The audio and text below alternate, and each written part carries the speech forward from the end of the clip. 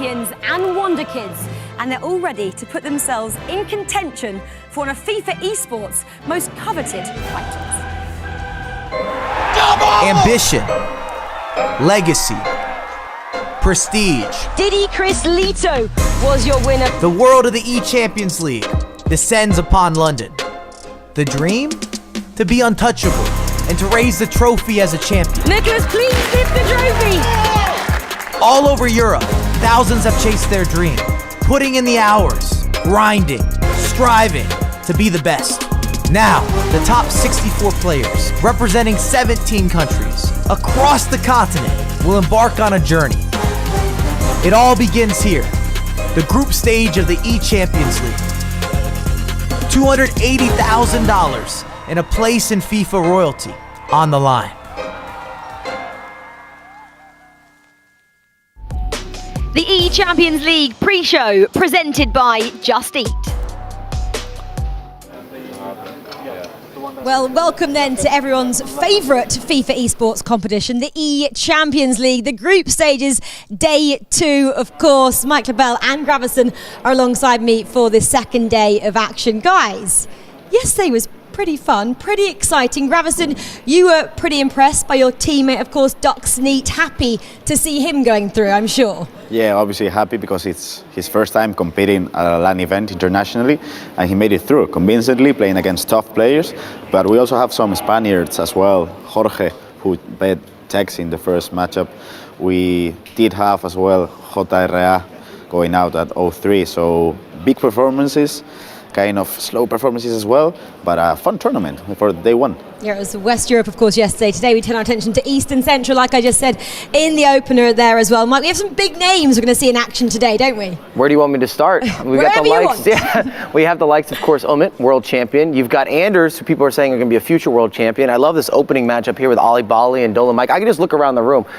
There's the who's who here, and then there's a lot of rookies as well that are trying to make their name this year. So I like that kind of narrative where you have the old guard and the new people that are coming in that are hungry. And can you defend it? I don't want to let them in. Do you want to let them in? You get the idea of where I'm going. We're going to take a deep dive into all the players who are playing today in a short while. But if you missed yesterday, don't worry, because here's all the sights and sounds to bring you up to speed.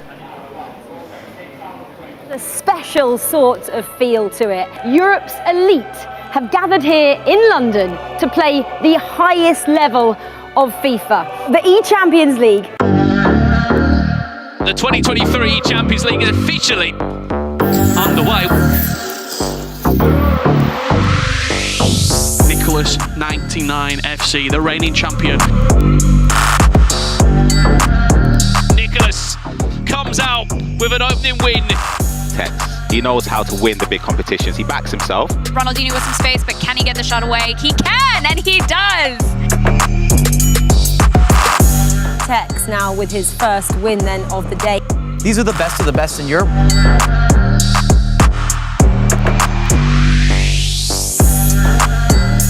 But it's going to be nervy. I think, of course, players are out. There's no real favourite. You're off to the knockout stages! Oh! Well, here we are, round 5.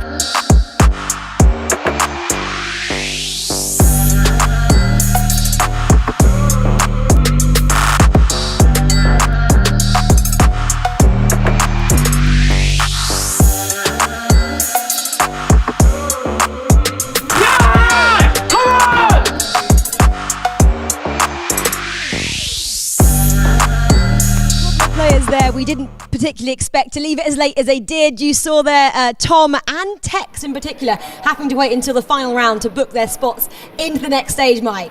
I feel like Tex likes some drama. We always talk about him doing well in tournaments, but I do feel that we always are in those late stages. I think the big takeaway, and you might have saw the pop-off there, was also Matthias going out early, making it to the finals, last year being such a breakout season for him, really putting a stamp as who he is, and then moving to Europe and all the success stories. And I expected him to be here and getting through. I didn't expect him to go out early. Yeah, definitely. I think it's something with the Swiss format this year with him, because in the FGS1, he got grouped with, I think it was 4-3. Second FGS, he got grouped again, and now here he got grouped. So I don't think it's something with his game style. I think it's something with the Swiss format, because when he reaches the knockouts, he's going to perform every single time. Well, it was a disappointing day, wasn't it, for Matthias yesterday, but 32 more players. The hard work begins today if they want to make it to the final 8, of course, in June in Istanbul. And Mike knows it's a pretty long journey. The eChampions League kicks off with the group stage, featuring 64 of the top EA Sports FIFA players from Europe. The first round of non-stop action is divided into 2 groups. 32 competitors from Western Europe battle it out on day 1, and then 32 of the best from Central and Eastern Europe face off on day 2. Who tops the group is determined through 5 rounds of Swiss format. In Swiss, every competitor plays an opponent in 2 legs of FIFA. Each successive round will feature players with the same record matching up. After round 5 on each day, those with 3 wins will form the top 16 in the region and proceed to the knockout stage, while those with 3 losses means they've been eliminated. The final 32 players in Europe will then face off in the knockout stage of the eChampions League in April. Well, 5 rounds to be played today then. Let's have a look at the fixtures coming your way from round 1. Gravison, I'll get your view on a couple of the standout ones from you first. Where are you going?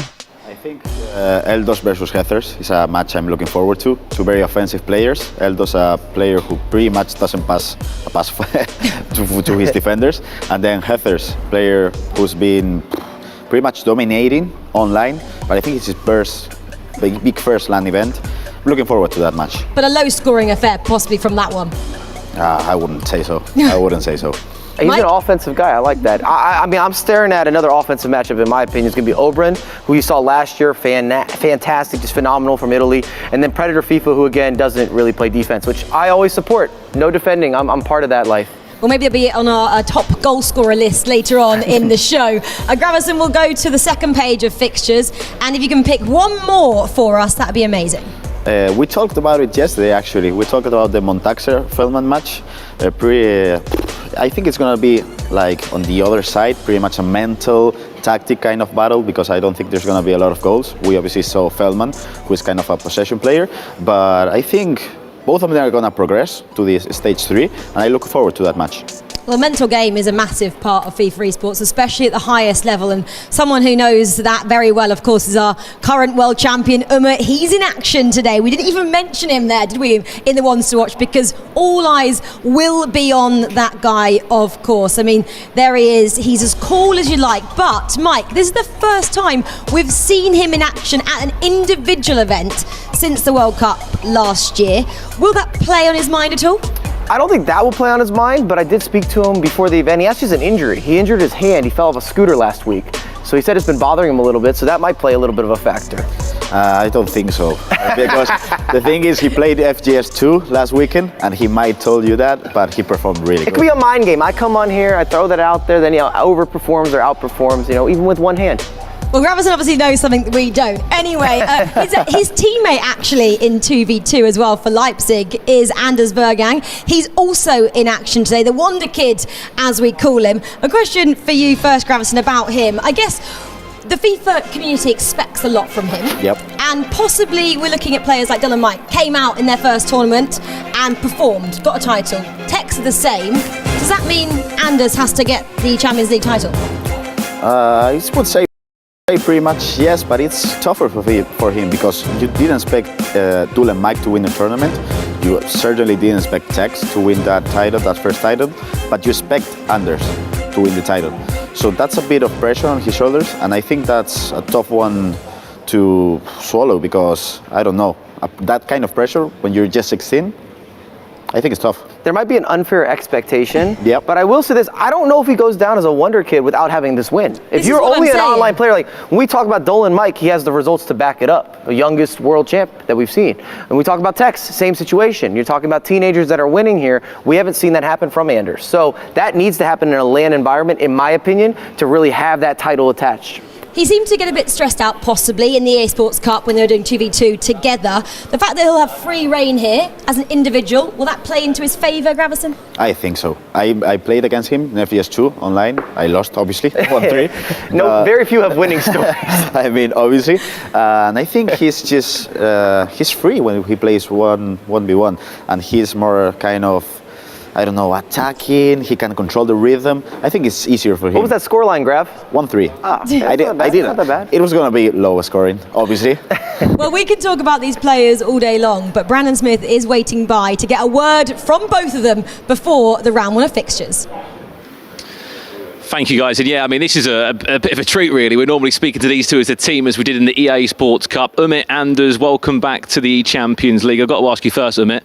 Top 8 finish last year in Sweden. You know, many months on from that, you became a world champion. Is there a taste this time to go and win the eChampions League? Of course, I want to win every game. I want to win every tournament. And this is a group stage. Of course, I want to go through. The aim is just to hit 3-2. And if I hit this, I'm happy. And as the guys were saying, Anders, this is your first major 1v1 tournament. You've been waiting a long time for this, and obviously 17 now you are. It's some incredible, tournaments in the process. How excited are you today to get going? I'm excited. Hopefully I can go through to the next stage. That is my goal for the day. So I'm just excited to see how the day will go. And is the goal to go 5-0, go unbeaten again? I will try, but there's many good players, so I will try, but it's not safe. It's not safe. And do I dare to ask, you are a team normally, what happens when you play against each other today in the Swiss rounds?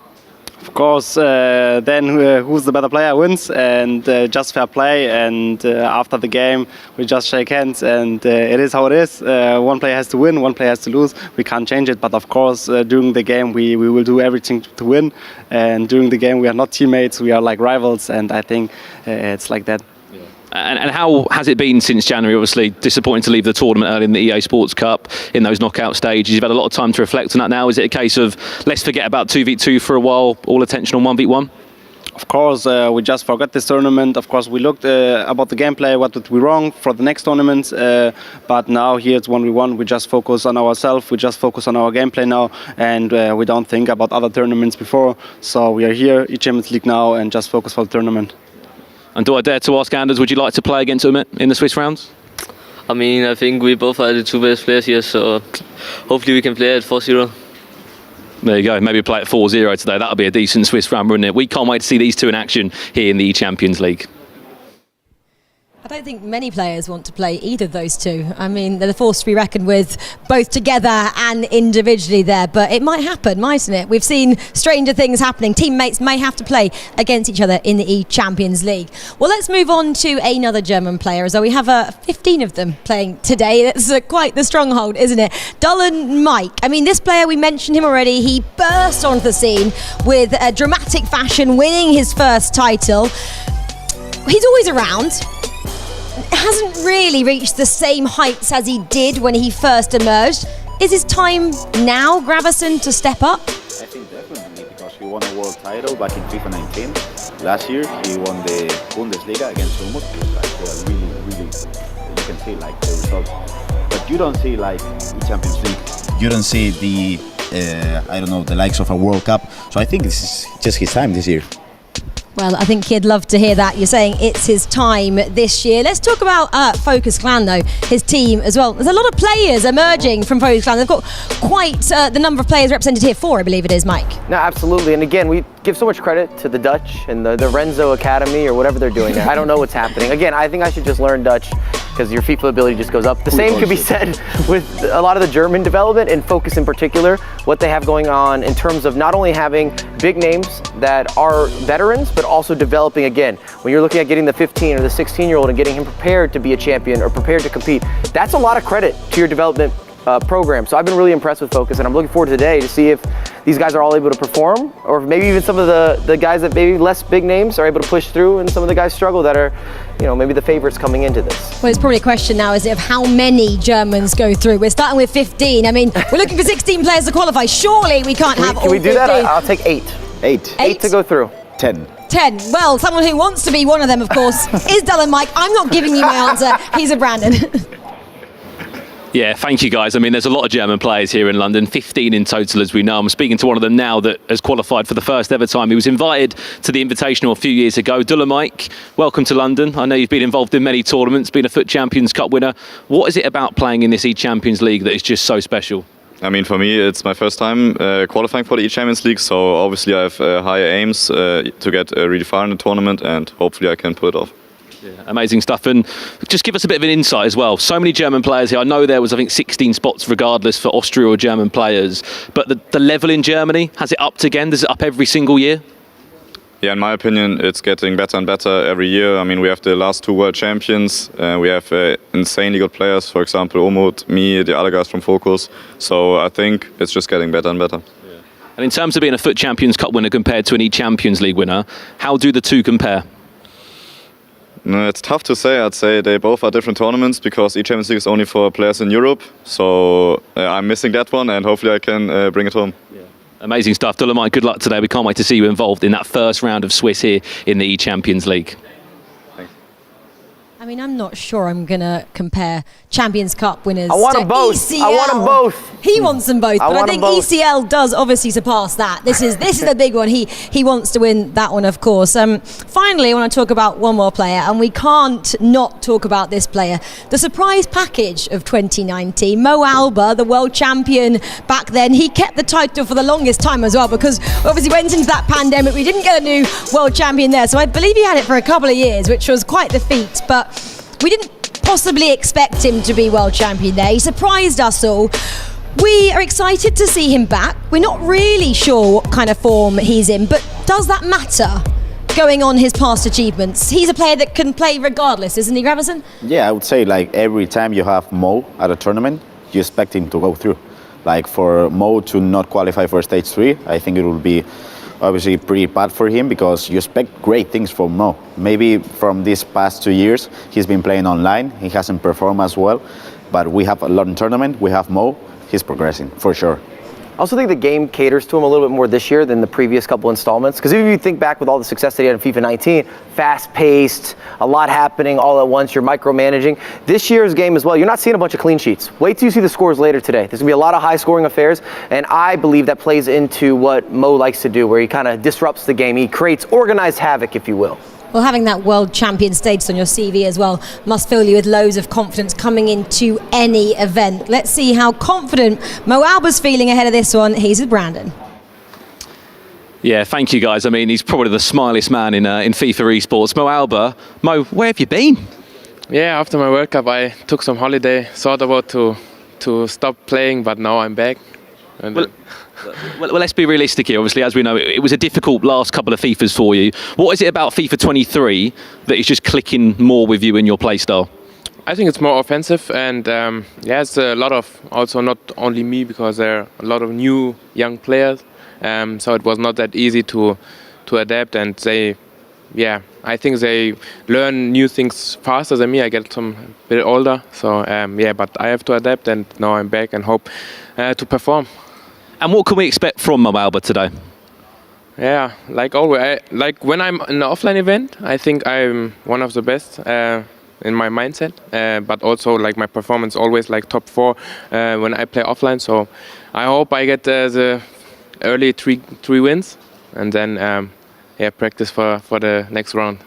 Well, speaking of 3, there are 3 players from the Focus clan here. I believe your boss is here as well. I saw Elias around. He'll be supporting you. Hoping for a full house to go through today. You confident that you and the lads can do it? Yeah, I hope so. Of course, when I not qualify, I hope that the other 2 will do. But it will not be easy. So there are so many good players, and we try our best to make also our team proud of us. So we are not only fighting for us, also for the whole team. And we practice a lot to be here. Amazing stuff. So good to see Mo Alba back on land, by the way. 15 Germans here. The question is, by the end of today, how many will make it through? Well, we have another question as well. We want to know where we buy those Focus jackets. I mean, some great merch there. I'm loving that style. Yeah, Elias is around here. I think he could get like 3 of them to us, at least. Well, if all 3 of the Focus boys stay in, 1, 2, 3, we'd love a jacket, guys. Just saying. Anyway. Those are part of our 3 Germans, part of the Germans that are going through. Got it. All right. Let's get down to business then. Quick pick on your must go through today. Who's definitely going through? I would say, well, yesterday I said Ethan. Exactly, that's why I'm asking you. Apologies in advance. Okay. Apologies in advance, but I gotta go with my man, Oli. He's just sitting here. He's one of the best. Oli. Gravison didn't get it correct yesterday. You did. He went Stingray. He went through. Who are you picking today? I'm sticking with my matchup then to watch, similar to what I did yesterday. I think Oberon's going to have another year of being a problem, an absolute problem. You'll see today. Okay, Oberon and Ollie Bolly are these two picks. Okay, well that of course was our pre-show presented by Just Eat, and if you watched yesterday, you'll know what time it is. It's time for Mike LaBelle to order a takeaway for us. What have you got today? You know how this goes. Come on, I got you covered. Today we're in theme. All right, went German food because there's the most German competitors. I also threw some kebabs in there, so we are ready to go. So we've got German cuisine. Okay, Gravison, take a look inside. I'm getting a kebab as quick as I can. The eChampions League pre-show presented by Just Eat. To day 2 here in London. We are back again in another suit, dressed up for a big day. As we said, 32 more players here, Richard, but only 16 we've already guaranteed to be into the knockout stages in April. We're going to do the same again today, and from what we saw yesterday, there's probably going to be more shocks and more similar storylines, as we saw yesterday. Yeah, it's going to be unbelievably stacked today. I mean, if you just look on paper, some of the names that we've got in this, multiple-time world champions, we've got major cup winners, eChampions League grand finalists, top 8 finishers across the board. I mean, it really is the place to be if you're wanting to aspire and get to that next level here at the eChampions League. Yeah, and also on that, there's been a massive, of course, storyline around 15 German players being here, but there's also another nation that has travelled well to London, isn't there, Richard? Yeah, there certainly is. I mean, Italy are absolutely flying. 7 Italians, 8 Italians actually, to be mistaken. It's really, really good. I would expect at least 4 of those Italians to be making it through to the knockouts. Yeah, absolutely. Well, if you are someone at home that is thinking, how can I get involved in some FIFA tournaments like this? Well, there is something that you can get involved in, and it's the eChampions League Fan Cups that have been presented by our partner in PlayStation, where you can build your best squad and show off your skills in the eChampions League Fan Cups on PlayStation 5 by putting your ultimate team to the test. You'll have an opportunity to win more than just FIFA points. We said it yesterday, Richard. We'll say it again. A chance to win this is a grand prize. A VIP trip to the eChampions League Finals event in Istanbul, where, of course, our finalists will be here from the eChampions League, battling out for that $75,000 grand prize in June. Yeah, and look, I think there's so much that you can get involved with, so much potential, untapped potential, and that's something that's going to be here today. These rookie players, these sort of prospects, this is the moment that you take it to the next level. This is when you break out, you break the glass ceiling and potentially go on and really start to take your FIFA career to the next level. And we can see a number of these fixtures right here. Debut LAN tournaments for a lot of these players on the screen. I want to turn your attention to a couple of matches that I will be keeping my eye on. Oberon versus Predator. That's going to be fireworks. Furman against Kekere as well. That's going to be really, really good.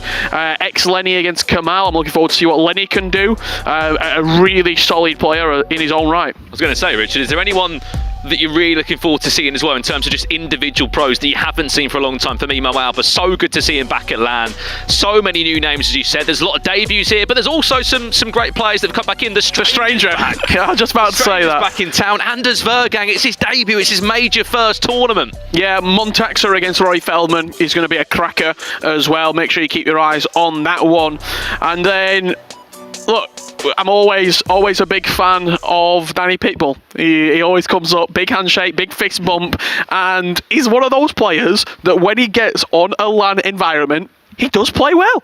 He does, and he travels well alongside so many of these Italian players. Well, as you can know, and as you saw yesterday, there are main matches we will be focusing on, our main stages here. There's one just behind us right now, which does include a player that got top 8 in this tournament.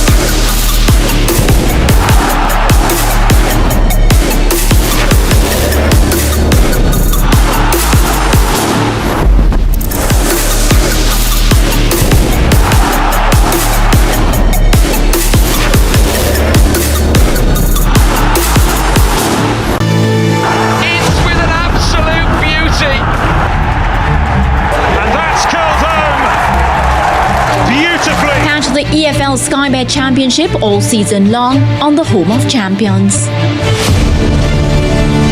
UEFA round of 16 draw. Some wish for glory, others chase after it. Find out who makes it to the next stage. The UEFA Europa League round of 16 draw. Friday, February 24 at 7 a.m. 8 a.m. ECT on SportsMax 2. Well, to get to Dolan, Mike, Mo Alba, The Stranger, Megabit, to get to that level, you have to be consistent. You have to be truly a world-class FIFA player. Will we see people, these rookies, potentially fumble, or will they fly? We're about to find out. Yeah, well, 10 seconds away we are from our opening fixture here. We've done the west side of Europe. Now it's time to move over to the eastern central part as we conclude day 2 here of the group stages of the eChampions League. It's round 1 in the Swiss. Remember, 3 wins will send you into the knockout stages back here in London in April, and 3 defeats will send you home yesterday. There was quite a few shocks yesterday, Richard. Matthias Bonanno, runner-up of last year's tournament, was in the grand final against Nicholas, out in the group stages yesterday. Maestro out in the group stages yesterday. Nobody is safe in this tournament. You might have a pedigree of achievements and a big social media follow, but that doesn't mean anything this time round in the eChampions League. I'm already starting to see a couple of changes right off the back as well. Marquisio starting as one of those central midfielders at the moment. For Eamon, it's Valverde at right back. Such an interesting player that I'm sure we'll have lots of conversation about. Great save from Schmeichel right there. We don't often speak about goalkeepers, but for the first time we might actually. Lev Yashin and Schmeichel in between the sticks down both ends of the field. No need for Team of the Year. Edwin van der Sar is icon upgrade. Keep in mind, if you don't know the squad restrictions for this tournament, Richard, take us through it, because it is a Champions League theme, but there will be a lot of foot heroes sprinkled into these teams. Yeah, you're allowed 3 icon players in the squad, not including the goalkeeper. You expect those to be Ronaldinho, R9 Ronaldo and Ruud Gullit, and then the heroes are unlimited. So players like Ginola, who links that up to Ronaldinho, will be featured very, very heavily. Well, it's a perfect start for the current FIFA E World Cup champion. Did say in his interview to me, he has injured his hand ever so slightly. Apparently fell off a scooter before this tournament. I said, is it all right to play? He said, my left thumb's a little bit worse for wear, which is obviously a big player with the analog stick, but so far so good for him. Yeah, when I spoke to him just as we were getting ready, I was sort of jokingly saying, how's the hand, how's the thumb? He said, I just want to go, if I get 3-0, I'll be fine. The longer I start playing and the more achiness goes on to that, we might have a bit of a problem, but his real incentive, get 3-0 and then you can sort of relax. Well, as Anders joked around, if they both went 4-0 and they matched up in the 5th game, it wouldn't be so bad. It's a great case study though, Richard, of a FIFA player with the mental side of the game locked down. Look at last year, so many events where he came close. For example, top 8 in the Champions League. I remember being in the back room in Sweden and just seeing him in tears being knocked out of that tournament. Months on from that, lost, as we know, that virtual Bundesliga grand final. Mike won that. There was more heartbreak, and you thought, you've got a world championship around the corner. How are you going to pick yourself up and dust yourself off of that? He certainly did that. Could be a chance for Nicholas, as we fought in that grand final, to go and win the World Cup, but it went to penalties in the end. He held his nerve, and next thing you know, he was a deserved world champion, and Germany had another name in the FIFA E World Cup side. Well, there's another RB Leipzig player that is playing in their first ever international tournament. He goes by the name of Anders Vergang, and it's taken him 35 minutes to get started here in his first major 1v1 tournament. Lot of question marks. He's the ultimate question mark, Anders Vergang. Can he do it on land? Can he do it in a 1v1 setting? What can we expect of him? Surely that's offside. Oh, it was still on the goalkeeper. And Anders, there's so much just debate about him that it makes him fascinating. Yeah. He's got the highest ceiling out of any FIFA player that we've probably ever watched. But he's also got one of the lowest floors. When it goes wrong, it goes wrong. EA Sports Cup, a perfect example. I think for Anders Vergang, it's an incredible story again. The backstory of Anders Vergang was literally going around sports halls in Denmark, playing in tournaments for headsets, consoles, PlayStations. Could be a chance for Ayman, just offside. And then went on from that, just had this hunger to compete, Richard. Any tournament he could play into before he turned 16, he was there competing. Next to you now, had an incredible run in the FUT-Champions. It was 536 games unbeaten. And this is now a chance to answer a lot of questions from the FIFA scene that might be saying, how good is this guy? Can he compete against the best of the best? And we can only see how today unfolds. 3 wins for him would be enough to send him into the knockout stages, and I certainly reckon he will be in that 16. Well, it's not just Anders and Ummet up on the main stage as Ummet makes it 2-0. There's goals flying in all over. As I look over to my left-hand side, I see Dull and Mike and Ollie Bolly locking horns. There's a couple of goals that we need to keep you updated with that game, but Ummet making it look pretty simple at the moment. Yeah, I'll be honest, that in itself is another incredible game. Ollie Bolly against Dull and Mike, that is potentially the game of the round. We'll jump over to that as soon as we can to show you what has happened over in that matchup. As we are just in a small tactical pause, but it's a perfect start for Ummet so far in this one, up by 2-0 of RB Leipzig, and it's a great start for RB Leipzig too. Anders is leading, and so is his teammate. As we said, we'll get you that goal of Ollie Bolly against Dull and Mike as soon as we can. Oh my Jesus, I've just looked at the scoreline in that There's game. plenty of goals. There's been 5 goals in that game in 30 minutes. One thing they both love doing is attacking. And we just saw we had the luxury of looking at a couple of the changes. It was all tactical from Ayman, changing a couple of the positions and the instructions on his players. See if that can make an impact. Well, let's go over now. Dull and Mike, Ollie Bolly. 5 goals in it. Oh my Jesus. 60th minute in, sorry. Chance forward, Dull and Mike just doing what he does in the box so well. 1-9, finding a way around the corner, and it's Focus's very own Dull and Mike that leads by 3-2. Keep in mind, all the games are played over 2 legs. There's still a lot to unfold and a lot more goals to go in that game. Outstanding composure on that finish. The heel to ball roll, just selling the keeper, putting him down. A real simple finish into an empty net. The way that this game is starting to unfold, I feel as though Ummet is well and truly in the driver's seat, and just the way that he's taking the ball off of Ayman in the middle of the pitch, it could get dangerous. Third. Oh, I tell you what, good things comes in threes, because Ummet's leading 3-0, and guess who else is leading 3-0 at the moment? His teammate that sits across the stage. Anders Vergang, we're here. It's not 1 up, not 2 up, but supposedly 3 goals up in that game. Here is that goal in it, 60 minutes in. Ronaldinho, Anders Vergang. If there was any nerves, any question marks in this first round, look away. He's got the gritty out. He's having the time of his life. Just looking across to Anders right now as well, and he looks so cool and composed. Well, 2 of our 3 featured matches seemingly going one way at the moment. However, Ollie Bolly and Dull and Mike is a scrap. That's the only way we can describe it, because they are trading blows back and forth. I tell you what, Ronaldo, brave man there. Keeper came out flying, did Levi Ashin, I think. We said expect goals in that one. 6 goals, even Stevens. In the 2 German team matchups, RB Leipzig against Hamburg on one side and RB Leipzig against Frankfurt. It's goals galore for Ummet and Anders. It's a great start for those 2. He's only played 45 minutes from it as well, and you would argue that this game is probably already out of sight, as the world champion leads 3-0. Well. What a start it has been for Ummet. And keep in mind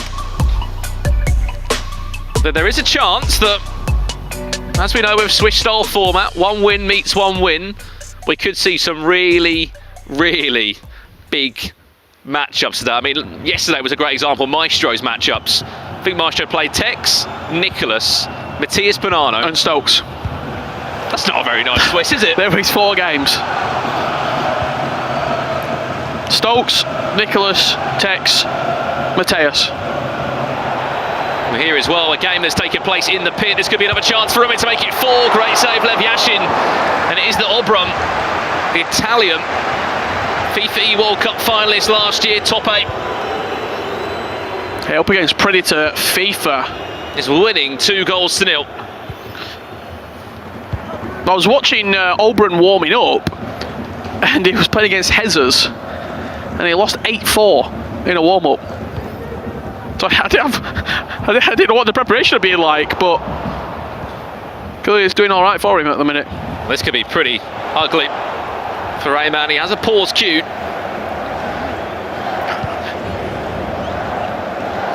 So you can already see, sort of like, Ayman looked a little bit reluctant to play that over the top then, and it could be a nerves, it could be a factor of that, but the game is, he also will be thinking that the game is not necessarily gone, but you're in such a hard position. There's probably, even since half time, there's 2 chances, it could be 5-0 up.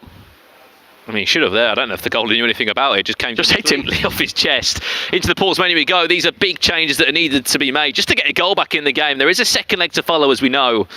33 minutes left. I'd love to see the stats at the end, because Ayman has really not been able to create anything as it stands. Keep in mind there are 16 games, or 15 I should say, taking place at this exact moment in the eChampions League, first round of Swiss. Ronaldinho, Yaya Toure, Umit tries to turn. There's been another goal. Oli Bolli against Mike. We heard it was 3-3 last time. Oh no. Last kick of the game in the first leg. What happened here? Oli Bolli with the ball. Capdevia finds the man that's causing all sorts of problems. Oh no, nicely done from Oli Bolli. And the only Swede in this tournament will lead, or take a lead I should say, take it into that second leg. Oh, the one thing that Umit does, maybe better than anybody else, is that direct pass. The driven pass from sort of the middle of the pitch, right punches it through the defence into the striker's feet. Now I've said it, you'll notice it. As soon as he gets the ball anywhere around the edge of the box, it's just a fizz. So he can either shoot first time, he can take a touch. And he does it arguably better than anyone I've seen. Well, his chance creation in this game, Richard, has been second to none. He had 1.1 XG at half time, and he was 3-0 up.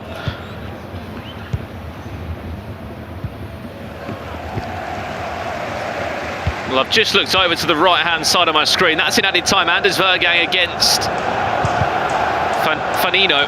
He has got a goal back in that game. Anders is still leading 3-1. Still a second leg, as we know. Well, I know you're keeping an eye on Obran and Predator FIFA. It's now 2-2. Predator FIFA also a top 8 finalist in the eChampions League last year. Last potential big chance of the game. Ronaldinho does so well. Umit, he timed it green. He couldn't really do anything else other than just try and get past Lev Yashin. Corner taken quickly. R9 trying to dribble his way through about 3 or 4 defenders. That was brave at the back from Ayman. But as much he tries to get out of this press from him, the world champion is not letting him out of it.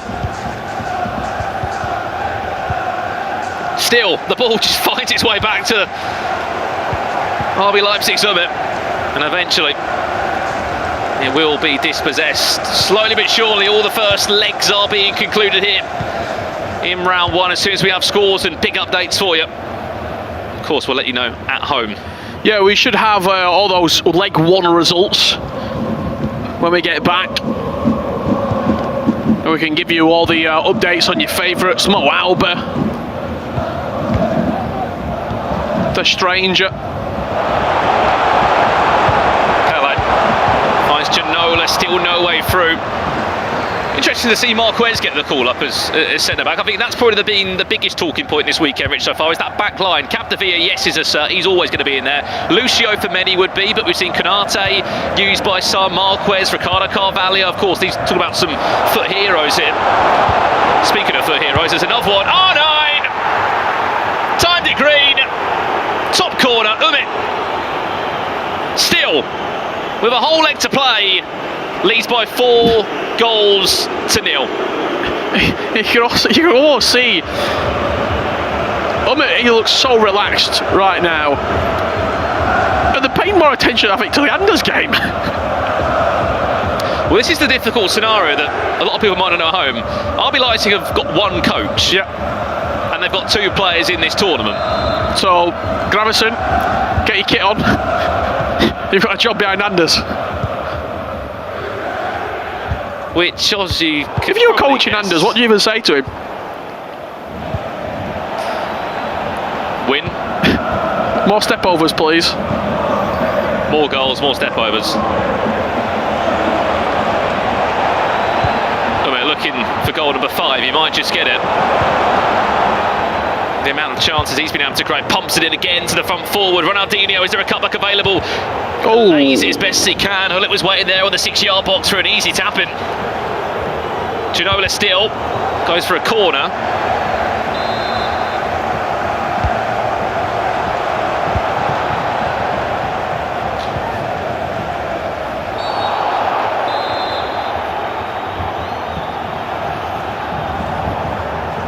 Free kick.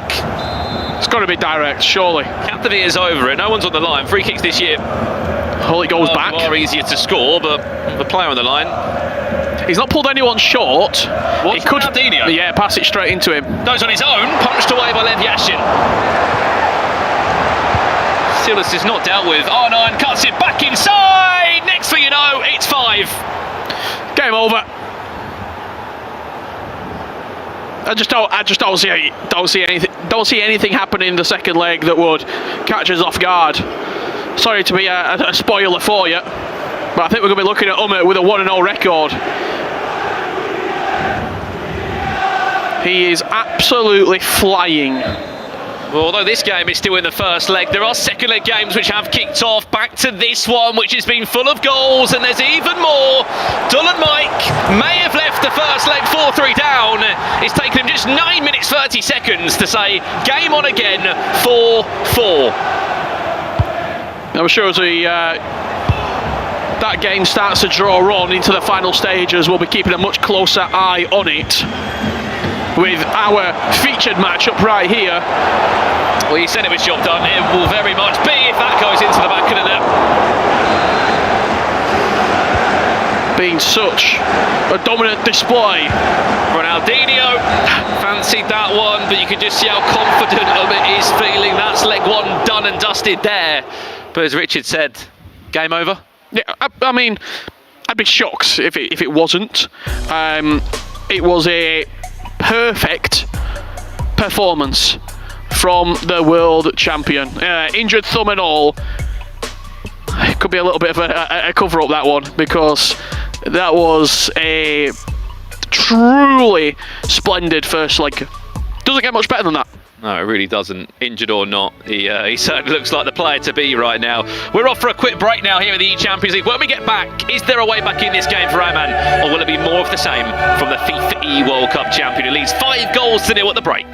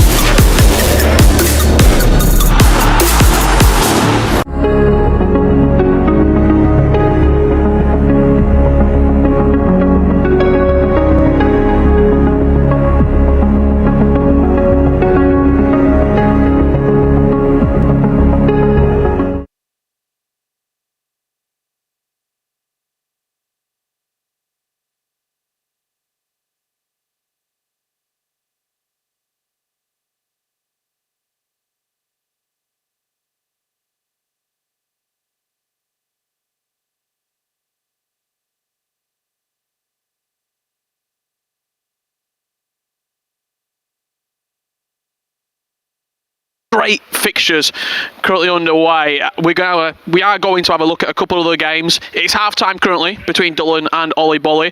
So for right now, we'll get in there with Umut and see how he's getting on. I think that game right about to kick off, but I can't wait to have a look at this Dullin Mike and Ollie Bolly game and see how it's getting on. Yeah, well, in the opposite seat of Umut, his opponent's not come back yet. I mean, I hope he will come back. It was a 5-0 thrashing, unfortunately, for Ayman in that first game. On the opposite side, Dullin playing Ollie Bolly. That's in half-time in the second leg. Last time we heard from that game, it was 4-4. And then the opposite matchup on the other side of the stage sees Anders Vergang in his debut matchup here in the eChampions League. And currently, as we know, he's winning by 3-1. But for now, Dullin Ollie Bolly, Richard, we said it was full of goals. Let's head over to it now to see the storyline here. It's not really a surprise, is it, between these two? There's plenty of goals. No, absolutely not. 4-4. I'm surprised there's only been one goal in this second leg. They were all scored in the first leg. 4-3. The scoreline, as we did see that last-minute winning goal from Ollie Bolly. Dullin Mike levelling up the tie, and I think it's just settled a little bit. Well, each their own. Two juggernauts in the FIFA sim. Dullin Mike, FUT Champions Cup winner Ollie Bolly, as we know, has had some incredible runs, especially during that online era from home, where he really had his claim to fame. Here's Dullin Mike looking for another goal to add to his tally. Referee surely gives it! It was a ball roll. Ricardo Carvalho fell into the tackle, and this is a chance. A huge chance for Dullin Mike to take the lead down the middle. And it's a golden opportunity, a goal wasted. Which way do you want to go? That's always the question. Left, right or middle? I would take more positives out of winning the penalty and showing that you can get around him than actually sort of, unfortunately, not scoring. Dullin Mike has to put that to the back of his mind. He's on hunt for another chance of goal. Alawiran cuts it back nearly on a plate for Ronaldo Nazario. Big building blocks. He won the penalty down that left-hand side. He's already got in behind there with Alawiran, but so much space. For Ollie Bolly to try and exploit. Is there a cutback available for him? A couple of ball rolls. So patient in the build-up again. It comes off the chest of Lucio.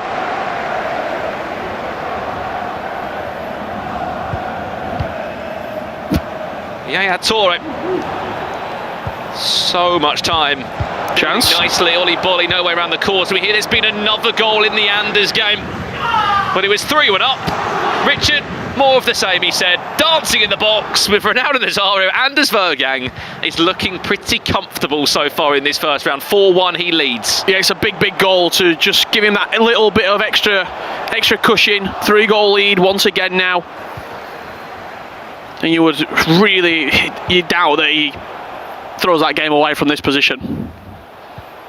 Yeah, Toure does well. His little dinks into the box has been a type of play style that we've seen the best players use. Nicholas, who qualified for the knockout stages yesterday, how many times do we see that lofted ball into the box with the flick on? Not reluctant to go long either, at all. Sort of the diagonal, or you're just exploiting the height difference, you're exploiting the characteristics of what you've got. And a lot of those dinked passes, those lofted passes, where are they aimed to? The fullbacks, and in particular, Valverde. Yeah, it's sort of been the right back mystery we've been digesting it as. There's not really a right back that's deemed fit enough to fit into these teams, and you don't really want to waste an icon in that position. Valverde has been the man of choice. He does offer you zero chemistry there, but the pros have sort of all agreed that he's the guy for the job. Yeah. Saw a few experiments with Dirk Kuyt as well. Chance. Ronaldinho.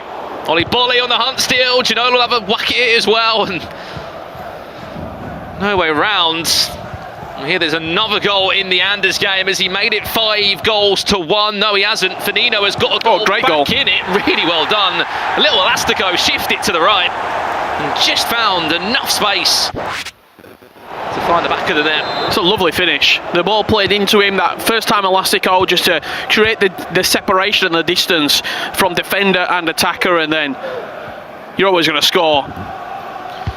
That Actually, a little bit of history in that game as well between RB Leipzig and Hamburg. They played in the virtual Bundesliga last year, which was Anders' first ever LAN event in the FIFA scene in a 2v2 environment. This is nicely done by Dolomic. How's Ronaldinho just not got his body around it? But they played in the game.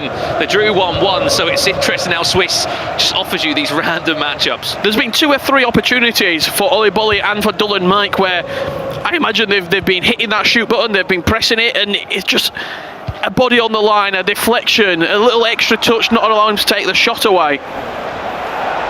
Capdevia. One more pass has to be on for Oli Bolly. Tries to get down the byline. Yashin does something. Arnine near enough, gets bundled to the floor. He stands up.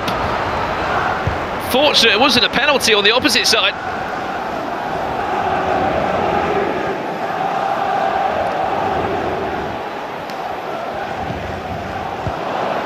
Eight minutes away. Going into extra time, as it currently stands. It seems fitting to end this first round of Swiss. As we said, 15 games taking place here in the eChampions League. 3 is the magic number. 3 wins will send you into the knockout stages back here again in April, where only 32 players will be there. 16 qualified yesterday. 16 will qualify by the end of play today after 5 rounds. And the importance of winning these early matches, game 1, game 2. Nobody yesterday who went through with a 3-2 or a 4-1 or a 5-0 record, especially the 3-2s I'm looking at, started with 2 losses. If you got 2 losses at all, you were out. You didn't go back. We didn't see any miraculous 0-2 to 3-2s. And I think that really shows sort of winning 3 matches in a row at this level with this competition is almost impossible. Last chance will fall to Oli Bolly. He's taking his time, looking to build up. This would be one hell of a way to end this first game. Yeah, Torre, Oli Bolly, last chance of the game. Can't find the pass he was looking for. 30 more minutes needed between these 2. Just to give you an update as well on that highlight matchup, they are back underway. Umut and Eamon 5-0 still currently, if you are wondering about the world champion. But we're going to stick with the extra time, potential penalties on the horizon for right now. Yeah, 30 more minutes here. We will not leave this game. We'll give you the final result in it before we do conclude. Cannot wait to hear about some of these matchups that are happening in the pit as well. Mo Alba back to LAN event. How's he going to be getting on in his first game? Alongside those 8 Italian players in there. Actually, there are 2. Yeah, there's no Cristiano Ronaldo on the pitch. But there is a Ronaldo Nazario on the pitch. Anders' game has not finished yet. He is still in the lead. 30 more minutes here. Certainly. Expect a few more goals. Diego Forlan comes on. Yeah, I'm not surprised by that. I was more surprised we didn't see him in action yesterday. Just a really solid hero to bring off the bench. Smolarek as well, we saw featured late on. Here he is now for Dolomic. Polish foot hero. I'll probably say he's one of those underrated foot heroes as well. Absolutely. I think there's a few Govu as well, the French. Especially all the upgraded versions, the World Cup heroes. Peter Crouch? Never. If you want to play long ball. Thought maybe one of the English lads would have had him on yesterday, but fortunately that wasn't to be the case. You might wonder why there are so many foot heroes in the team. Part of the restrictions were you can have unlimited use of foot heroes, and just where we are at currently with the Champions League, the pros have just not deemed there's a good enough selection as of yet of players to slide into these teams. Brilliant feet. Oli Bolly, is there a cutback available? Ronaldo Nazario, Lucio got a right boot on it, just diverted that one away from a volley that would have been on its way into the back of the net from Ronaldinho. Anders Vergang scored again. What's that goal done for him though? He was leading 4-2 already. Looks to make it 5-2. And as much as we have just kicked off the second half, he's 45 minutes away to his first win. Chance. Good defending. Lucio just came across. You never know when it falls to Ruud Gullit inside the box. He can tackle you, he can re-tackle you. The bounce always seems to go his way. Lucio making sure and giving Oli Bolly the tools to potentially shape out one more attack. But not today. Well, half-time and extra time in this one. Still nothing to separate the two. There has been a goal in the Ayman game, and it's Ayman that has got a goal back. Remember, he was 5-0 down at the end of that first leg. Can confirm that the time on the screen is 30 minutes in that game. It's the start of a potential road to a comeback, but we've got to see at least one more goal before half-time. Yeah, well, I think with how the matches are timing up currently, we'll be wrapping up with that ultimate game. It's a little bit longer. Ayman stepped away in the break and left Umit wondering where he'd gone, I think, on the stage, or turning around looking at Umit. But we've got plenty of time left in that matchup. This is the game that we wanted to see. 4-4, extra time. Oh, I've just blinked and Umit's just scored again. So that's a 5-goal cushion again for Umit now. 6-1 he leads. Fortunately, that road to a 5-goal comeback may have just been stopped. Back to this one though, 10 minutes away from penalties. Oli Bolly punches that into the feet of Diego Forlan. He just can't turn his man. Hulit's running. Lucio, so good. The World Cup hero. Even in fully unlocked accounts, he's there. Oh, Forlan. Diego Forlan, great chance, but it may have just slid through the legs of Lev Yashin. Another goal in Anders Vergang's game. He had a 3-goal cushion already. He make it a 4-goal cushion. Alawairan cuts it back inside. R9. I mean, he's a man that can do a lot of things. How about that for a finish? And every goal that Anders will score, he'll give you a celebration as well. He's not afraid to do that. Absolutely not. 4 minutes remaining.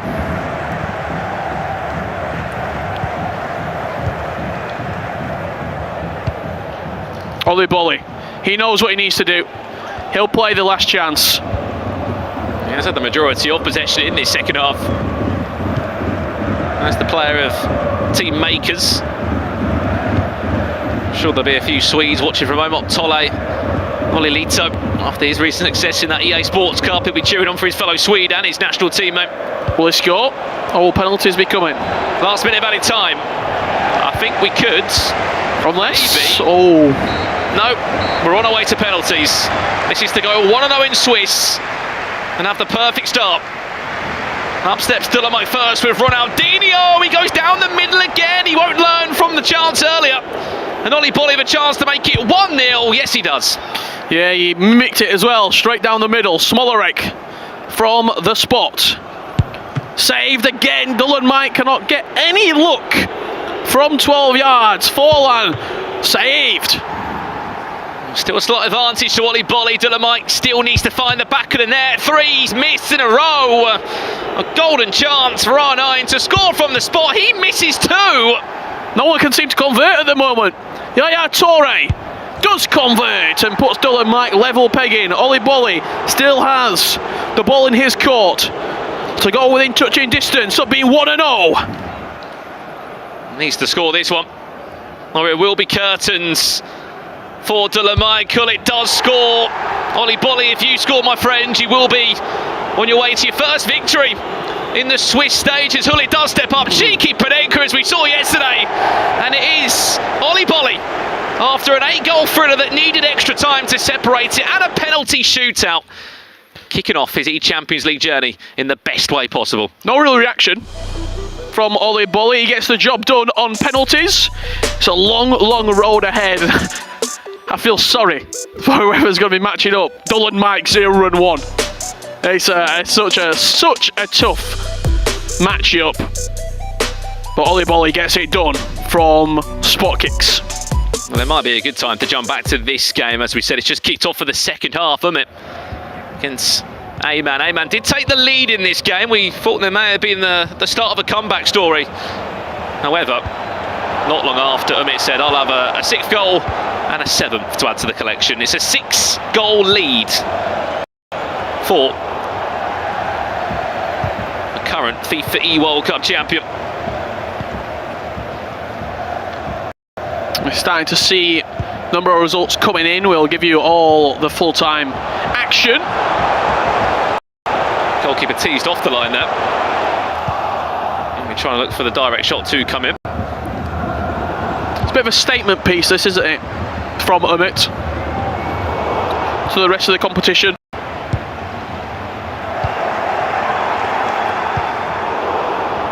It does beg to ask, Richard, some of these 1-0 games, what matches we could see, because we heard that Oberon was in a tasty game. You cannot forget as well, we've got the likes of Robbie Feldman, who was a top 8 finalist last year. He very much is going to be in there causing an upset today. Alawairan, is it an extra goal on the tally for R9? Umit may have already had a 6-goal lead, he wants 7.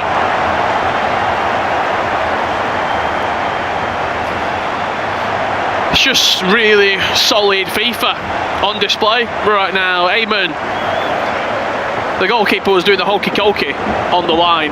Left to right, up, down. Couldn't get anywhere near it.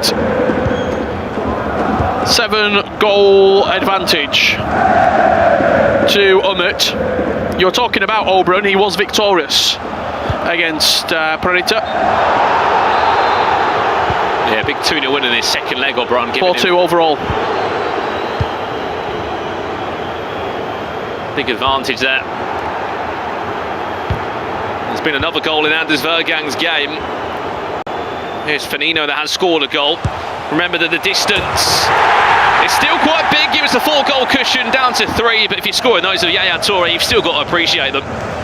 Yeah, absolutely. Doesn't matter the context. Score a nice finesse from 25 yards. It'll get shown, don't worry about that.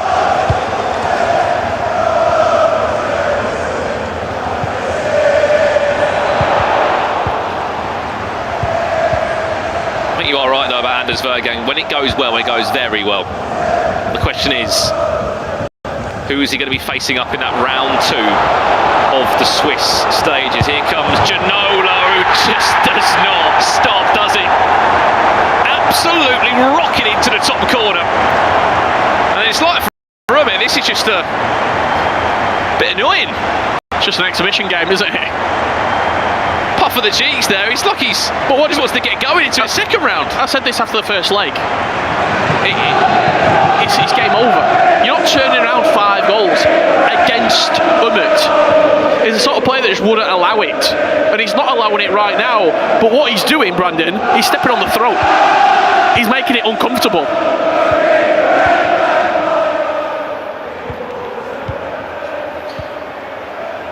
I see this as, he sees it as well as a don't forget about me performance.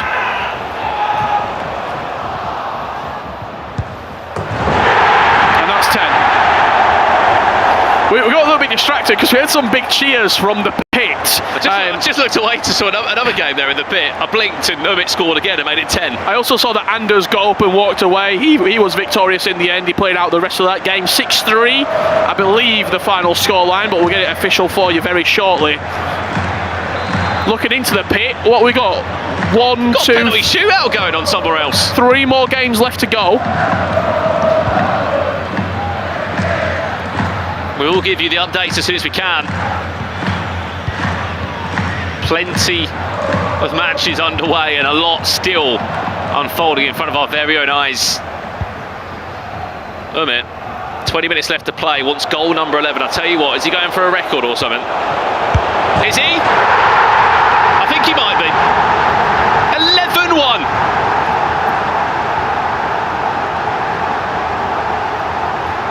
I think when you hang around with Anders Vergang for quite a while, you maybe got a bit of a challenge.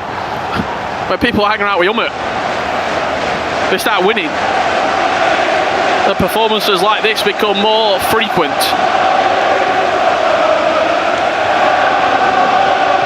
Did you expect this? No. I thought, if we were to do predictions, if I were to give you my thoughts on this game before a ball was kicked, I thought Umit would win. Didn't expect him to win in this manner. I thought maybe a 2 or a 3 goal advantage. In this game, it's just become sort of irrelevant right now for Eamon. After, when it gets to 7-8, and it is inconceivable and it's impossible, Umit's not going to stop scoring. Again, there's another one for the collection. I'd love to know what he's saying right now as well. He just doesn't seem happy.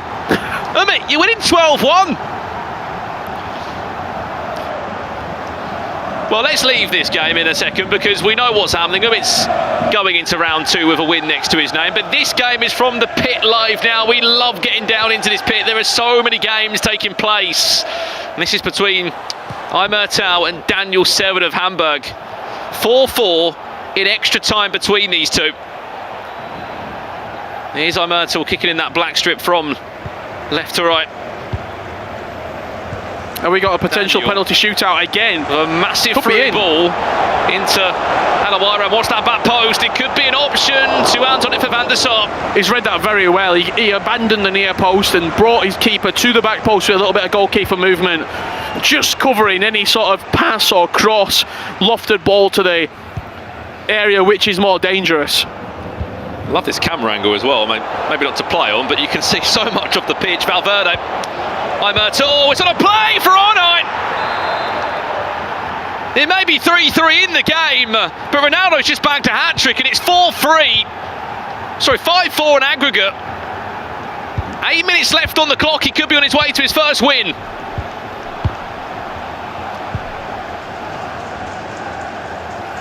Much more than just a win as well. With a player from Turkey. Fortunately, national teammate Iso Power couldn't make it. It's over to the eChampions League due to a visa issue, but he'll be watching from home. Cheering on. Imertal hoping that he can go.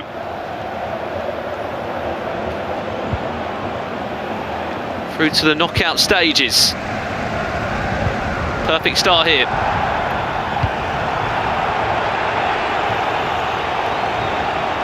If he can hold on, he's in possession. It's his to throw away, to be honest. He's got 2 minutes left plus additional time. The Aubameyang comes on. He's going to come on a few times off the bench just to hold it up, just to take time out of the game. So close to getting that 1-0 record, that all-important win on the board. And I don't think Daniel's going to get a sniff at this ball with 1 minute left to go. Well, an additional time in this game, additional time in the Umit game, which is about to finish 12-1. This one about to finish 5-4. It needed extra time. Imertal, though, has got a first dub next to his name after round 1 in the Swiss stages. Remember, 3 wins is the magic number, and for a handful of these players, it is the perfect start here at the Champions League. Well, if we just move out, you just saw there at the back the performance from Umit going up, shaking hands, all respect as usual. Imertal 5, Daniel 7 4. Huge win for Imertal. Puts him in that beautiful category of 1-0.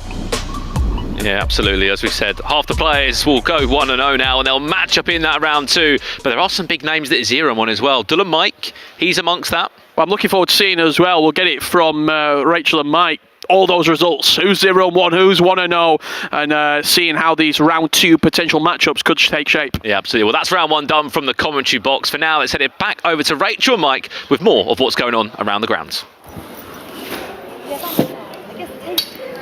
From round 1 compared Can't believe I used to be vexed. We saw a lot of big names fall, didn't we, at the first hurdle yesterday? Been living my life as a king. People that we were bigging up really excelled in their opening matchups, and none other than Umit on the big stage. Well, Umit and Anders both looked phenomenal in that opening matchup, really setting the tone, setting maybe the experience a little bit in terms of Umit at least on the big stage. I got to say, might be some nerves there. Got off to a fantastic beginning and was able to carry that through. I'm not sure if you could hear me, but if you didn't, then I'm back in the game now. So Umit, we can just go over that result again. There were a lot of compliments sending to Umit. Yes, there was. 12-1 was the first round result for him. Some other kind of results we thought went to plan. Well, the Ollie Bolly, Dylan Mike on the penalty shootout. We never knew which way that was going to go. 2 top quality FIFA players there. We picked out Oberon and Predator. Oberon got the result 4-2 there.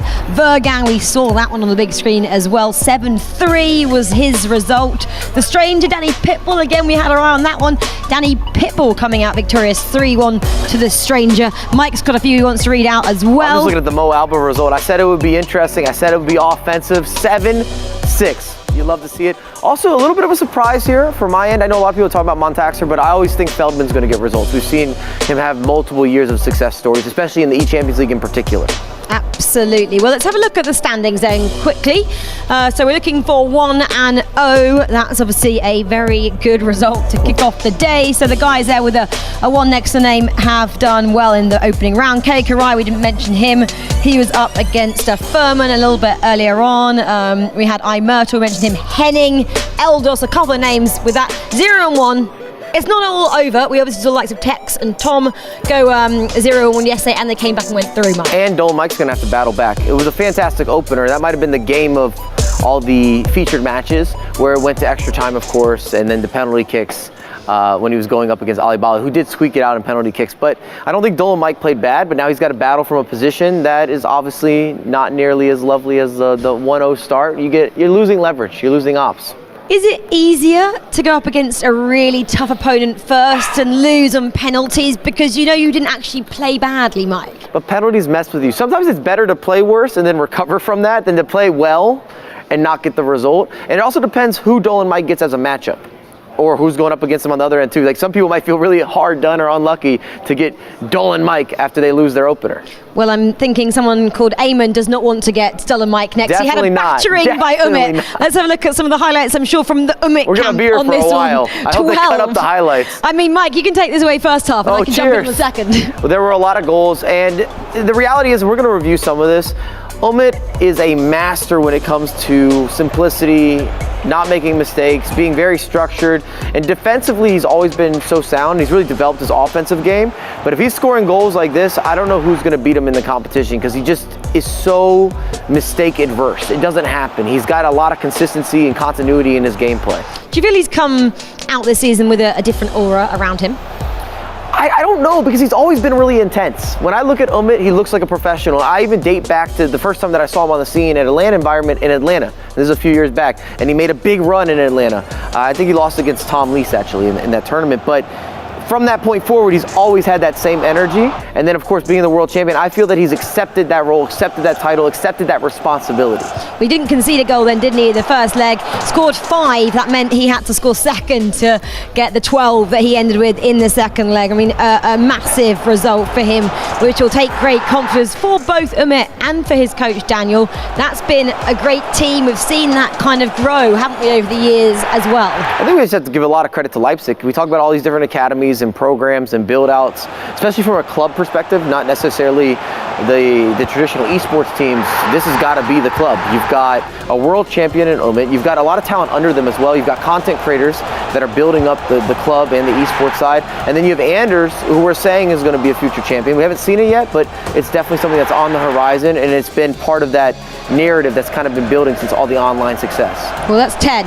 This is possibly it doesn't get better. That's how you were being there second, man. That's the 11. He's so clinical. He doesn't miss chances. It genuinely looked like he was playing in his gaming room and just like another day at the office for Umit. But congratulations there. What a dominant display, as we'd expect from the reigning world champion. So it was great to see him. We've already mentioned this matchup. It was Ollie Bolly taking on Dolan Mike. We said it was a pretty tough first round matchup for both of them. We know the quality of both these players, and this is how it unfolded. It was close as you like.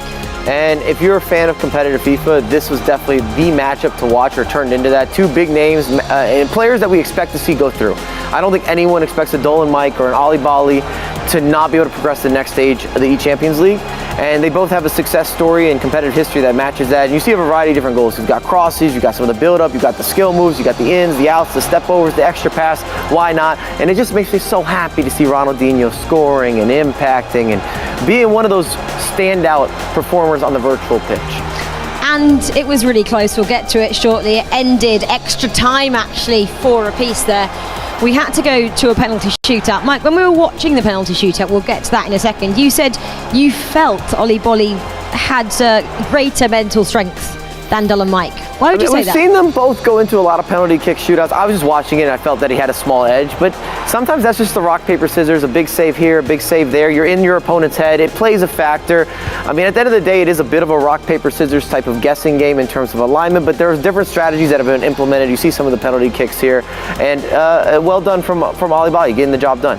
Well, Mike struggled a little bit, didn't he, with the penalty kicks there at the beginning. He obviously got 2 in the end, but it wasn't enough. Yeah, really difficult first round matchup there for both those competitors. Mike unfortunately got the loss, so has to really up his game. Not up his game because he was playing on a great level, but I guess it's more difficult for him. He has to make sure he doesn't fall off in form. When you lose in penalty kicks, it affects you mentally. Well, let's see how affected mentally he is in round 2. He was already saying Ollie Bolly's better mentally. Anyway, let's move on there. Let's talk about the Wonder Kid. I don't think that's the quote. But yes, tell me more. Let's talk about the Wonder Kid. We always talk him up. This guy, I mean, we've been waiting for him for years to be on this big stage. He's now here and he's performing. And this is the reality. We talked about it a little bit yesterday. When we look at mechanical players, and when we say mechanical, we always mean your potential, your skill set, those ability to just create moments. That's where the likes of Anders Vergang is different. And that's why everybody has this expectation for him to become a winner, become a champion. It's kind of as if what Gravison was saying with Neat yesterday. The mechanical capabilities, what you can do with the cancellations, the skill moves, the expression, doing the unexpected. Can you replicate it on the big stage? Sure. Sure enough, that's to be proven maybe a little bit with Anders, but he has a higher potential than the majority of competitors. At least that's the feel around the community. And obviously he's a Leipzig player, but if you've been watching his matchup in the first round, you have noticed that no one's sitting behind him. He's brought no one to be a coach in his camp. Obviously, Daniel would be that person for Leipzig when they're playing 2v2 with Umit. Why does he not bring a coach, Mike Lebel? I think we'd have to quiz him on this, but sometimes players don't always want coaches. And this is still a relatively new side of Anders' gameplay in terms of the LAN environment, so maybe he's trying it on his own. He's also a pretty intense player. If you watch not only when he plays, but sometimes the reactions and dealing with adversity and so forth and so on, if you're super intense, sometimes you don't want to deal with somebody else. I can relate to that to a certain degree. Well, I guess again, if it's not broken, then don't try and fix it. His 535 on his unbeaten streak, that was done without a coach, so he did something right there. So whatever he's doing obviously works, and he's got this far alone, so let's see how far he can go. It'd be quite a story as well if he got to lift this trophy without a coach. Well, especially considering, this isn't his first LAN tournament, but big, in a 1v1, but the big one. As a major, because I consider this an absolute major, if you win this, you have put the ultimate stamp of approval or stomp of approval of who you are. You've arrived officially, and everybody else, good luck.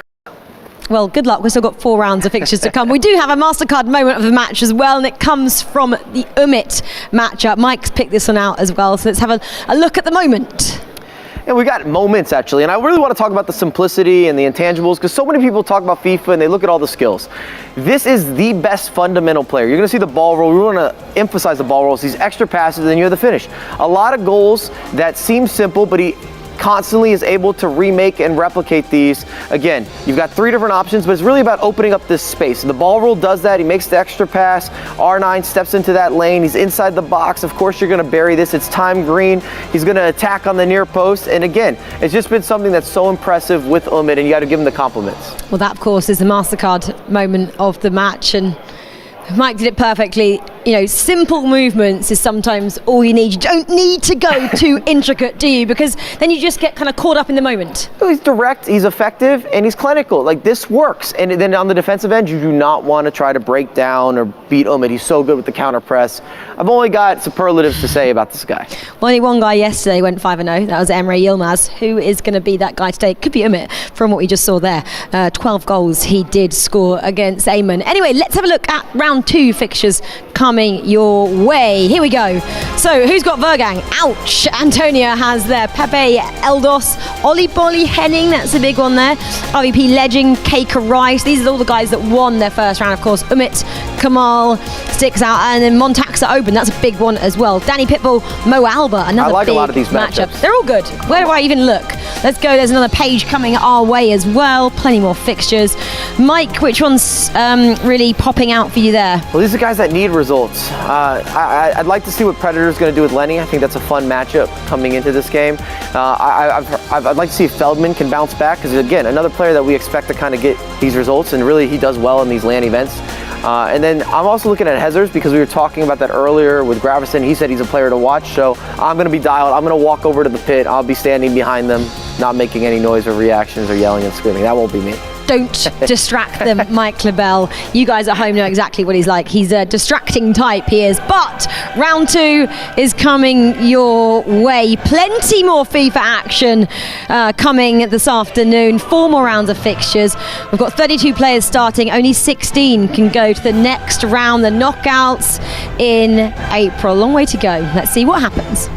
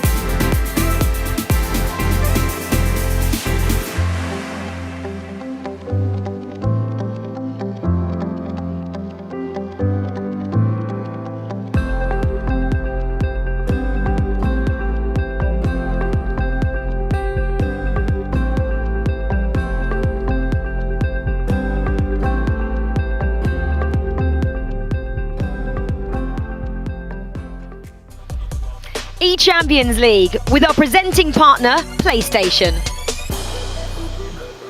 Hello, everyone, and welcome back to day 2 of the eChampions League group stages here in London, England. My name is Leah Ravel, and I am joined alongside me, my co-caster, Ryan Pessoa. Ryan, how are you? Yeah, I'm great. Of course, we had a great day 1. We saw the players qualify for the next stage, but yeah, we're going to be seeing 16 more today in the other side of Europe.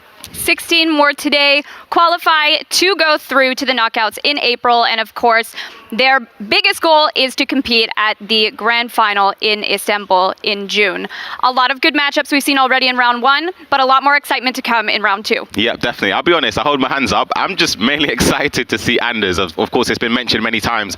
It's his first event, his first 1v1 event, actually, if I correct myself, in person. So it's great to see him at a LAN event. We know the prodigy he is, the Danish young superstar coming onto the scene. You know the correct amount of games he won in the FUT champion streak. It was 500 odd games unbeaten, so he has a lot of weight that carries with his name. 535 games, 0 losses for, at the time, a 15, 16-year-old, which is unheard of. Yep, of course. We're going to go through his results. Of course, he won the first round, so his record is 1 win, 0 losses. He won that game 7-3, so there's 7 goals for, 3 against, with a goal difference of 4. He's got a tough game as well, a tough competitor in Antonio. You know a lot more about him than I do myself, but I know he's a great player from Germany, representing his hometown as well in Frankfurt, so be honored to represent them at the biggest stage of all. Definitely. Playing for Frankfurt last year, being in the top 8 in the virtual Bundesliga grand final, so lots to play for and lots to prove today. Absolutely, and he started off very strong, winning his first game today in round 1 on penalties, so it was a nervy affair. It was 4-4 after regular and extra time, but winning on penalties, of course, would potentially lift his heart rate at levels that he wouldn't be used to. Of course, this is a major event. We're going to take a look. I mentioned already, winning 1 game with a 0 loss on the record, scoring 4 and of course conceding 4. I mentioned that he did win his game on penalties. So how do you think a competitor like Antonio, going up, one of the world's best, and the world's best at 17 years old, how do you think Antonio is feeling? It's difficult because it's sort of an unknown quantity in person. We know how good Anders has been online. It's different in person. We've seen a lot of players fall short yesterday as well. They might succumb to the pressure. They might not be prepared for an in-person. They're used to playing at home, but for him, I actually understand it is different. He's used to having his name in the floodlights, just being a popular person in the community, having a target on his back. He's had that since he was 12, even earlier than that, winning competitions. So yeah, he'll be used to the pressure. Definitely. Well, let's take a quick look at the fixtures that we can expect in round 2. Yeah, we have some fantastic competitors, of course, in day 2. We have Oliboli up against Henning as well. That is a huge game. We've got RBP legend from Romania up against Kekarai, who represents Focus Clan as well. We also have the world champion we saw have a demolition job in round 1 up against Kamal. Montaxa versus Oberon, huge names in the Italian scene as well. So it is going to be a major set of games as well. We also have Danny Pitbull up against the champion in FIFA19 of Alba. We have Lenny up against Predator. That is a huge game as well. One of the featured matches. We'll be talking a lot more about those two competitors later on today. We have Hezers up against Pipe Crew as well, a representative from Wolfsburg, and ISO Power up against The Stranger, 2 household names in the FIFA scene. Some big names indeed. Some very exciting games ahead of us. A lot of pressure on these players. 15 German players, and as we know, the German FIFA scene has been renowned for the last few years. Yeah, I'll be honest, I think the German FIFA scene is the best, right? I actually think it is the best. They've got a lot of players some players aren't even here today, that are that good, who could honestly go the distance. So you can see the level of quality in the scene is huge. And as you can see from the camera shot now, the pit, the tons of players surrounding, the coaches behind them, the viewers as well, getting ready to start round 2, which is going to be a really interesting round with some great matchups.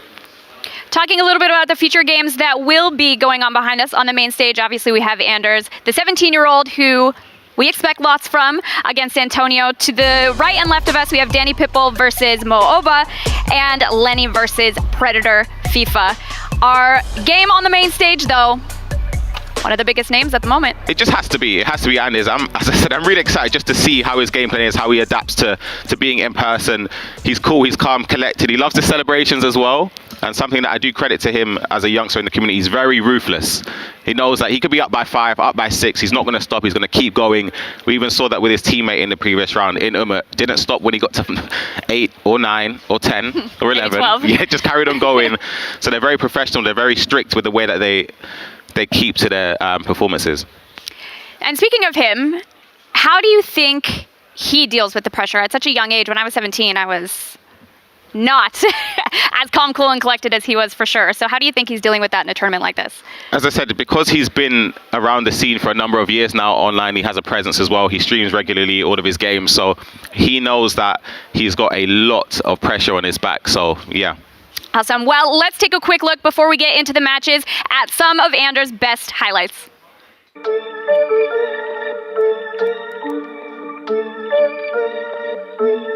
536 games without losing. It looks to be a double for RB Leipzig, but who has got the goal? Is it Vergang with it? A couple of step-overs, of course it is. There's so much anticipation in the air for Anders Vergangs. I know they will win every match. Looking to do something historic after being 4-0 down on the Trevor! 4-0 to 4-4! Who is captain? You or Umit? I'm the captain. Good! Captain over there!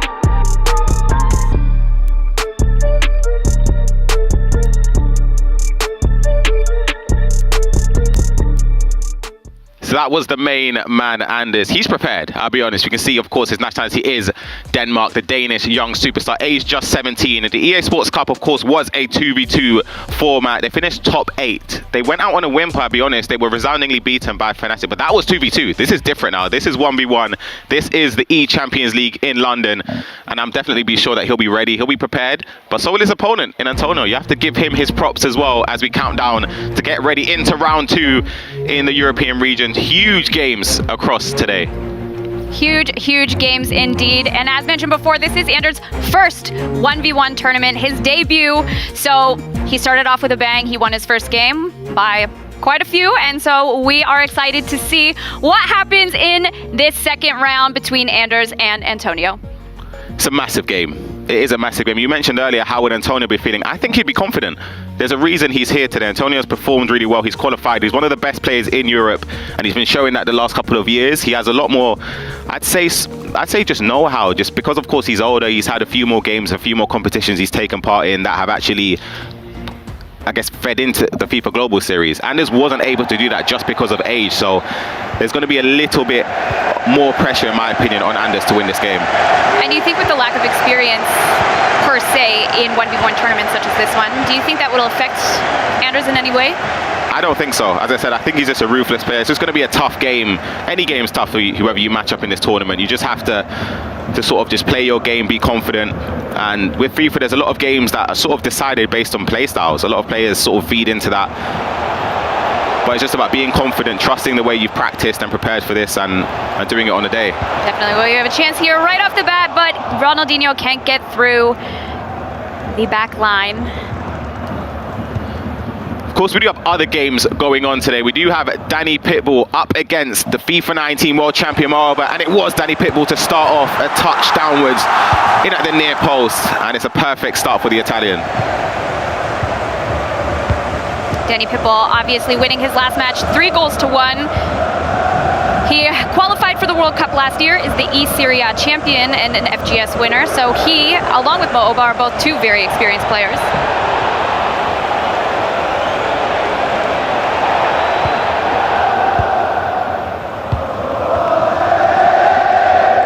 Again, another featured match is Lenny up against Predator. There has been a goal, so we'll swing over to that there. As you can see, it was the finish from Lenny in at the near post to give him the 1-goal lead in the first 10 minutes. I think something we'll see here with Anders' play style. Whenever I've watched him, it's never really a lot of like skill combinations or anything. It's always one skill move, and that skill move is the step overs back from FIFA21, where honestly he just reined in, and he's in on goal here. It was red time there from Anders, but that was a chance. But we're going to see a lot of step overs, a lot of ways for him to get into the box, manipulate the spaces, the speed boost from that, and get a lot of shots at goal. I think, as you mentioned, Anders coming into this, although very young, with lots of experience, and sometimes at that young age, you do have some ruthlessness in you to, you know, do what you need to do and not care about your surroundings.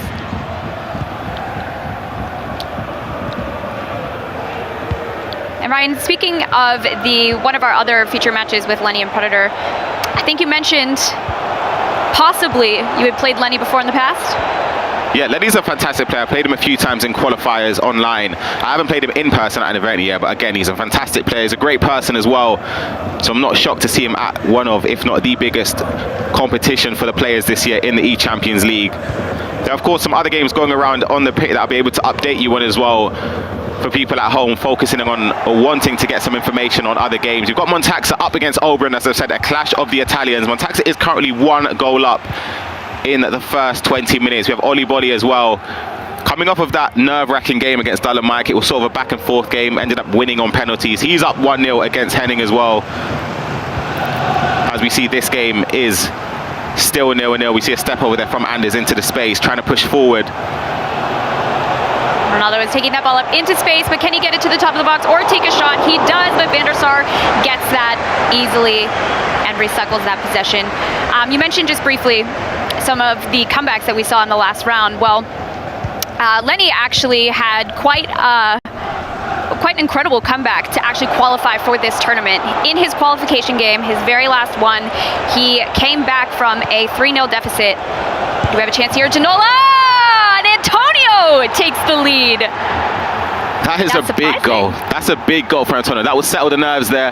That'll give him a boost of confidence. A grimace on the face of Anders as we take a look at the replay. That was very simple, just played across, simple passes. A shot across the goal there from Antonio, and it gives him the 1-goal lead. But just echoing on from what you were saying, Lenny ended up qualifying for this event. He was 3 goals down, ended up winning 5-4 in extra time to qualify. So there's not just been comebacks at this event, there's comebacks in order to even get here in the first place. So obviously Antonio leading by 1-0 against Anders will give him some confidence, because I'm sure going into this game he knew what kind of opponent he was coming up against. Do we have a chance here from Anders? It is fizzled out slowly with the defensiveness of Antonio. Taking a look at one of our feature matches between Lenny and Predator. Predator has actually equalized. It's a big goal. It's a shot in at the near post. It wasn't timed, but you don't need to at those angles. A slice of fortune in the first 30 minutes there. It was a good equalizer for Predator. As he looks to bounce back in that game. He's got his coach behind him in Marlet, who's a veteran in the FIFA scene. One of the household names in the German FIFA scene as well. There could be a counter-attack here to potentially make it 2 with the player lock as well.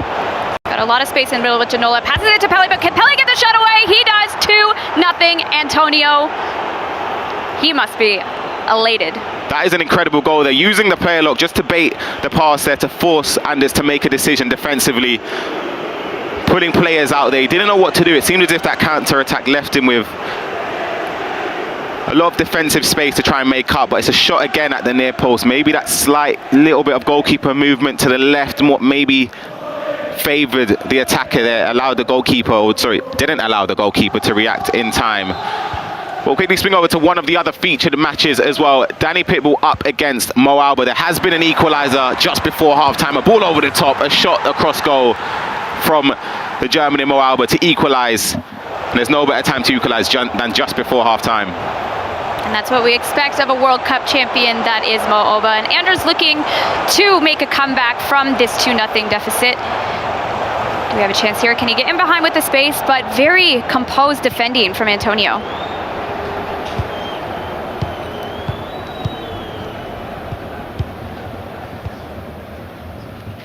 Approaching the half-time mark in this game. Last couple of minutes. Antonio pushed forward here, try and just sort of keep possession and wait to see, but there seems to be some space opening up there. And some fumbles inside the box, but Anders is able to clear it successfully. Now, how do you think he's feeling at this moment? The first half almost concluded in the first leg, trailing by 2-0. Do you think some of the inexperience with 1v1 events might be putting some pressure on him? It's tough to say, of course. It's very difficult as well because you can see the emotion from Anders. He's very emotive with the way the game goes, whether that's positive or negative, but it's not been the best start for him. But there's still a long way to go. We've still got 45 minutes of this leg plus the whole of the second leg, and he's only down by 2. But it's been a great start from Antonio. You have to give him credit. He's taken his chances. He's created quite a few as well, not just the goals that he scored. And he's been decisive in front of goal. Decisive indeed. And Anders doesn't get 535 goals and 0 losses in FUT Champs without a few comebacks, I'm sure. Yeah, of course. But it's different. This is the thing. It's very different now. It's the lights are on. You're on the main stage. You have to sort of deal with the pressure and not allow it to overcome you. And we are off in the second half of the first leg in round 2. Antonio leading 2-0 against Anders. He's going to look to either score more in Antonio or redeem himself in Anders. Yeah, definitely. Anders, of course, coming off of a big win in the first round, and Antonio coming off of a win as well on penalties. There's also another young player in this scene. Qualified, it was the only other player that wasn't German. I mentioned him after this attack comes to an end, but it's a great save there from the goalkeeper, bringing him out there just to close down the angle. One of our other featured matches, of course, we've mentioned already, Danny Pitbull against Mo Alba was 1-1, but it was a breakthrough again from Danny Pitbull to restore the lead, to go 2-1 up just after halftime, a shot across goal. I was mentioning another youngster in the scene in Eldos is currently winning 3-1 in his game. He's another player to keep an eye on as well in this tournament. One of the top youngsters in Europe, in the world, in fact. We have a chance here. Pele in behind and first time shot, 1-touch goal, 3-0. Are you shocked? Did you anticipate? Wow, that is it's a sort of trademark Anders goal that's gone against him.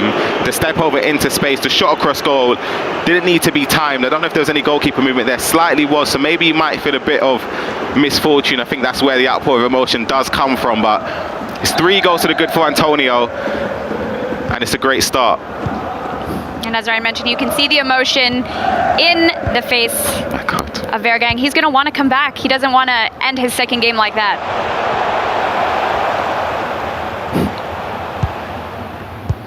Antonio, on the other hand, though, must be feeling very confident.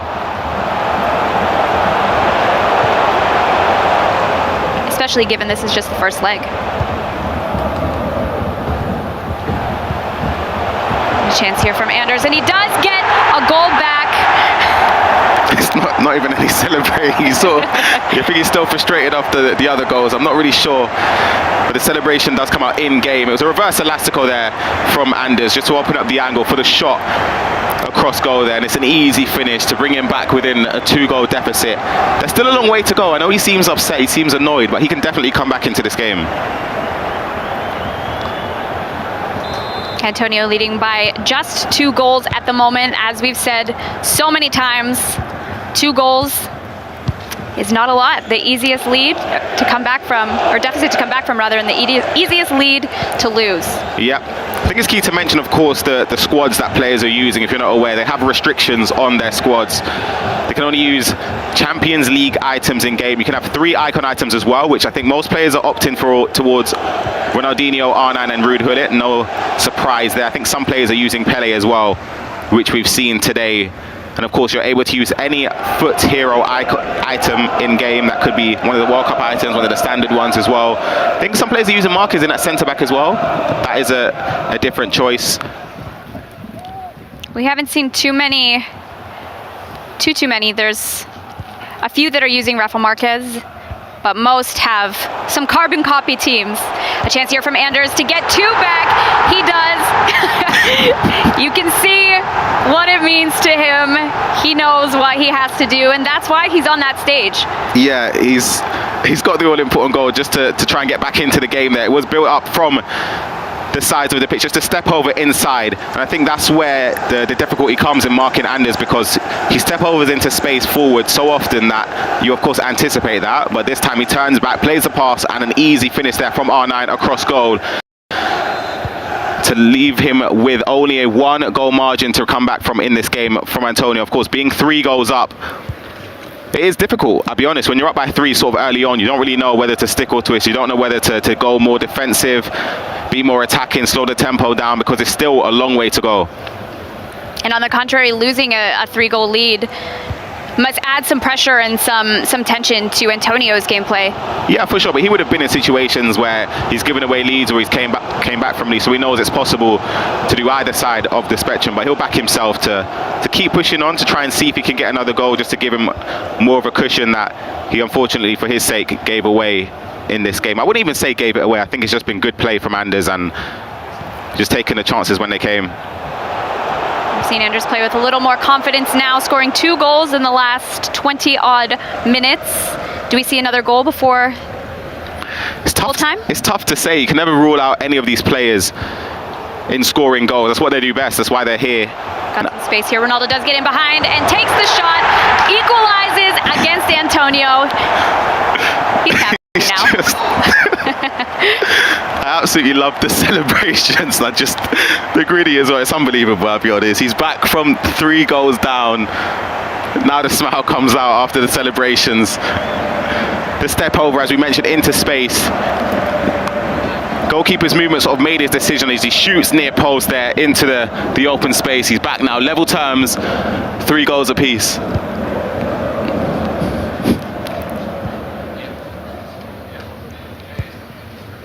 Now Antonio is going to have to respond. Obviously the game being much more open and going either way at this point. Likely wanting to get a goal before half to have a lead going into, or before full time rather, to have a lead going into the second leg.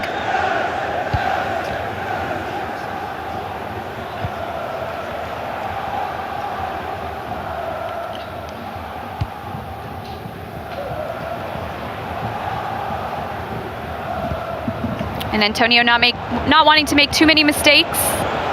Wouldn't want to concede another goal either before halftime, but we might have a counter here.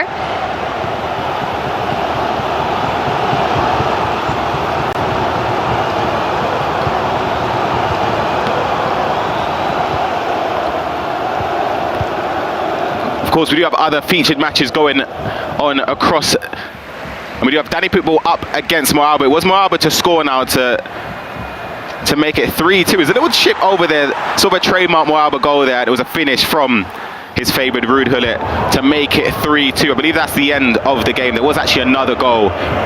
So I'm going to give an update when it comes in that game. And Anders applying the pressure now after having come back from a 3-0 deficit. Ronaldo tries to get the shot away there, but no such luck, and Lucio is able to clear. This was the goal I was talking about in the other game. It was the Italian that did in fact get the goal to make it 4-2. One of the last kicks of the first leg, and it was a step over to the left and a shot across goal there from Ruud Gullit to give him a 2-goal buffer going into the second leg, up 4-2 against the FIFA19 world champion in Mo Alba. Got Antonio carrying the ball into space here. R9 in the box with the ball, passes to Pele, gets the shot away, but Van der Sar saves well. No thanks to Anders, of course. Can he get another shot away here? Ooh, a little too heavy. He's tried to clear that for a throw-in to end the game. It's actually gone out for a corner. There could be another chance for Antonio. This would be a sucker punch to concede from where it wasn't meant to be, and cleared out from Anders. What first leg we've had there, ending 3-3. A lot of emotion, a lot of celebrations. Wow. Wow. 3-0 for Antonio. And then Anders scores 3 to equalize in the first leg. That's a high-scoring first leg. Yep, definitely. 6 goals shared between the two players. It's tough, of course, because you're 3-0 down. You say that the momentum in terms of mentality is with Anders, of course. Coming back from a 3-goal deficit is never easy to do, especially against someone as good as Antonio. So be taking that confidence into the second leg. Definitely, and as mentioned before, Antonio gaining some major confidence playing such a big name as Anders. You know, he popped into the FIFA scene very quickly with a vengeance, with a record like he had, and I think, yeah, like you mentioned, Anders coming back is great, and Antonio leading is awesome. But we are taking a quick break. We'll be back for leg 2 shortly.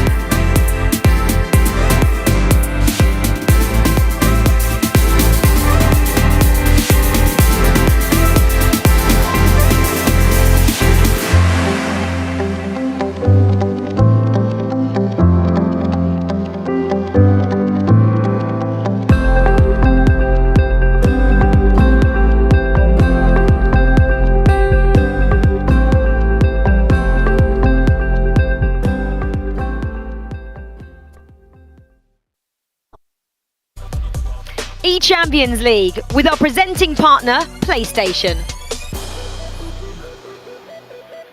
And welcome back to the eChampions League group stages here in London, England. We are just about ready for leg 2 of round 2. As we saw in the first half, or the first leg rather, Anders coming back from a 3-0 deficit to equalize at 3-3 going into leg 2. Yeah, we saw the outpours of emotion, both sides of it, whether it's negative or positive. Anders doesn't shy away from showing his emotions, which I like. I think it's good. I think it's something that we need more in the FIFA scene. But as you said, he was down by 3. He ended up coming back, so that shows a lot of resolve. But on the other end, you have Antonio, he will definitely be disappointed to give up a 3-goal lead. But it might seem sort of, I guess people at home casuals will be wondering, how is it you're giving away a 3-0 lead at this level? You have to remember, for somebody like Antonio up against Anders, 2 fantastic players, so it's very easy to sort of give away a 3-goal lead, especially in the first leg, where we're hoping to bounce back in the second leg. Definitely, and I think that, as you mentioned, going into this leg, this is why we play 2 legs, to give both players the advantage to change some things, come back, have the home advantage, and I think that Antonio is going to have to change a few things to not give up a lead and score a few goals to come ahead, and likewise for Anders. Absolutely, there's still a long way to go. I think the players will just see this as a best of 1 as we prepare to get into the second leg.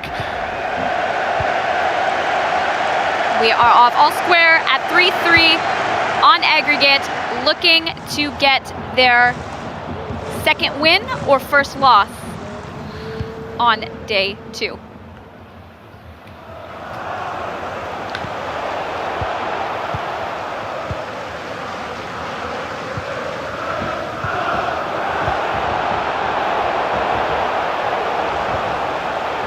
Antonio building up here, hoping to start the second leg as he did in the first.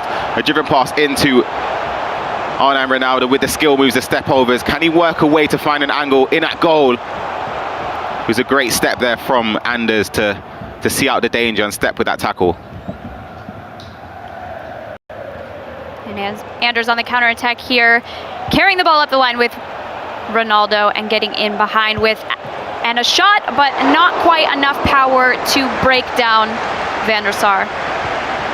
We also have the pleasure at the venue to be right in the middle, being able to oversee some of the other results going around. You see games I mentioned earlier on, Pipe Crew up against Hezes.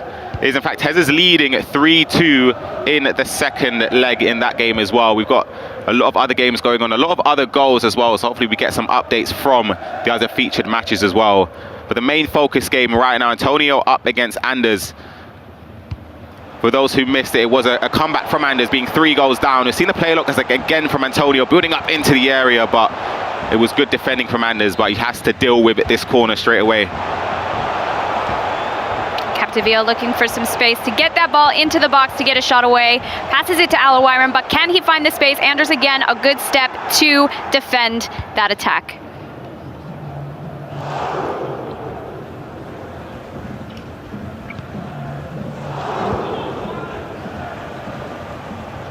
Pretty even matchup so far. We've seen some chances on both sides. And Anders looking to break in behind, but defended well by Antonio again. Absolutely. I think the key with both of these players is just getting the ball to their strikers. I think that's where they're most dangerous. It makes sense, of course, having the strikers with the 5-star skill moves. You can be unpredictable. You could do a reverse elastico, a McGeady cancel skill move to try and open up angles and open up space. But it's just been great defending from both of these players. But there could actually be some space for Antonio to anticipate and exploit as he builds up. Some skill moves with Ginola, but Anders is defending well again to clear that danger inside of his own box. And he's on the counter now. He has a few people going forward in Ronaldo and David Ginola, but can he get the chance away?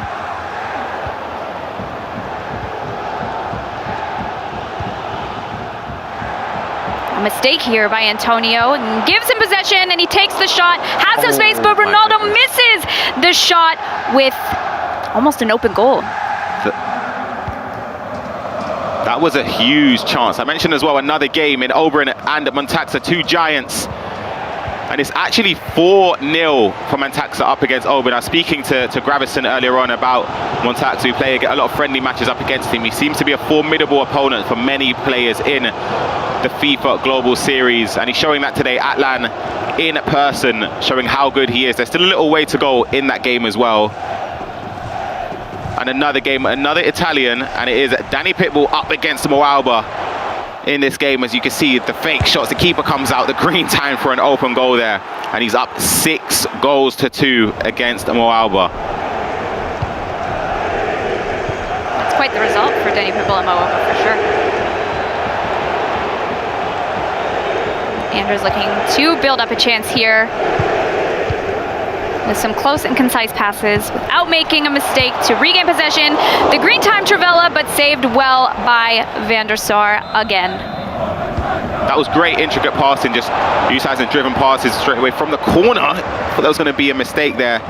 The defender missing the header, but that was a mistake in fact.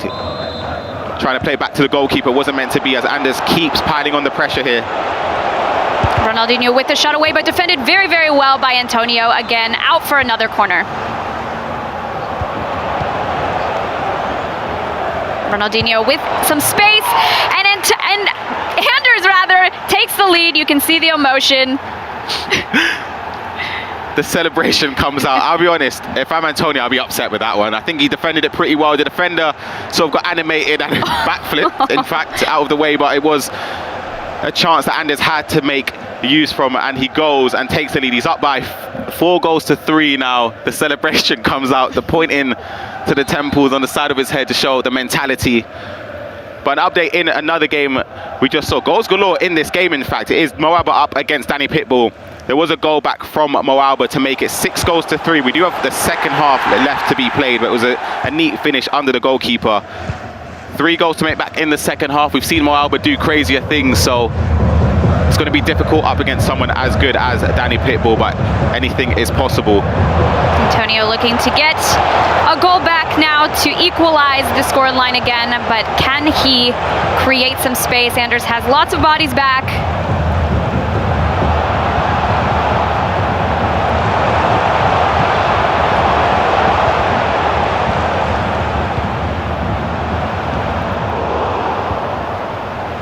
Pele tries to get the ball to R9, but again, Anders is very solid in Lucio and Rafa Marquez and does not let him through.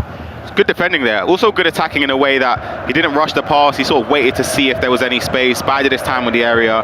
But as we say, great defending there from Anders. Not to pull any defenders, just sort of running players back into position, so there's no real space to exploit for Antonio.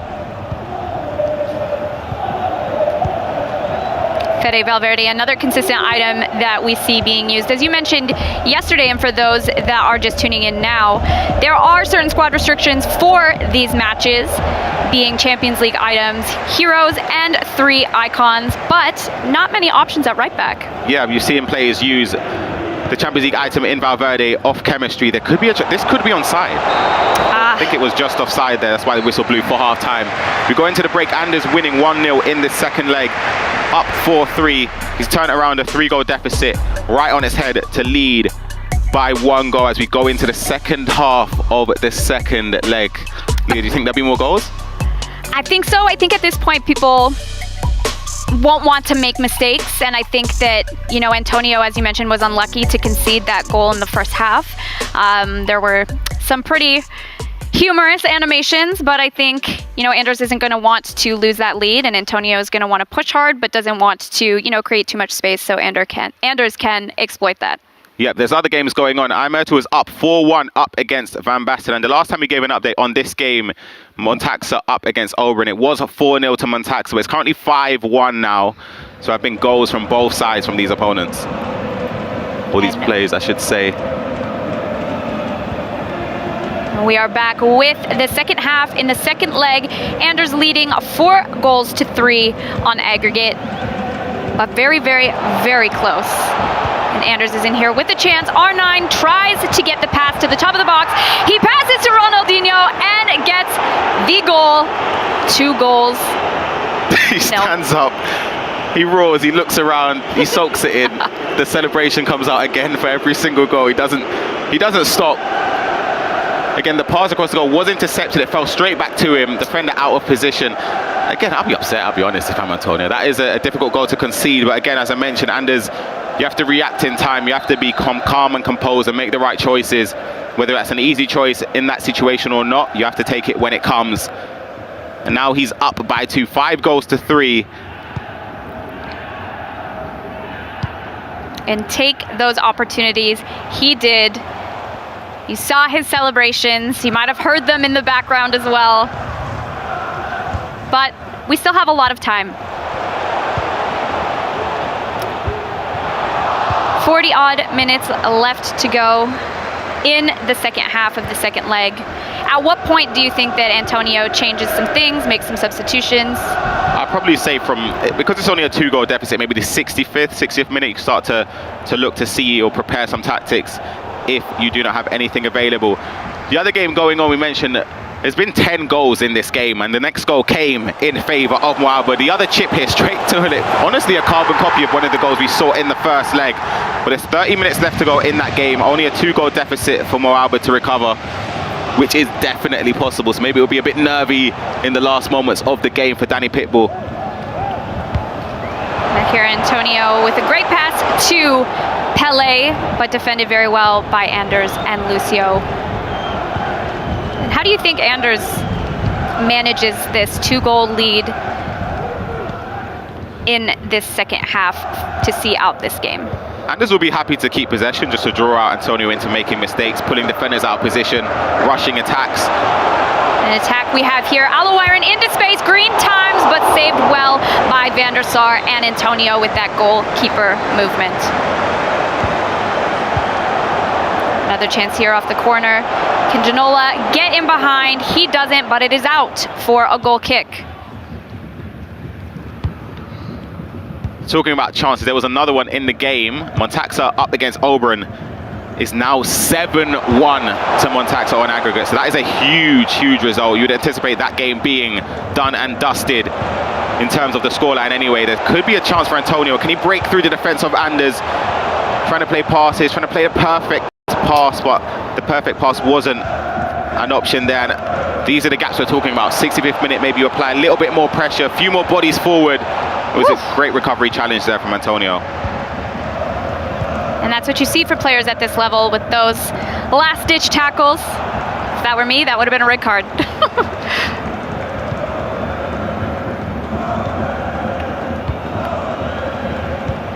In the game, Danny Pitbull up against Mo Alba. Danny Pitbull takes the lead in this leg to make it 3 goals to 2. A pass across the goal there, and an easy finish with Arnhem Ronaldo, which makes it 7-4 on aggregate. 11 goals. 11 goals in that end, because there's been a lot of goals.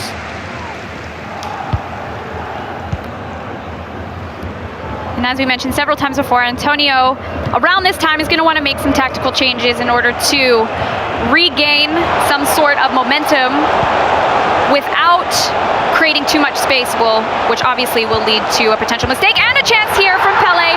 Lots of space for Antonio. That is exactly what he needed at this moment in the game. That's a big goal, a big moment. The space just opened up. The amount of players in the box there felt as if he could have done many things there to create the chance. He chose an option that led to the goal there. You can see the passes, the ball roll towards the byline, just waiting his time. An extra pass across goal to an easy finish. An open net there as Van der Sar was moved out of the way there from Anders, anticipating a shot across goal. We've also seen a last-minute goal. Pipe Crew up against Hezers, winning 4-1 in the second leg, 5-4 up on aggregate. So that's a huge game. Another game coming to a close potentially in the second leg. It is heading up against Oli Bolly. It's currently 2-2, so there's 5 minutes left to go in that second leg. We could be seeing extra time or penalties if a winner isn't there. Lots of high-scoring games around the studio today, but our main stage game, several goals still, I would say. We think there's several goals left. There could be some more goals, No, I think. Still. Yeah, of course. 9 goals is a lot of goals. I think Anders will be trying to anticipate what Antonio will be doing to try and push forward. There's going to be gaps, there's going to be spaces to exploit for Anders, but Antonio pushing bodies forward. If he gets the ball in and around the area, he needs to make it count. And Anders here looking to have another chance to solidify his lead, but won't want to rush anything to give possession. Ronaldinho with a quick turn takes the lead indeed. You have to love the roller coaster of emotions that you're seeing from Anders behind you. He's amazing, I'll be honest. I love the celebration, just standing up, just laughing, having fun. Played into Ronaldinho. The reverse elastico we've seen in the first leg, scoring a goal very similar, but he makes it look easy. He makes it look very easy to do that, but he turns in, he reverse elastico, as we said, and a shot past the goalkeeper. 13 minutes left to play. We need 2 goals from Antonio to come back into it. It's going to be a tough ask to create 2 chances and on 2 goals. So again, as I said, if he makes those chances, he needs to make it count. Definitely some more games coming to you around the pit. Dylan Mike actually trailing for his second game in a row, losing on pens in the last match and trailing in the second. Do you think he would be surprised with that result? Absolutely, of course. Dylan Mike is a fantastic, fantastic player who's shown it over the years. There's going to be another update, potentially the last one in this one. It is, of course, Danny Pitbull up against Mo Alba. There was a lot of goals in that game, and it was Danny Pitbull who ended up coming out victorious up against Mo Alba. So that is a huge victory for him. Is that 12 goals total? Yep, here's the goal as we see it. It's a played ball in. There's a lot of space there. It was just a shot across goal, in off the inside of the post. A great finish there to give him the 4-goal lead, 8-4 on aggregate. These are the spaces here that we're talking about to exploit for Anders. Exploit, he does. Green time, but saved incredibly well by Antonio, but concedes the corner to Anders once again. We're getting close to our 90-minute mark in this match, and Anders isn't going to want to give up possession now. He might play for the last attack. What do you think? I think he's just going to go just to die the clock down here. Doing an update as well, Storari widens the gap. He's up 4-2 against Dylan Mike. So you can hear a lot of roars around, a lot of goals, and I believe that goal is actually coming in the Pepe versus Eldos game. A huge outpour of emotion. I believe that game was included in the latter stages, so that's a huge, huge result if he manages to see that victory out.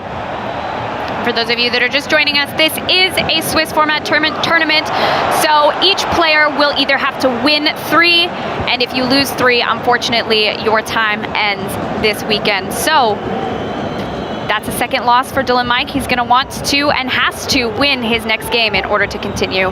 We can see here Anders just draining the clock for that last tackle, or that last attack rather, keeping possession, and we'll see him clear the ball at the 2-minute mark shortly. Yeah, that is it. That is the game done. A thrilling game between these 2 fantastic players in Europe. It ends 6-4 to the good for Anders. We have to remember he was down by 3 goals down. He turns it around, 6-4 win. But there's another game, a featured matchup that's been going on. We haven't really been giving you too many updates, but there's been a lot going on in this. Predator FIFA up against Lenny. Last 20 minutes to go. It is currently 3-3 on aggregate. Of course, 1-1 in the second leg as we jump into a free kick on the edge here for Predator FIFA. Can he make the most of it? And what we've seen over the last 2 legs with this feature match is very, very, very even. I think the first match ended with a close score line, and it looks like we have the exact same thing again. Yeah, we do. And an update in the Pepe and Eldos game, the one that I mentioned, it is 7-4 for Pepe in extra time as well. So he scored 3 goals in extra time to secure him, in my opinion, the win, to advance him into the next round. Of course, that is a massive, massive, massive victory. I spoke about Eldos and Anders being 2 of the prodigies in the FIFA scene, the youngsters that have a lot of weight with their name. But it was, of course, Anders winning and Eldos looking as if he's going to drop a game here. But I'm sure he'll bounce back. He's a top player. I'm sure he will. I think so too. Another massive gap in the pit. 6-1, I think it was. Daniel 7 to Fanino. Incredible, incredible score lines in this second round. But this one being very even. Yep, it's going to be a nervy last moments of this second leg. Neither player want to make any mistakes. They've got their coaches behind them, or Predator has his coach behind him, I should say, feeding him information, telling him whether he should change formation, maybe a few more tactical adjustments, player personnel is all going to play a part in how this game ends. Do you think there's an advantage or disadvantage to having a coach versus not having a coach? Absolutely. It's personal preference, but I think some players might lean to a coach, not even necessarily for in-game assistance, more so just the mental side of things, just to keep you calm, composed. You know how difficult it can be competing at the highest stage. And a game that is at the highest stage, we did have a match with Oli Bolli. I believe he's just scored a late goal to go 3-2 up in extra time. That is a massive goal for the Swedish representative in this event. He, of course, coming off of that game, that's 2 games in a row now in extra time. Of course, he won the first one against Dolomak on penalties, but potentially winning this game now in extra time will be a massive, massive result. But another result here, which would be massive, would be if Lenny could capitalize off that chance. There was a great tackle from Predator FIFA. Great tackle. Neither of them want to make mistakes at this time in the match, because there's not a lot of time to redeem themselves. Do you think these two are going to want to take this to extra time? Of course, you want it done as soon as possible, in all honesty. You want it to make sure that you can do it in normal time. But if that option doesn't arise, you just need to be a bit more composed. Sometimes resort to game management, not being too erratic. But the build-up here is fantastic from Lenny. The step over to skill cancellations, but great defending from Predator FIFA. He recycles possession very quickly. Di Natale, a hero item that we haven't seen too often in this competition. I think that's the first time. It might honestly be the first time we've seen him, of course. It looks as if he came off the bench there to impact the game. He's fast, he's good dribbling, leaping in front of goal as well. But I think a lot of pro players tend to lean towards attackers that have 5-star skill moves. As you saw there, the gap sort of was open for Di Natale. I don't think he had a lot of trust in him to anticipate it, but this is the build-up we're talking about from Lenny. 2 minutes left to go here in our other feature match, given away from Predator FIFA. Will that be the decision maker of this game? A quick mistake in possession with Alawiren, and Predator takes possession again and is looking to counter for his last attack of the match. Is this a chance here? A last-minute winner! Oh, wow. Incredible winner from Predator FIFA, celebrating with his coach Marlet behind him. Commiserations, of course, to Lenny. It looks as if this could be a loss in round 2. The cross whipped in, the composure as well, to not try and head it or overhead kick it first time, just bringing it down with Janola. What a ball. Brought down, shot across goal. Oof. And it's a great finish at a great time for the German in Predator FIFA, which should see out the game. Another game that was saw out was Oli Bolli up against Henning, winning the second leg 1-0 and winning a 3-2 on aggregate to advance into the next round. 2-0 now for Oli Bolli. That's 1-1 for Henning. Oli Bolli is in touching distance of securing his qualification into the knockout stages of the eChampions League later on in the season. But in this game, I'd be very shocked if we see something here. It's going to be launched forward straight from kickoff, but it's headed out for Predator FIFA straight out, and the final whistle blows there. What a result for Predator FIFA. What a result indeed. With that late winner, he is going to be very happy with that scoreline, given he has come off a loss in his last match. But Lenny still has more matches to go to redeem himself, as does Predator FIFA. 2-1 is the final score, 4-3 on aggregate. A close game. Yep, definitely a close game between two fantastic players as well. And of course it hurts just to see last minute winners. Of course it's great for the winner, of course, but when you lose it, it's just, your heart just drops. I feel for Lenny, but he's a player that's been around for a number of years now, still very young, has a lot of experience, so I'm sure he'll bounce back. I think so too. Well, you guys, that is all the action for round 2, but we are going to hear from Rachel and Mike to highlight all of the best moments from round 2. Yeah, thanks, Leah. Thanks, Ryan. I mean, Mike and I, we were front row seats for that last match there. And Predator FIFA had the celebration of all celebrations. Ding dong, bing bong. Don't know what that was, but it was great. That's what came out. He used to come over and tell us what he meant when he was celebrating like that. Jumped over the screen, basically into me and Mike, which was, great to see. We had the best seat in the house to watch that 90th minute winner there from him, which was really key as well. He obviously lost his first round, so to bounce back and get that win under his belt was vital for him. But a couple of big moments as well in that round. Mike Cabell, the world champion, losing his second match. Umit going down there 4-5 to Kamal. We didn't expect that one after the first round from him. Well, I do wonder, when you have such a dominant game, does that maybe not prepare you for having to face a little more of that back and forth sometimes? You're taking your foot off the gas pedal. It's natural. When you're up 5, 6, 7, 8 goals, that was a 12-1 win on the big stage, okay? So maybe he didn't regather some of that the same way that he would have liked. I mean, on the contrary, though, a man who lost to Umit in the first round, he bounced back in pretty great fashion there to get a win over Furman, 3-2 there. So we were pretty, I guess, pleased to see that after that battering in round 1, Mike. The short-term memory. We talked about it a little bit yesterday as well. It is one of the best traits or characteristics of any pro FIFA player, especially in formats like this. Forget about that last game. We're moving forward. Well, let's forget about the last game. Let's have a look at some highlights from some of those matches as well. What are we bringing you guys straight away? Vergang, of course. We'll have to have a look at this one. We weren't quite sure watching it in there. We had a lot of his celebrations. He was whacking his head. I was about to bring it up. Quite a lot poking his head. Kind of, I guess, just trying to G himself up a little bit, Mike. I'm trying to switch on. I got to give a lot of credit to Antonio as well. Obviously set the tempo here. Went up 3-0. You see some of the step overs, which is kind of the bread and butter of Vergang, but look at the response. I mean, you get some of the classic work here. Elastico outside of the boot, opens up the space. R9, right place, right time. One is good. Why don't we double that up? Little layoff. Who else? Ronaldo, the original, steps through, across the body. And this is a great counterattack. We're actually going to revisit this in a little bit here, but you see a classic step over. That's going to be a recurring theme. Anytime that you see Vergang play, there are so many step overs, and it gives you the ability to not only get a little bit of a speed boost, but you also shield the ball and you cause moments of hesitation. The fact that Vergang was trying to psych himself up, switch himself on, which he seemed to do in the second leg, again, is a great sign. He's only 17 years old. His mum's here with him. He has to obviously be accompanied on these trips, and he's mentally strong enough to bounce back and get the win he really needs here to go 2-0. To come back from 3 goals down and really forge that comeback, and yet alone do it really in the first leg, it took a little pressure off of him, and I was impressed. I was impressed by the result here, and he keeps on winning, which is not something his counterpart can say with Umit.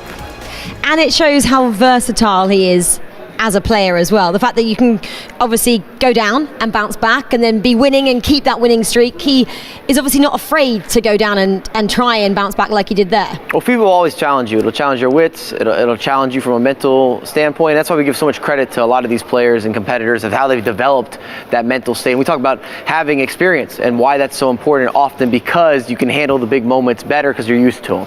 Well, Predator handled the big moment which was thrown his way when he thought he might go to extra time. That. I need that reaction. I'd love to see the reaction. I don't know if we're going to get to see it, but that was Predator Lenny, of course, we saw there. We heard it before we knew the result.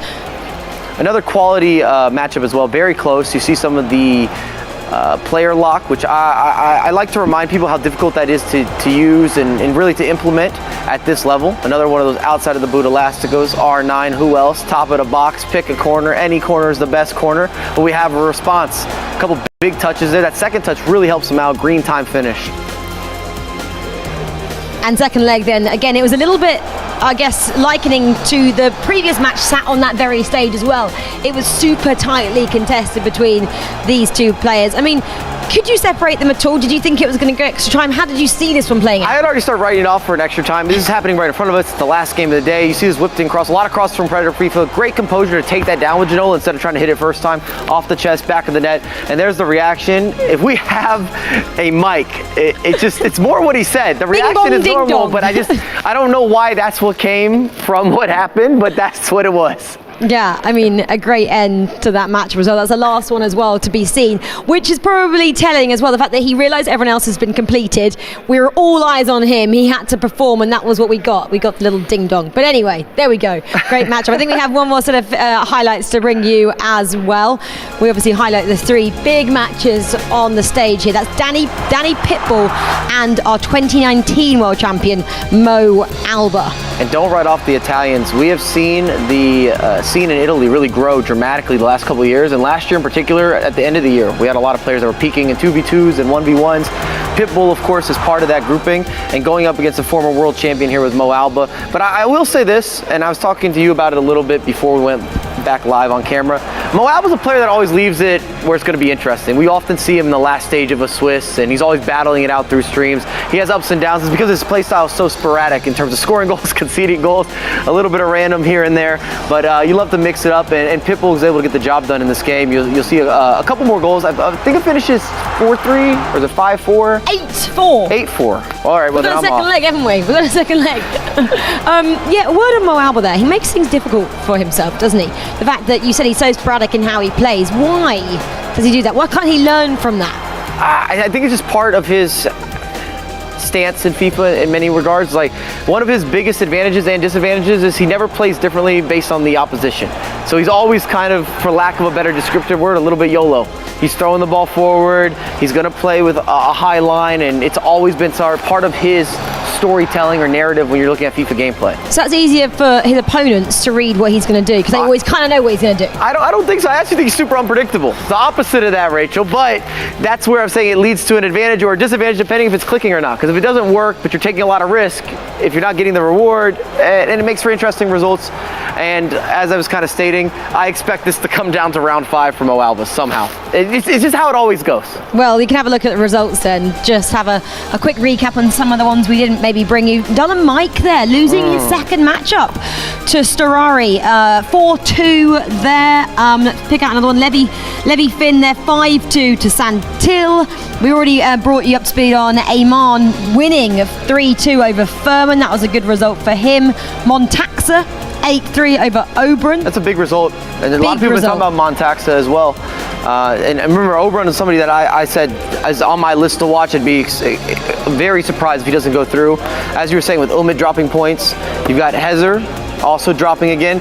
And now you're looking at some of these 0-2s. You don't want to go home early. You don't even get a win on the board. Well, that's done Mike, and it would be awful. It's a kind of likening to Ethan yesterday. We expected so much from him, and then obviously he kind of fell short. Let's have a look at the standings then after 2 rounds here, and see who is in a bit of shaky territory as we go into the 3rd round, which is the defining round for a lot of people. So at the moment, looking great. Danny Pitbull, Myrtle, Kamal, K. Karai, Montaxa, Oli Bolly. A lot of these guys still on 2-0. Pepe Vergang there. And then shaky territory at the moment. We mentioned it. Dylan Mike, 0-2. Furman, names like Hezers, Lenny, a few people we wouldn't have expected. And then guys in the middle, they're the 2 columns. Umit, Mo Alba, still a long way to go for those guys there. Okay, well, we've got our MasterCard moment of the match to bring you right now. And we want to revisit the game with Vergain, this comeback. And it starts with some of the counterattacking speed, something that's I've always been really impressed with. And in this example here, you get the big interception with Yaya Toure, and now you've got your first option, which you want to go forward as quick as possible. Then you have that support that's going to go around him with the counterattacking speed. And you look at these additional options. Yeah, exactly. That was the MasterCard moment of the match.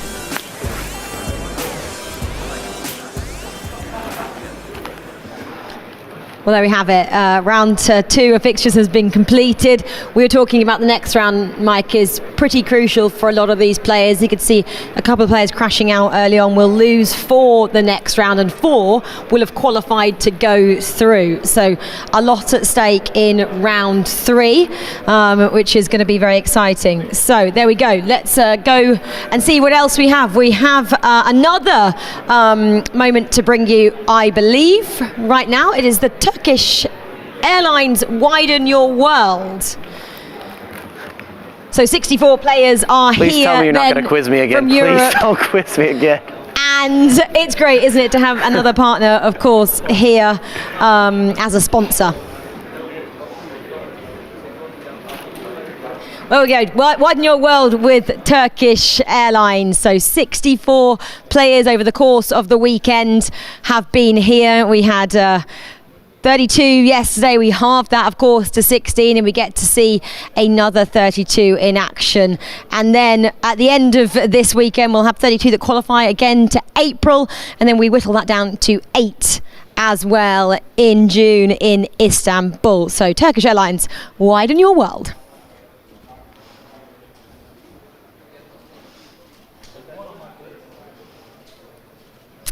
Well, there we have it. So let's get into the next round then. Round 3 is coming your way in a couple of moments' time. And on the other side of this break, we'll have Gravison. He'll be casting alongside Brandon Smith. Very excited to see how the players get on. Anders there, are we going to see more moments like that from him? More celebrations? He definitely excites everybody who's watching him. He's got a kind of aura about him. That's the pit that's been popping off. Loads of players performing well in there. Let's see who takes the big stage and who goes through in round 3.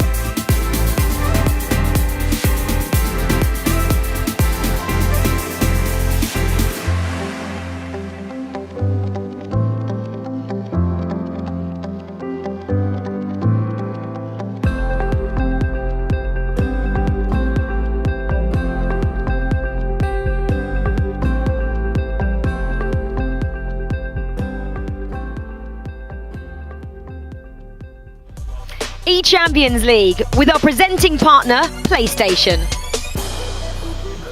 Welcome back to London once again. You join us for round 3 here in the Swiss stages. Myself, Brandon Smith, and the absolute Spanish FIFA legend. That is Jaime Alvarez. Many will know this man as Gravison. Gravison, this is our favourite round. We got to commentate on it yesterday. Back again now, because this is, for a lot of people, time to qualify for the knockout stages or time to leave the tournament. I mean, it's probably like the moment the tournament really starts, I like to say, because obviously round 1 and round 2, every round is important, but now you get to a point where you lose one match, you might go home. You win a match, you might be qualified for the next stage. So yeah, we have big names who are O2 at the moment. Kind of the same happened yesterday with Stokes, with Ethan. Big players, big names, performing well this year, being O2. And I think we can have like the same thing with Dulen and Ethan. Two players we pretty much didn't expect to be O2 at the moment, and they are against the ropes. Well, look as well, you know, we know there's 15 German players in this tour. We knew there was always going to be a German player that could be at risk, but we didn't expect it to be a certain someone who is going to be one of our big games that we do focus on a little bit later. That's Dulen Mike. But look at some of these games jumping off your page in round 3. Keep in mind that a lot of these are qualification games, and Gravison, you just pointed to one there. Montaxa against Anders Vergang is a 2-0 qualification game. It's an interesting match because we're going to see Montaxa, a player who's pretty much playing at his best, I would say, in all his FIFA career, against Anders, a really interesting character and one of the players who are the one to watch in this tournament. And I don't know, I think Montaxa is going to take this one. I think he's going to be 3-0. It might be kind of a hot take because of Anders, obviously, but yeah, I think Montaxa is bringing it home. Yeah, well, there's also plenty more games taking place. 15 in this round will be underway. Other games that, of course, are knockout games is that one. Look at the bottom of your screen. Dulen Mike against Gianluca M17. The only player from Switzerland that is in this tournament could be on his way to one potentially leaving the tournament or knocking out one of the giants, one of the German giants in Dulen Mike. We said there was names that were at risk. Yesterday we saw Ethan in the same scenario, Gravison. You wouldn't expect Dulen Mike to be in there. After speaking to him earlier today, he said he was feeling good. But for the big juggernaut that he is in the FIFA esports scene, this would be a massive shock he was to leave the tournament. Yeah, Dulan Mike cannot be in a tournament and leave the tournament without a win. He is a player, we talked about him before. He won the Bundesliga in last year. He won the Foot Champions Cup in FIFA 19. He's a player who you expect to be at the highest level every single tournament, and you expect him to win tournaments, so he cannot leave a tournament without a win. No, absolutely, as we said, and look at the run that he had. 4-4 extra time penalty loss in his first game to Ollie Bolly, which no doubt would have given him a little bit of a shake and frustration to take into that second game where he lost to his Italian opponent. Let's go on the opposite side to Gianluca of FC Basel. Keep in mind, FC Basel has been a breeding zone for so much talent from the likes of Lubo, of course, a Swiss player that everyone knows, but more importantly, Nicholas, 99, who lived there for quite some time. Coda the finisher, German player. The Stranger was there at FC Basel for quite some time. This is the new man in town, though, in Gianluca. He might not have had the best of starts this tournament, Gravison, but as we know, Swiss format gives you two lifelines. He's had his 2 lifelines. He has to go and win this game. Yeah, definitely. And you can see some similarities between Gianluca and Dulan because they both lost on pens on the first match. And that can bring you kind of down to the second round, which they both lost again. I don't know. I think it's gonna be, I think, pretty much a goal-scoring match, especially in the first leg, because their defense are going to be weak, both of them. But I just expect Dulan to win, to be honest, because it's Dulan Mike. How is Dulan Mike in an 0-2 situation? I cannot believe it. Why do you think it could be a difficult scenario for Dulan today, if there was a reason? I mean, I heard something about that he has been sick or anything, but I don't know. Maybe the pressure, maybe he hasn't competed in a 1v1 situation for a long time because he trained for the eSports Cup with the 2v2 tournament. I don't know. Maybe the pressure of being one of the better players of the Germans, who are, I think, 15 in this tournament. I don't know. It can be anything, but I don't know. I just cannot imagine Dulan Mike leaving this tournament without a win. Yeah, it would be a crazy thought to think of. What's more important is he's literally, like, when he's not on the main stage behind us, he's literally playing next to his teammates. He's next to Mo Alba of Focus, and obviously his fellow teammate as well of the other side of Focus, which we know is Kei Karai, who on the opposite side is having a fantastic tournament. If he wins his next game, he does qualify for the knockout stages. So there's been loads of great storylines, but I think the players that have probably had the most to talk about is the Italians, Gravison. 8 of them qualified. Loads of them are 2-0 and 1 game away from qualifying for the knockouts. I was just gonna ask you the same question, because the Italians back in FIFA 19, you had Cosimo, you had Principe, obviously, but look at them now. Like, there's a lot of good players at the moment who are playing in these big tournaments. You have Danny Pitbull, you have Hessers, who is against the ropes right now, 0-2.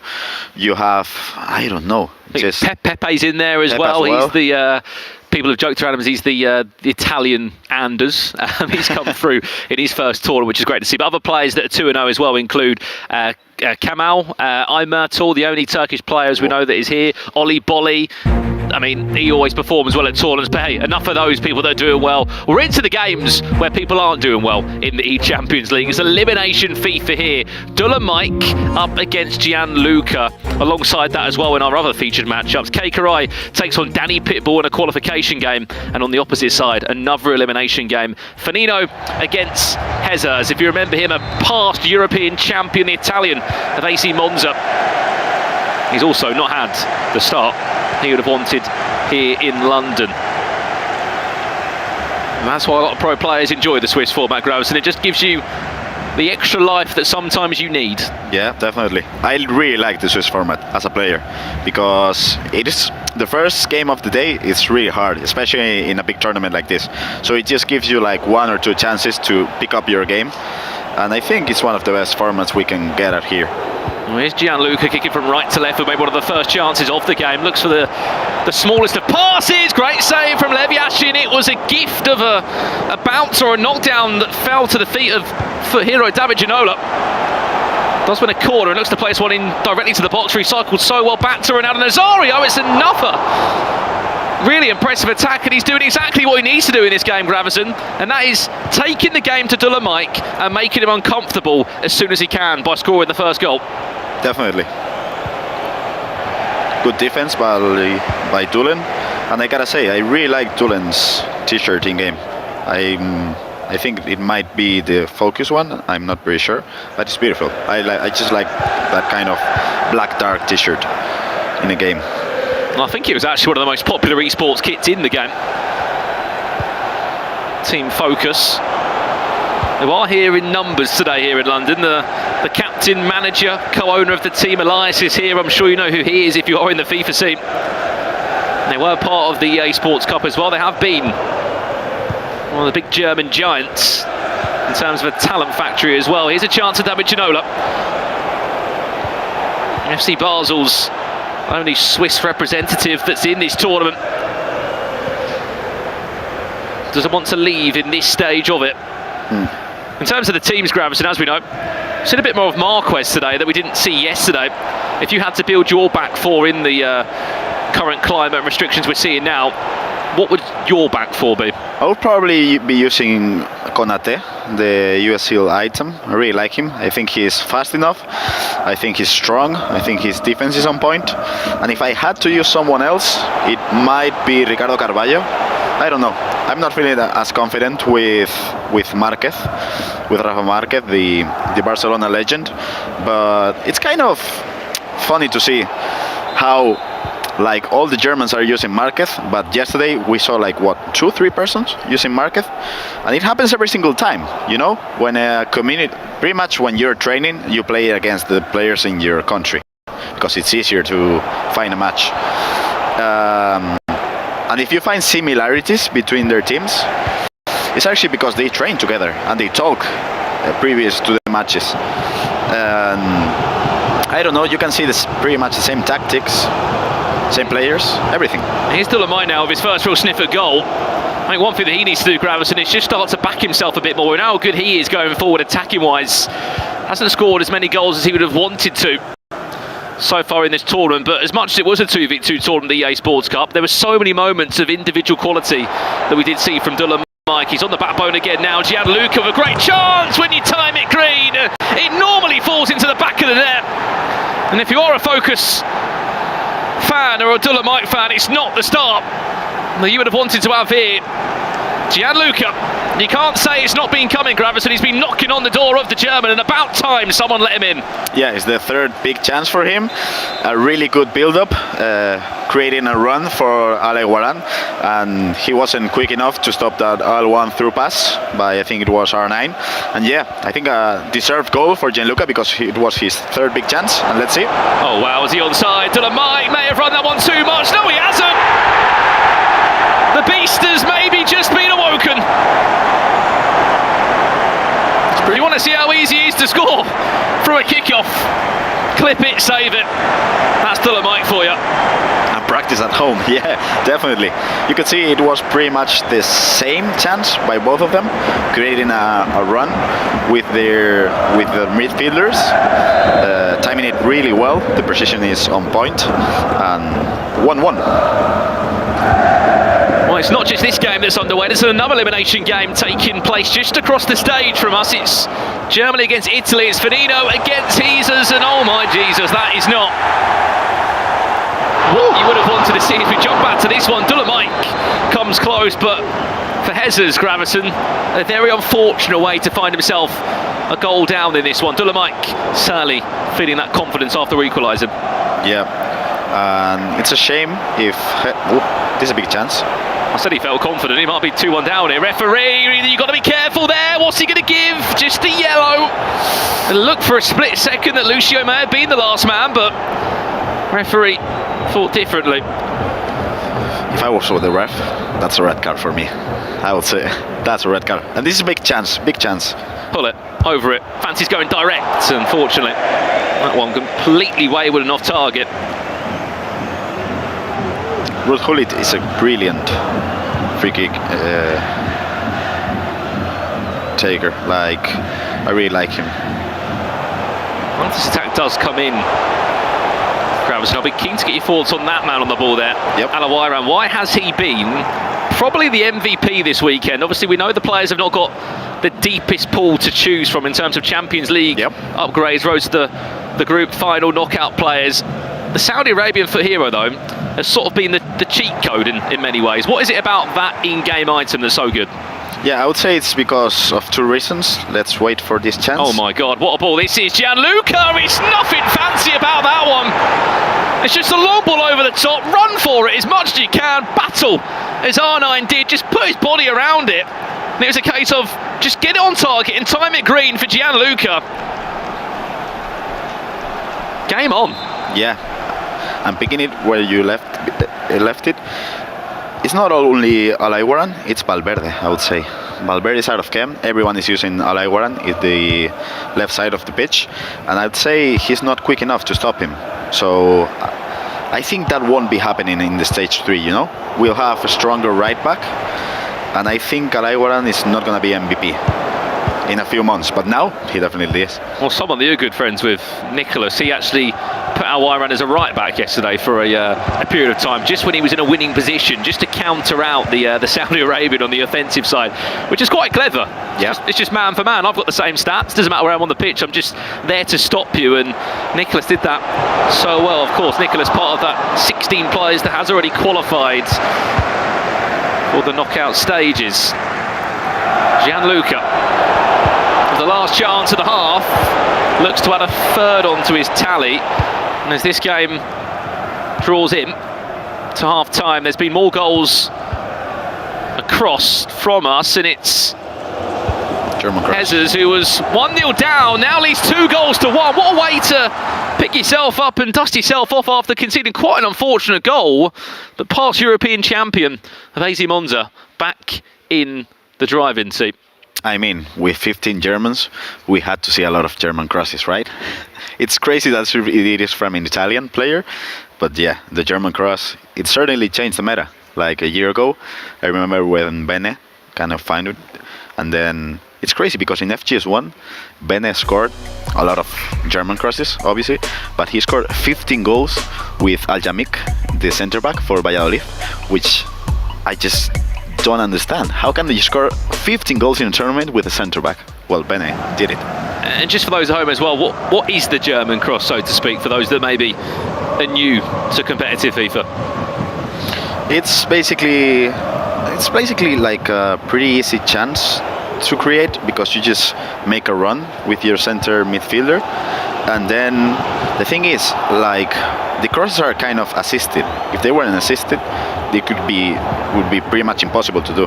But if you create a run with the midfielder and you cross it with your right back or your full left back, it's just a really easy way to create a good chance like this. Oh my days, what a ball that is for Gianluca. Even better save from Leviaschi. Not sure if there was any goalkeeper movement there. There may have been just a touch of it. That vision to find the run there. Oof, that could be a red as well. I mean, Tulen is a bit aggressive. He's been a bit over the top, I would say. Corner comes in for Gianluca. Plays it short. Ronaldinho looks to take around his man. That's brave. Is there a rebound available? Is there one more pass inside? There was, but matched up by fellow Brazilian Lucio. I mean, Tulen is definitely having some luck.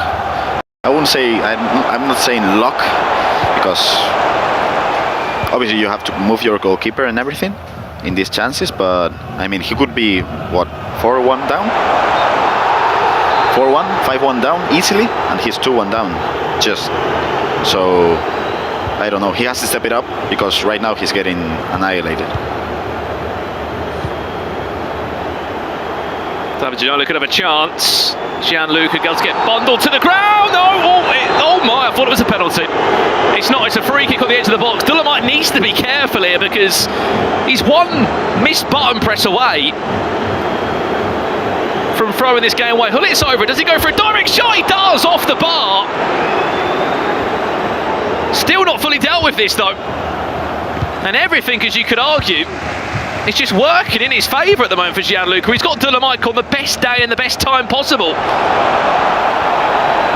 The step overs from Gianluca have been on point. Not only like the step over acceleration, but the fake step over has been on point as well. Well, let's head over to a game where there's qualification riding on it. We can still see both games on the screen for a split second. Danny Pitbull, speaking of Italian players that are just steamrolling through the tournament, David Ginola putting Danny Pitbull up by 1-0. That man, ever since he won the Serie A 2 years ago, has just been on fine form. Definitely. And talking about fake stopovers, there we have one from Danipi and the first goal. It's a good chance. It's a good way to make your opponents guess one way or another, creating 50-50 chances. I'm not as good as I should be using them. That's clever. That's really clever from Dolomite. A moment of magic when his back has been against the wall for the last 60 minutes or so.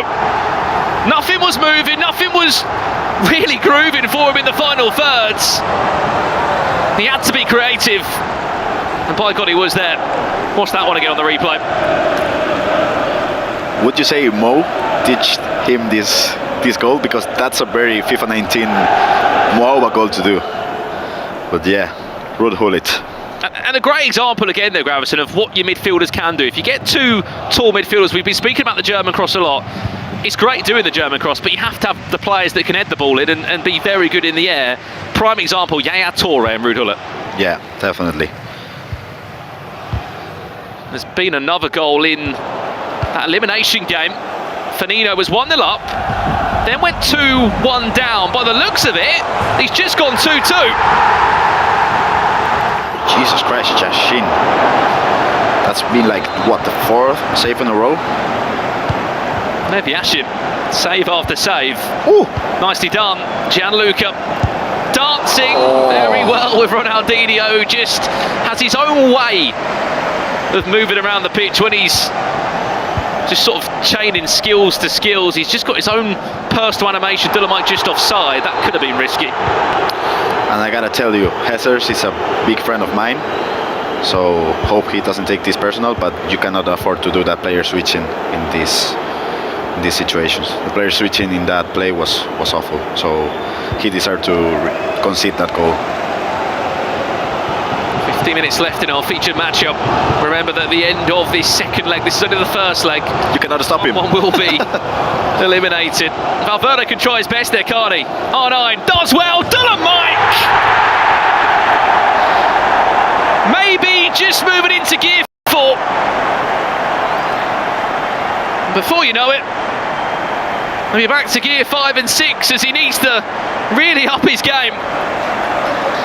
Gravison, talk me through the goal. I mean, how can you stop Alba with Valverde out of game? The cancellation over there, the shot cancellation, oh, beautiful. And that's the thing with Dulen. He might not be at his best right now, but he created 3 chances, 3 goals. So that's what matters in FIFA. It doesn't matter if you create 15 chances. If you don't score them, you're going to lose your game.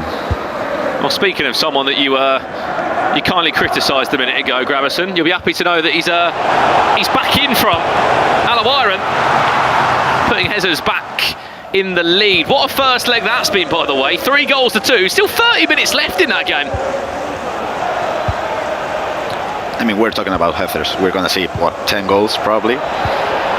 He's a crazy guy. Gianluca. Good defence. Down by a goal for the first time in this leg. He has been on top for most of it. Have you seen that much of Lev Yashin this tournament? Because I've pretty much seen... I think yesterday was the day of Edwin van der Sar. Today, I saw Schmeichel once, but it has been the day of Lev Yashin. Yeah, definitely. It's interesting how Europe West changes from Europe East in terms of these squad restrictions. Pumped into defeat Ronaldinho. It's all going through the Brazilian winger, isn't it? Yep. The question mark has been, though, Gravison, is can Dolomite stop him? Which luckily he has been able to, because I mean Capdeville is over on that side. Look at that. No one can stop anyone on that left-hand side. One more pass, got to be there. Goes down to ground. David Ginola just couldn't connect with it as Dolomite tried his best to add a 4th onto the tally and a 2-goal cushion. And I tell you what, he might be punished for it on the opposite side. R9 could be through. Golden chance. The goalkeeper was moved.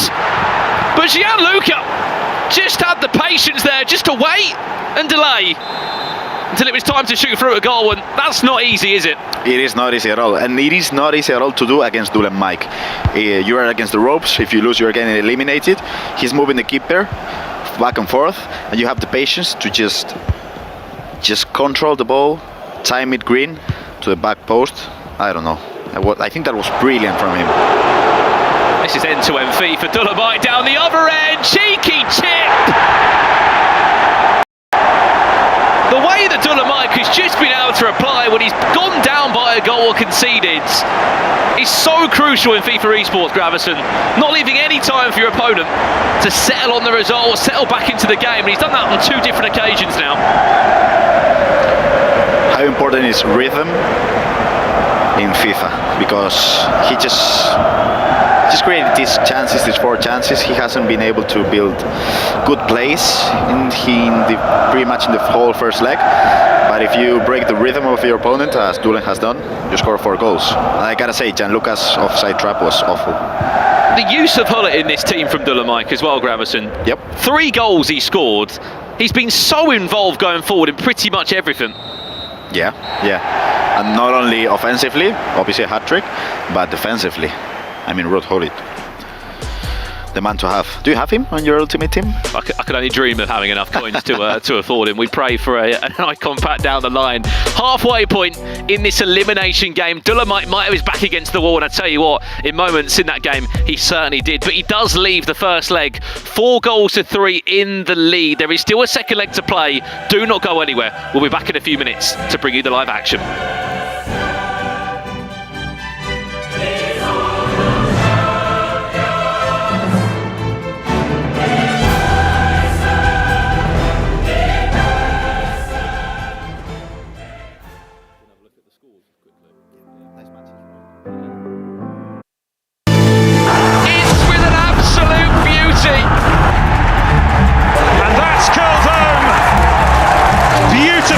The EFL Sky Bet Championship all season long on the home of champions.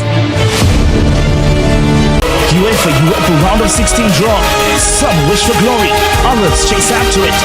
Find out who makes it to the next stage. The UEFA Europa League round of 16 draw. Friday, February 24 at 7 a.m. 8 a.m. ECT on SportsMax 2. Why do we love football?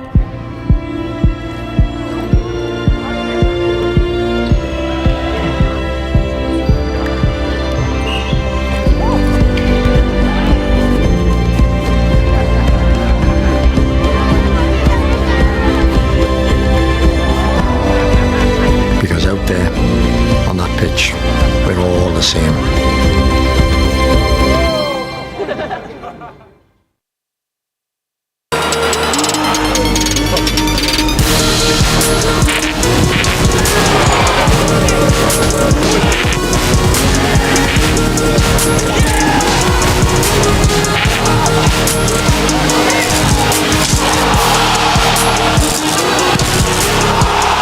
The best young talents European teams have to offer go head-to-head on the biggest stage. Watch the UEFA Youth League all season long on your home of champions. Ash Wednesday, Inter Milan graces the round of 16 first leg. At home to FC Porto. Watch the giants of Italian and Portuguese football square off as they battle for an advantage. One route to the quarterfinals. League with our presenting partner, PlayStation. Well, welcome back to the Champions League again. You join us in the 3rd round of the Swiss format here. It's the ultimate round here in London because we decide who will be going through to the knockout stages and who will be leaving the tournament. We did this yesterday as well. 16 players booking a spot in April's knockout stages. I mean, the games so far, Gravison, they've been very interesting. Dolomite certainly started off the slower of the 2 players, but Dolomite showing what he can do and pulling himself through in the end. Yeah, and I think Dolomite is not playing at his best right now, but he's scoring goals. Hat-trick from Hullet. He has created, let's say, 5-6 chances, scored 4 goals. So he's been effective, which is kind of good. But I personally expect a lot more from Dolomite because he has really good build-up. And I know he can step it up a bit in the second leg. Yeah, and you might be thinking about some other results and other players that are currently involved in the Champions League. For example, such as Anders Vergang. He's currently 1-1 in his game at the moment. He is on the verge of qualification. We were in the back room watching his last game. Anders Vergang as a pro in the scene, seeing someone like that come through who is just so fearless, like, what's it like having someone like that in the scene now? I mean, one, it's good for the scene, I would say, because he's an interesting character, and two, it's scary to play against him. I played against him last weekend. He obviously bet me 1-3, but you know, every time he has the ball, you're kind of scared because you don't know what he's gonna do, and whatever he does, he's gonna do it perfectly with the timing and the mechanics. And you also don't know what celebration he's going to pull out as well. He does celebrate his goals. Do I dare to ask? Did he griddy you or not? No, he didn't. Oh, he didn't. Okay. He didn't because I skipped replays. But he told me. He told me back at the hotel. He told me it was nice playing against you because you skipped replays. But if not, I was greeting you, and I was like, oh. It's interesting. Well, he certainly will be doing a bit more of that here in the Champions League if he can continue his form. Back to this game though. This is an elimination game. Yet, believe it or not, Dolomic in an elimination position. He is leading 4-3 in this second leg now. But his opponent, Gianluca, certainly didn't sit back on the game last leg, did he, Gravison? He was able to create a handful of good chances, but the little break may have just given Dolomic that bit of time to speak to his coach and to work out a plan of how he can get his first win on the board here in the Champions League. Yeah.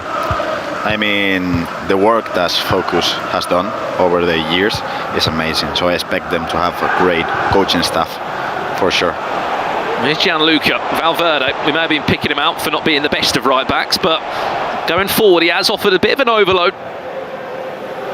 If you were in this tournament, Gravison, in terms of a right back, would you just follow the trend and put Valverde there? I mean, Dirk Kuyt's popped up once. The truth of the matter is, whoever plays there is not going to get chemistry, and you're not going to risk an icon there. You're not going to waste an icon as a right back. No, definitely not. Like, you cannot afford to not use R9 or Hullet. And who do you prefer, Cafu or Ronaldinho? I will be using Ronaldinho every single time of the year. So I don't know.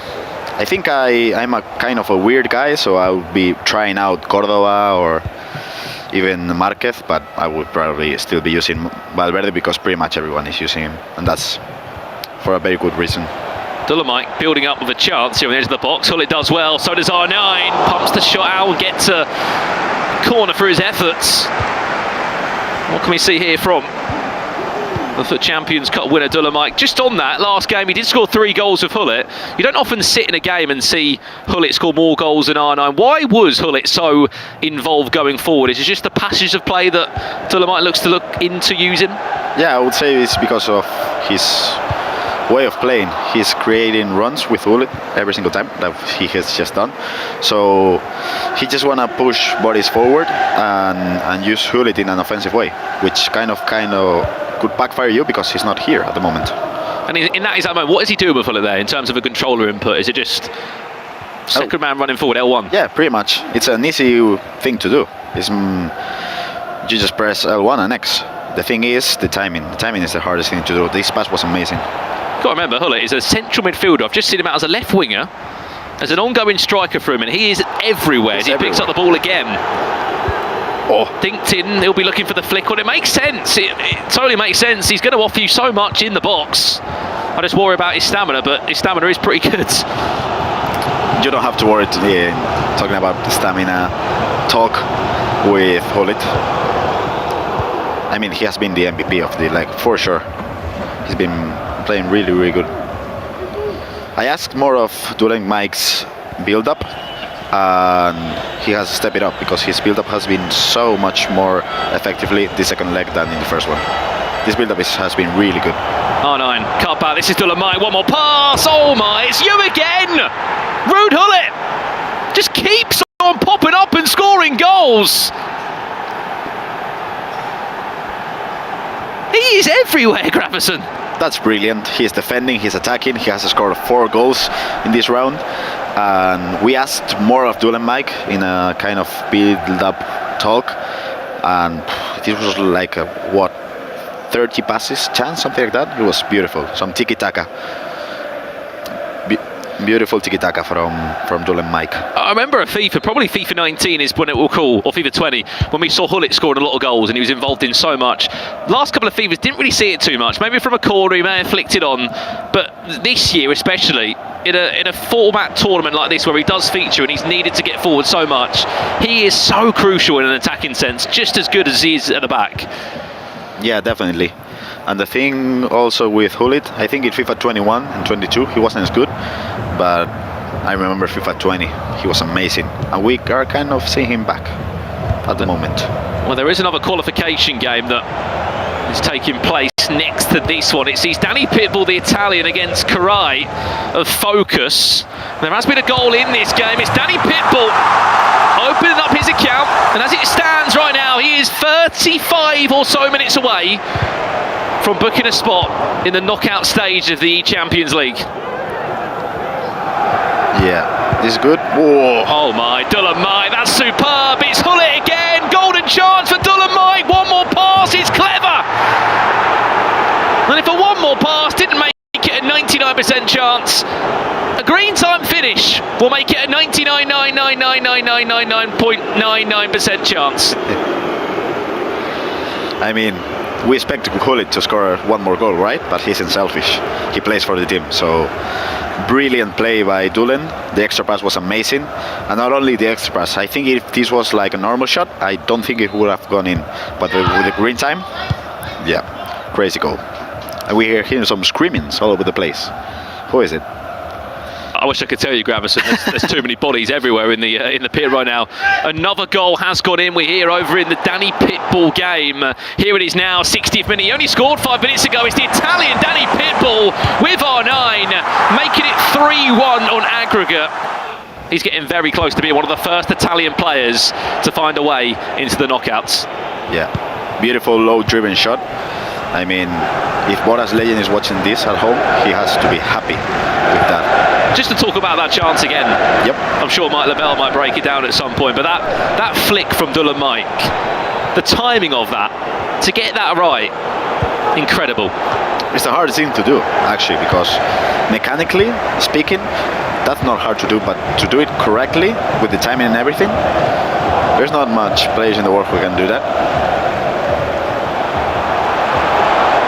Gianluca has really struggled in this second 45. It might be his first ever eChampions League, but he really needs to pick it up now, otherwise he will be heading out of the tournament half-time. And it's a 3-goal lead that Dolomite has. Do you think Dolomite's back feeling it now? He seems like he's just back in control.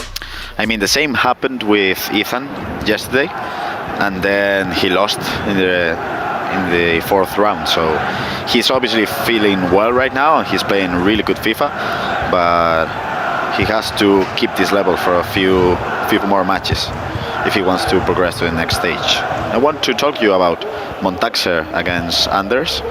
They're playing in the pits and it's 1-1 at the moment, second leg.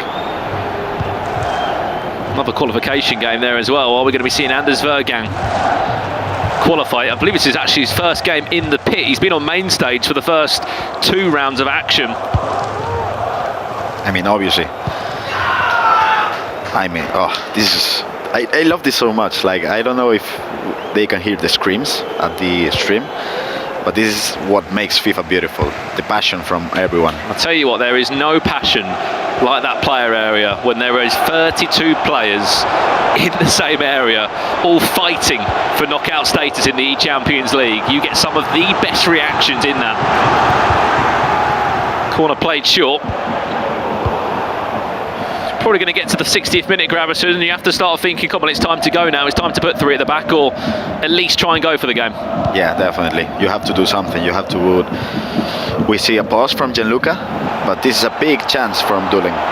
Alawaran to put the game to bed. Dolomite just doing what he does, making it look so easy, so simple. And this is it, I would say. Game over. I mean, 4 goals lead, this minute of the game, Duling just, I don't know, being precision with his timing. I would say this is it for Gianluca. Sad for him, obviously, but I don't know. And just that there, Gravison, as well. So many people in those moments at home would just, in the nice way possible, just waste that chance. It's a heavy touch, the goalkeeper picks it up. In that exact moment, the timing of that skill move again. Yeah, it's a really easy skill thing to do. Like, it's just press L1, right flick up, right flick down. But the timing of it is what makes it difficult, and it's what makes it a great goal. But yeah. Game over, you say? I think so, yeah. Because not only because of the result itself, but because of the way Gianluca is playing.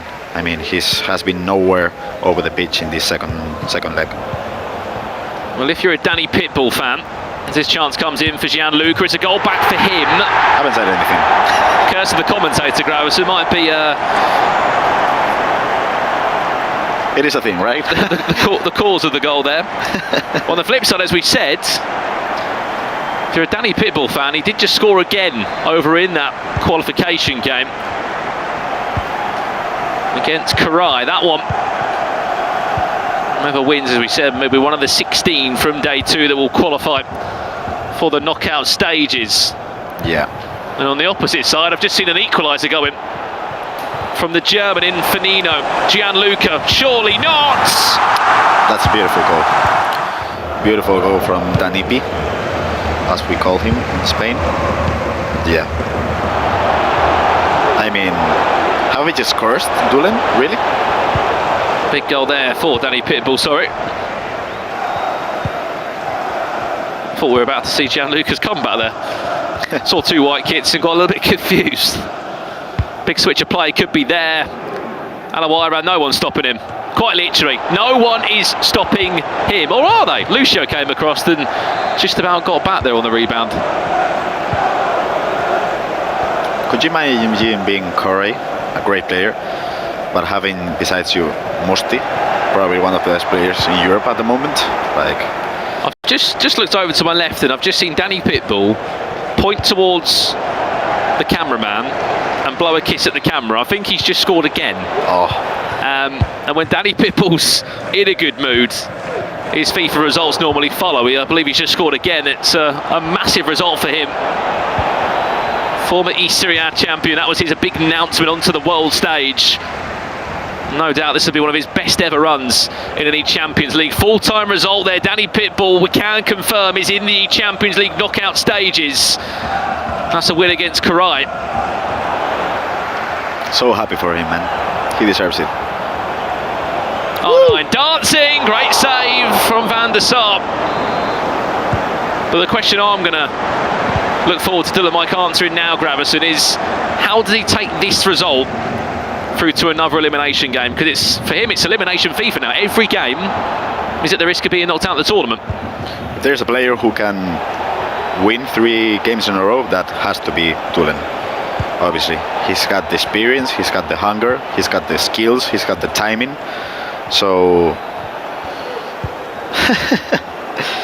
he has a son, I think, or a daughter, so that might be it. We just saw Danipi sending a kiss to his daughter or son, I don't know, but yeah. A kiss back to Italy as well, I can assure you. He'll be back here in April in the knockout stages.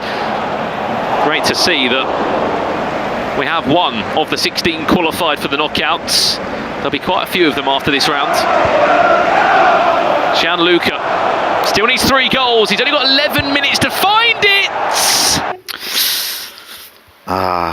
That's tough. That's a tough pill to swallow. Green time. Good angle. Ginola. 5 stars. Weak foot. That's a shame. But yeah. He's been playing well. But let's see what happens in other matches. We see Heathers playing against Fonino. I think it's a draw, 4-4 at the moment.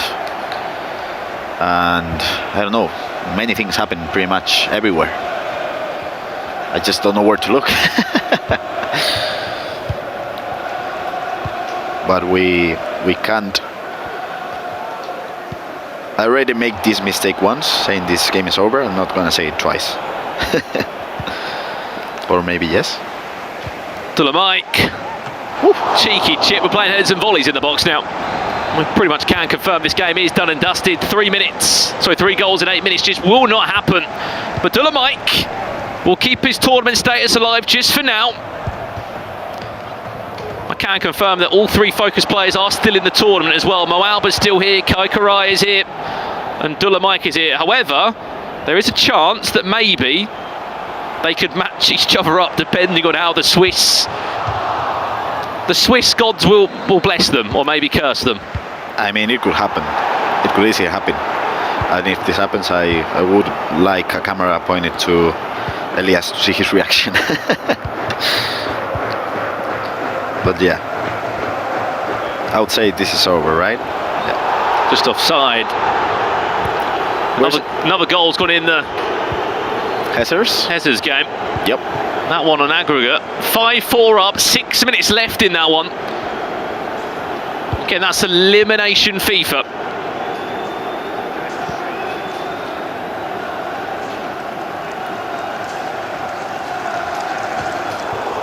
Added time to follow. Dolomic will remain in the Champions League. Johan Luca, unfortunately, will be leaving the tournament. Last chance, he would make it perfect if Hullet was to score again. He's been so good in this game. Ronaldinho is enjoying himself. Referee conclude this one. Dolomic goes into round 4. It's not done yet, but he has finally tasted a win here in the Champions League, and it was about time. Yeah. Now he has to pick it up. He's 1-2, and he cannot afford to lose another game. Well, we're going straight into the pit now, Gravison, because there are plenty more games underway and there are plenty of German players in this tournament. It is Daniel of Hamburg, who is playing against Pipe Crew of Wolfsburg, I believe. So it's Wolfsburg against Hamburg. Little step over there from R9, was very confident. And let's have a look at what that goal does. 7-5 between the two, 12 goals in it. And we talked yesterday about big names being in the pit. I mean, I envy Predator. Do you imagine having Marlut behind you? That would be good coaching, indeed. Well, there is a scenario here. They're both 1-1, so they both won a game and lost a game. So this isn't an elimination game, this isn't a qualification game, but regardless of it, it will push you forward. And to be honest, the chance of them actually playing opposite each other is quite fortunate in the in the pit. And we had a sneak peek of Oliboli's screen, who's qualified 3-0.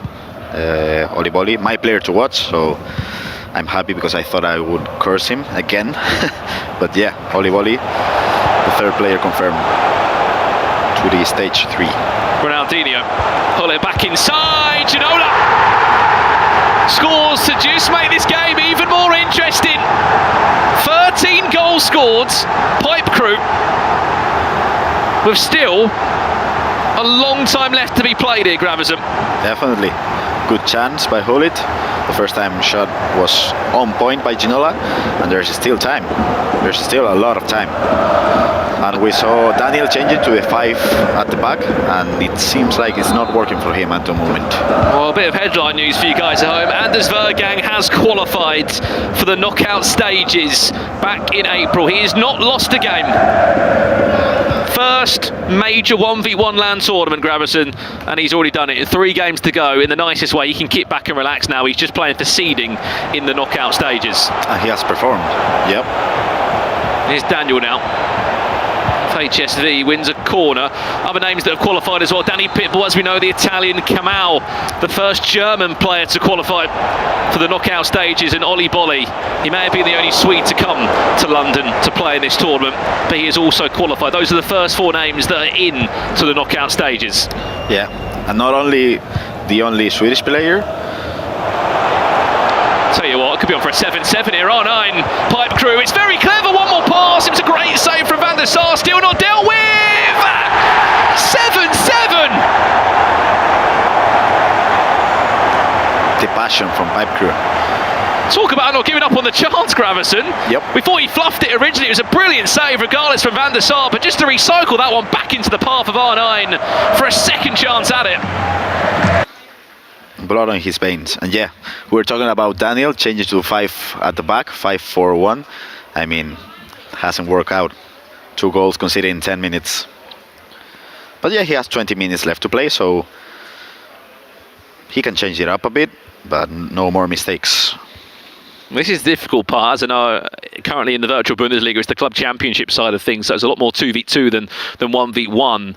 But the amount of matchups, Bundesliga teams, as we know, that are heavily invested in FIFA esports, a lot of these guys have already played before, Gravison. They know each other. I mean, from your past experience, when you're playing against fellow Spaniards, is there an extra couple of question marks in your mind of, like, I've got to play so different here because this guy knows who I am and exactly how I play? Definitely. It changes the game up a bit because he knows what you're going to do in a 1v1 situation. He knows how your build-up is. Your opponent knows pretty much everything, and you know everything about your opponent too. So it changes up the things a bit. And yeah, they have played for sure, like I'll say 2 or 3 times back in not only this year, but last year and the year before. So yeah, for sure. Great ball. Chance for Daniel, great save and the stop. And to be honest, I do feel for Daniel a little bit. He had to play his teammate from Hamburg in Foligno in the second round. He was able to beat him, luckily, but regardless of it, you never want to face a teammate, but unfortunately that's the truth of it. There was a chance today where we may have even seen Anders Vergain play Umit, but because of how the Swiss results have gone, I don't think that will be happening today. Capdevila. Trivela? No. Fancied an outside the boot finish there from the edge of the box. 50 minutes left to play here. After 14 goals, believe it or not, there is still nothing to separate them. Yep. This is nice from Pipe Crew. Oh, that's not nice. I don't think it's going to be nice at all if that one falls through to Ronaldinho. Another chance to maybe break forward. Keep an eye on the run of David Ginola, who's sort of been the tally man in this team, who's been on the front foot every time.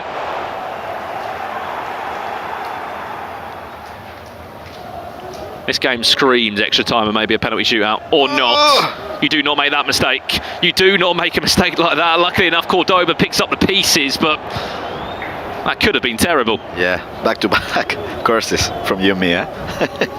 Every time we say someone's doing something great, it flicks the other way. We're not saying any other word. Pipe Crew got Marquisio on. I think he's going to be a big part of this 10 minutes left because I really like Marquisio this year. It's an amazing item. Valverde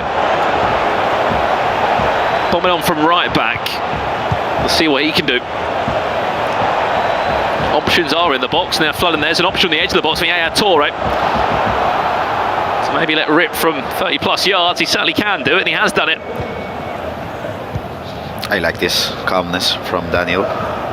Maybe the last chance of the game.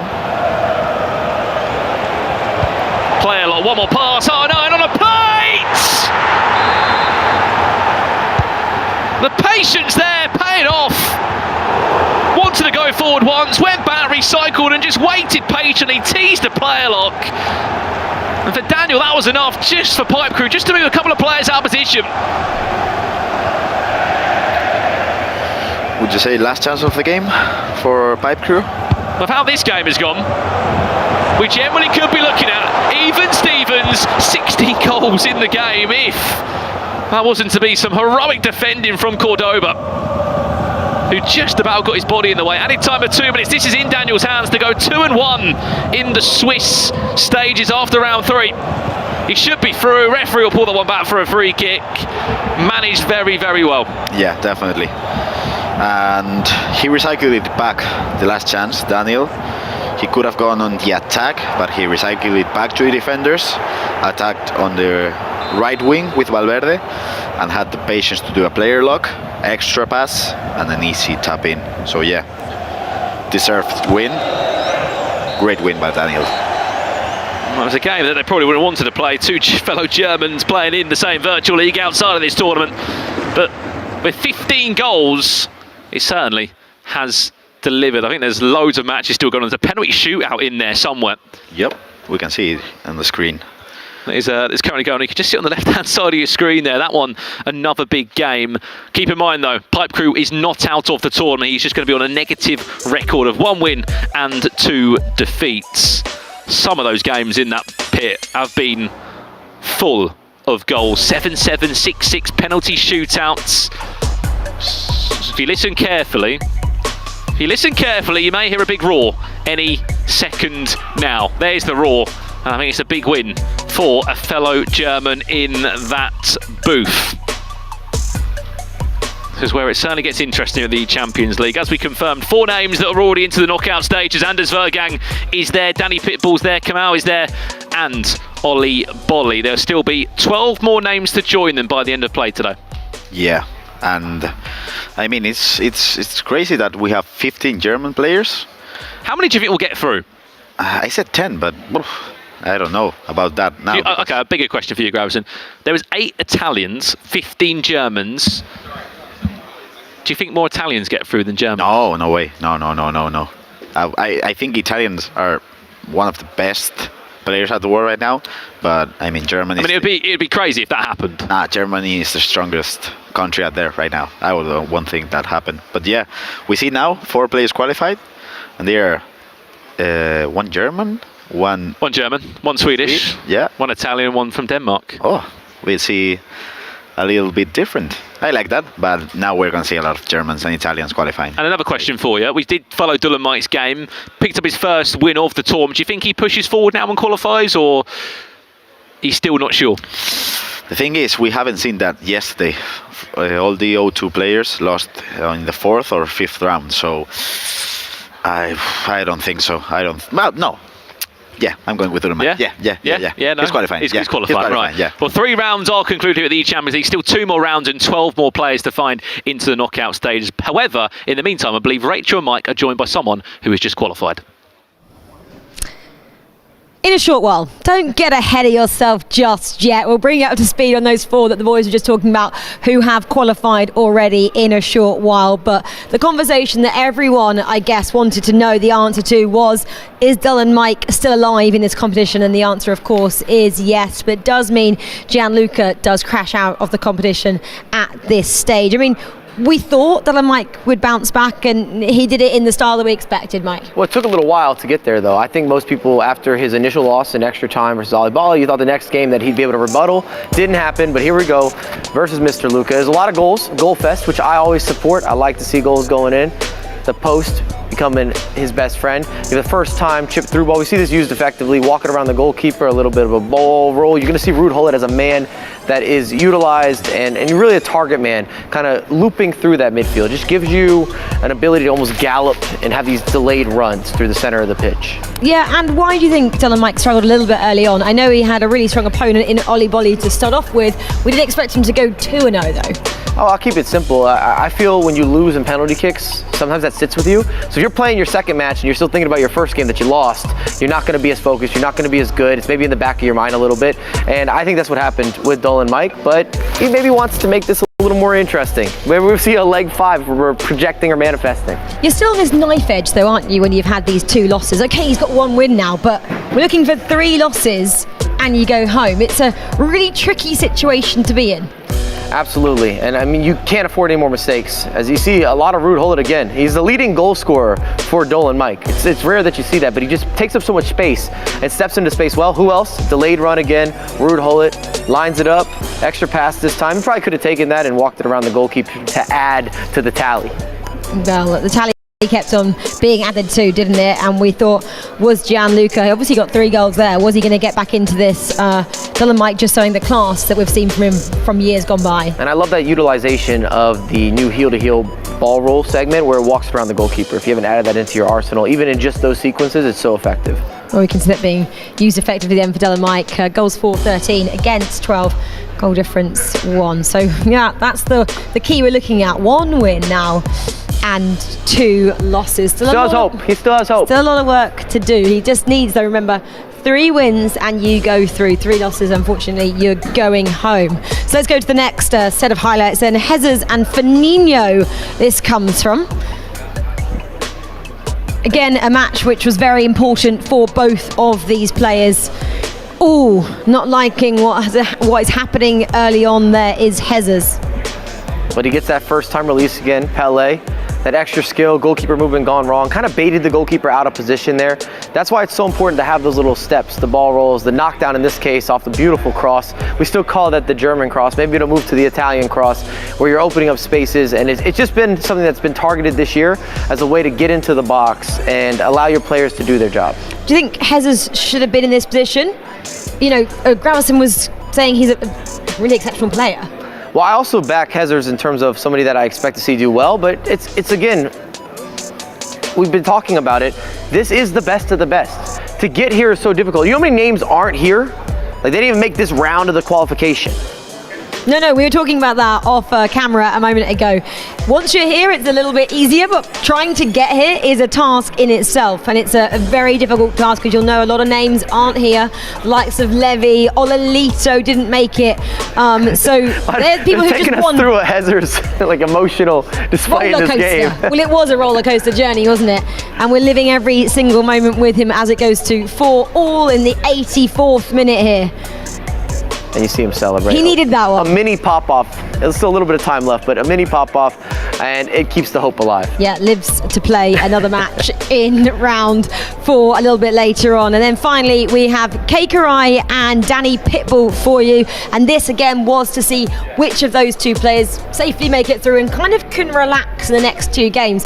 We saw that yesterday. As soon as kind of that 5th gear has been taken away from you, you go back down to 1, and they don't really mind, even though it still comes down to seeding, if they carry on winning. To a certain degree, once you get out of this group, does seeding matter that much? That would be the question. Does it? That's what I'm trying to say is you could be the first seed and technically go up against the likes of Tex, who barely got through yesterday. So was that really a reward? Was that really a good situation for you? And these are 2 players that have been in form and also guys that you expect to see do well.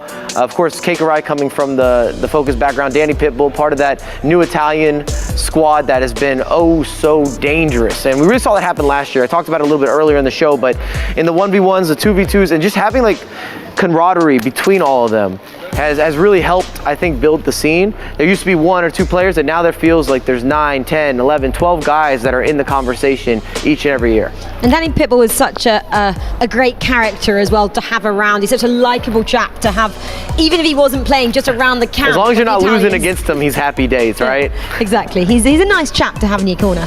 Okay, well, let's have a quick look at the results then from this third set of fixtures. We mentioned a couple of them there. So Danny Pitbull 5-2 over Keikarai means he goes through. Anders Vergang 4-1 over Montaxa goes through as well. Myrtle and Kamal 8-1 to Kamal, and then Oli Bolly 5-2 over Pepe. Oli Bolly makes it through as well. So those 4 already going through, and the guys out of here, Gianluca Furman there, he goes home as well, and a couple more guys still have a lot of work to do. Standings, here we go. You can see the eliminated Furman, Fanino, Gianluca, and Isopower unfortunately couldn't make it here, had a problem with his visa. And the guy is playing round 4 with a lot to play for. Let's have a look at the ones who are teetering on that knife edge I was talking about, Mike. No, absolutely. A lot of big names, and this can go either way. I'm still looking and focused very much on Dolomite because I think we've started the show where he's been a focal point, and most people expect him to get through, and he's won away. The same with Feldman. For me, Feldman's a guy that I always expect to get out of these types of Swiss or group stages. And Mo Alba is there as well. We were talking about him. We never know which Mo Alba is going to turn up on the day, and he doesn't even know which Mo Alba is going to turn up. A lot of smiles, though. Good energy and good vibes. Yeah, he's always smiling. He's always got great energy, of course. Right, then I think it's time for our MasterCard moment of the match.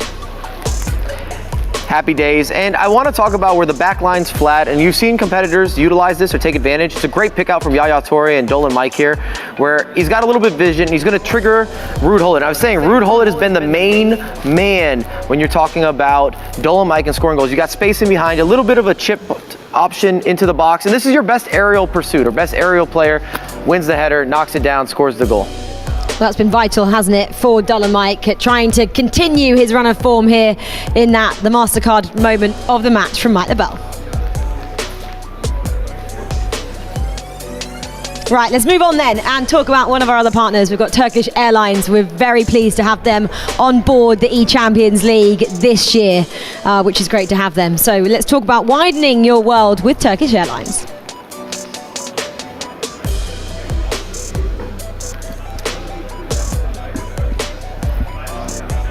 There we go. Here we go. Well, Widen Your World presented by Turkish Airlines.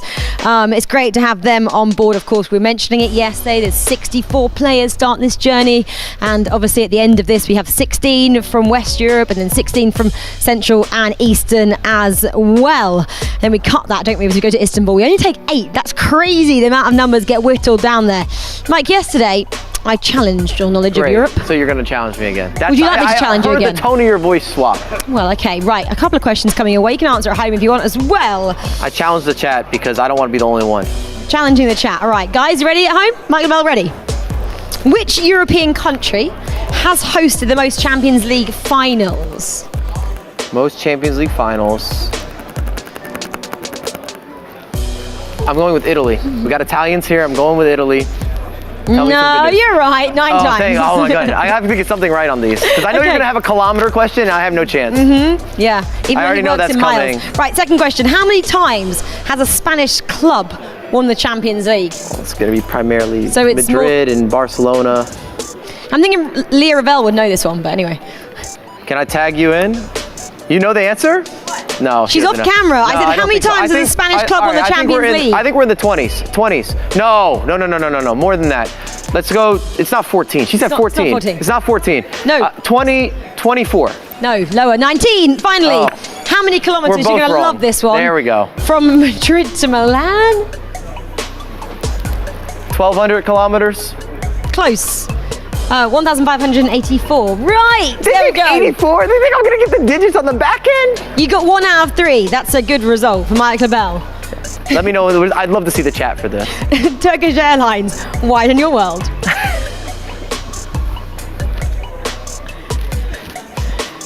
Welcome then, let's welcome one of our players who has now qualified to the final 16. We've got Ollie Bolly, congratulations, a great job, 3-0. You still have 2 more matches to play, but the first one, we have to talk about the first one. You were super unlucky to have Dylan Mike in your opening match, went to extra time, went to penalties. I mean, that was a tough affair. How did Dylan Mike fare? It seems like you guys were evenly matched there. Yeah, but I think winning on penalties is giving a lot of confidence, of course. I mean, I think Dylan was the hardest game I played so far. So I really hope that he makes it 3-2 as well. Can I quickly ask another question, Mike? Because Mike was commentating on your penalties. He said Ollie Bolly is stronger mentally. Do you think you're a strong mental character? Yeah, I think I actually like penalties. I feel really confident going into penalties. So it's nice. You don't hear that every day, Mike Lebel. This guy, he likes penalties. Okay, cool. It kind of leads into what I wanted to ask you about as well, because we were just talking before we went on air about online versus offline, LAN versus playing online, of course. What's been the biggest difference from a mentality standpoint? Because that's really where you shine. You always have good LAN results. Yeah, but I think that there's more pressure, more people around, so you need to have better focus playing at LAN events, and I feel like I feel very confident playing on LANs. Is there anything you can do to prepare for that, for an offline event? I think, yeah, that's hard to say, but I think playing a lot of LAN tournaments is giving you experience, and I think that's the most important thing. We were just talking about it as well, the fact that so many big names didn't qualify, and we always talk about you in the same sentence as Optole and Olalito. The fact that those guys aren't here just shows how difficult it was to qualify. Did you feel it was a tough ask this year just to get here? Yeah, I feel like online, to qualify for the events is even harder to play in the events, I would say. So yeah, qualifying online is really, really hard this year. In terms of, I'm not going to say new players, but players that we haven't seen a great deal of them, I feel like yesterday especially, a couple of players we've kind of unearthed this weekend. Who would you say has possibly not surprised you as much, but kind of come out firing and you didn't really expect it? Oof, that's hard to answer, but I think Neat, he's one of the best online players. He's been bubbling though, right? Yeah, and now he's showing it at LAN events as well. So. Yeah, it was great to see. Well, congratulations. You are going to the next round, which was a hard ask, of course, but congratulations. We'll see you in April. Congratulations there. Ollie Bolly, one of the 4 people that have already gone through. Fixtures though, round 4. Ollie Bolly will still have to play, but pressure is definitely off now. Mike Lebel, who's still under pressure?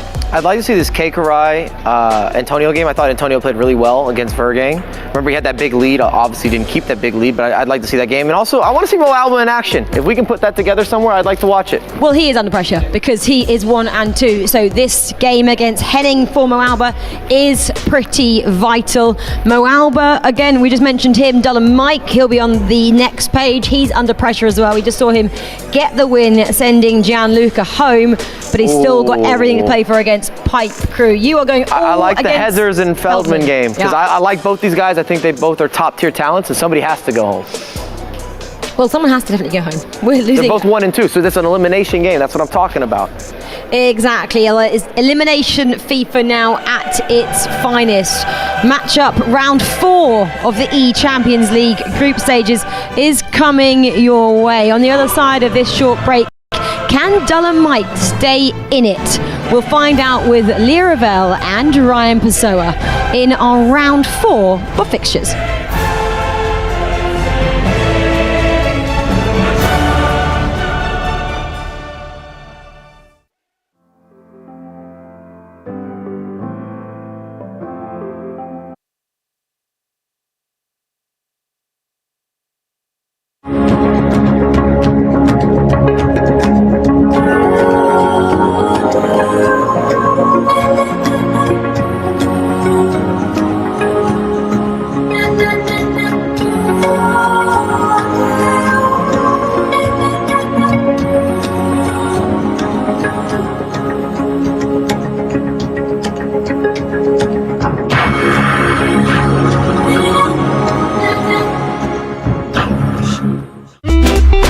You're never far from home when you're watching Scene TV. We bring the Caribbean to you.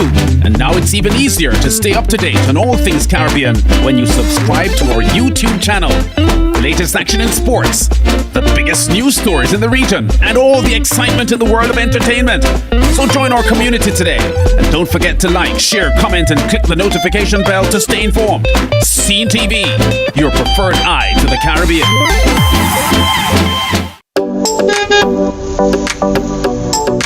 Fear you're missing out?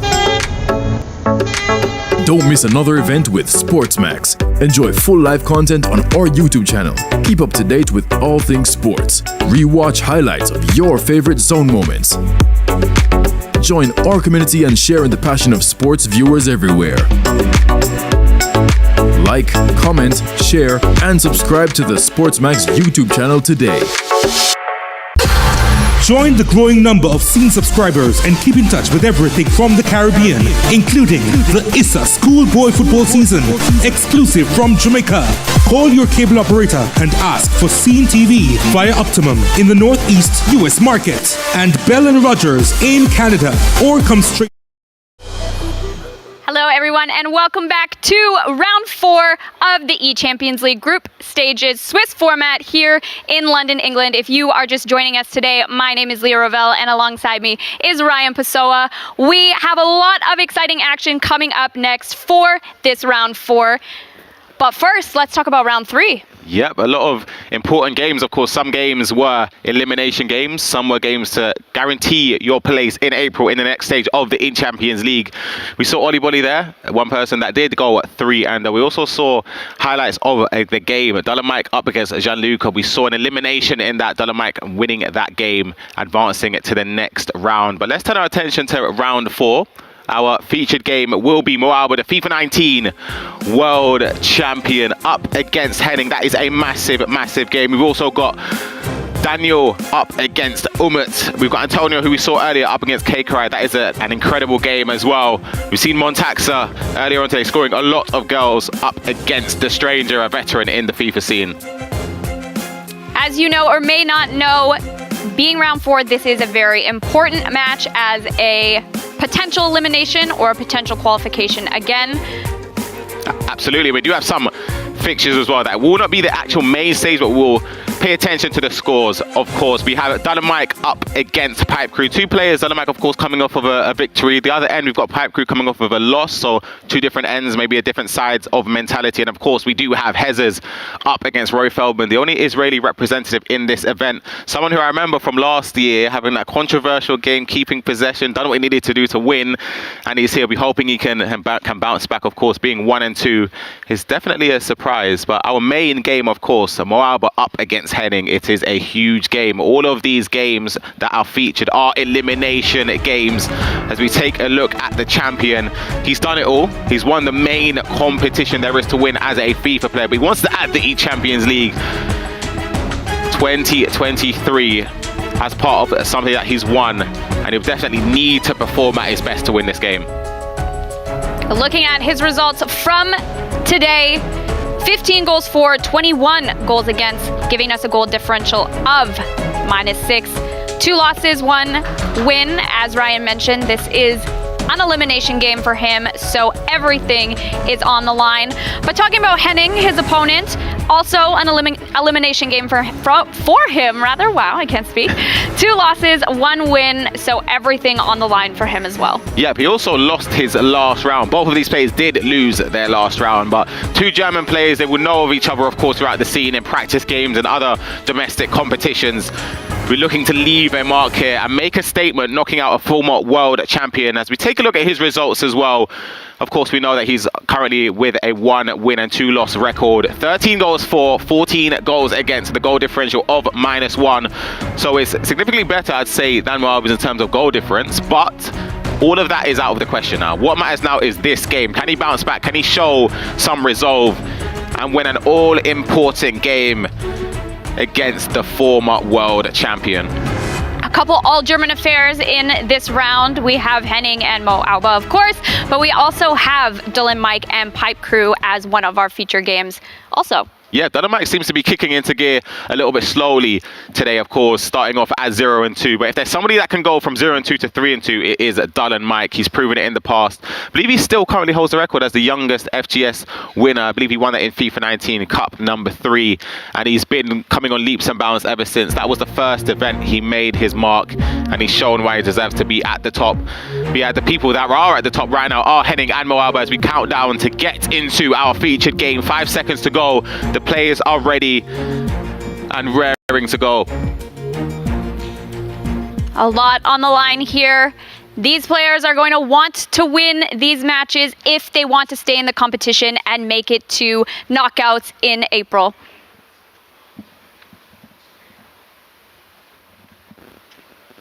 What's interesting about having so many German players in our featured matches and in this competition today on day 2 is that all of these players have likely some experience coming up against one another. Absolutely. I think the German community are very close-knit. They've got a fantastic domestic system in their evenness. They've practiced against each other. They played against each other in important tournaments, in practice tournaments as well. So they have a lot of experience in terms of game style, and they're always very difficult to play.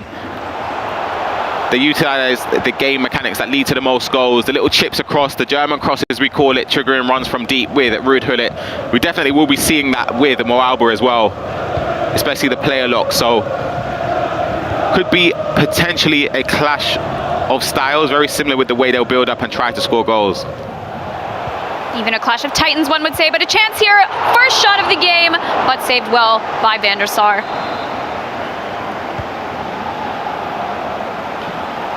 It's a clash of titans and a chance here. Ruud Gullit gets the first goal. Henning takes the lead, 1-0. That's a huge goal there from Henning. A bright start as well, creating that first chance that was saved. But the second chance, he made the most of it. Straight from the corner, played short. A speed boost towards the byline, played across, a simple pass, and even more simple finish there. Facing backwards from goal too. Difficult one. Do of course have some other games as well with equal importance. Of course, these games that we're focusing on are elimination games. We do have games that are important where players are 2-1, where they can win this round to progress into the next stage. We have Eldos, who is currently 1-2. We've got Levi Finn, who's 2-1. We've got Imertal, who's 2-1 as well. Potential chance here. Oh, that's unlucky. That is unlucky from Mo Alba. Look at the facial expression as well. He expected that to find the back of the... That sort of surprised me as well. He stemmed his attack very quickly from defense to attack, or should I say from kickoff to attack. And another day, you'd expect that to find the back of the net. Definitely. Well, another chance here from Henning. Can he find the space with Alwaran Ronaldo turning and taking a quick shot? But it looks like that was red timed and saved by Van der Sar.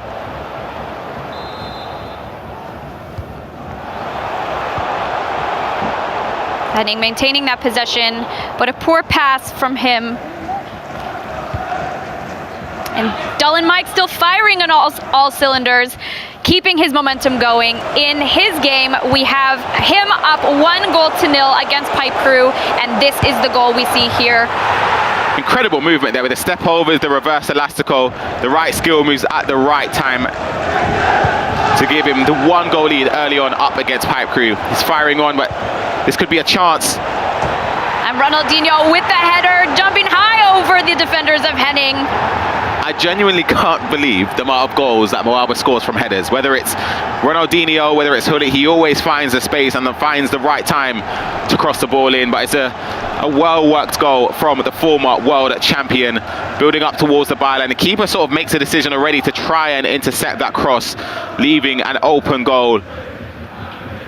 And it's an easy finish there from Mo Alba. But again, we saw a goal in the other featured match. Dolomite up against Pipe Crew was 1-0. In fact, Dolomite has scored another goal within the first 20 minutes. Building up here with Ronaldinho. The ball roll from Dolomite played across for an open goal almost with R9 Ronaldo. So Dolomite is up by 2-0, as you said, following on with that momentum that he got from the last round. Dolomite is someone you don't want to play when he kicks into gear. Of course, we've seen him win tournaments online. We've seen him win tournaments in person as well. So he's a scary, scary player to play when he's in full flow. As you said, ice in his veins. If there's anyone that could come back from 2-0 down, it's Dolomite.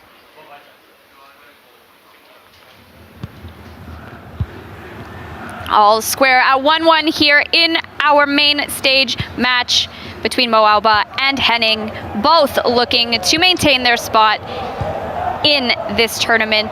$280,000 prize pool as well as qualification to the knockouts in April. A potential chance here from Henning, but can Ginola find the space? Defended well by Mo Alba. It's great play looking as well there from Mo Alba, just to create the space to allow him to drive down the pitch as Mo Alba looks to find a space to pass to in the area.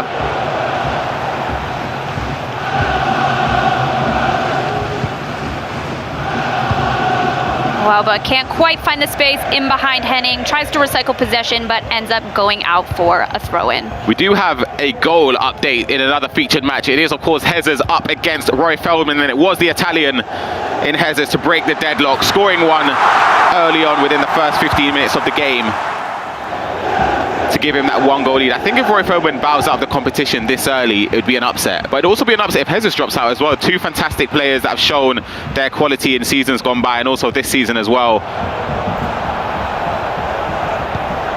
A lot of the matches today are even frankly in this competition, as Rachel and Mike had mentioned before, some names we don't even see on the roster for this competition. It's the best of the best, the elite of the elite that are competing here today.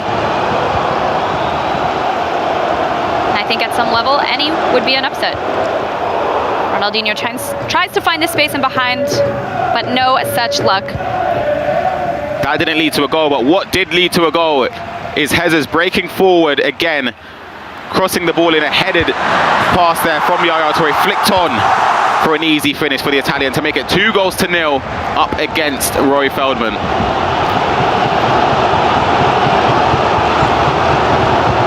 As those continuous attacks, tries to cross the ball to the head of Ronaldinho, but hits it a little bit hard.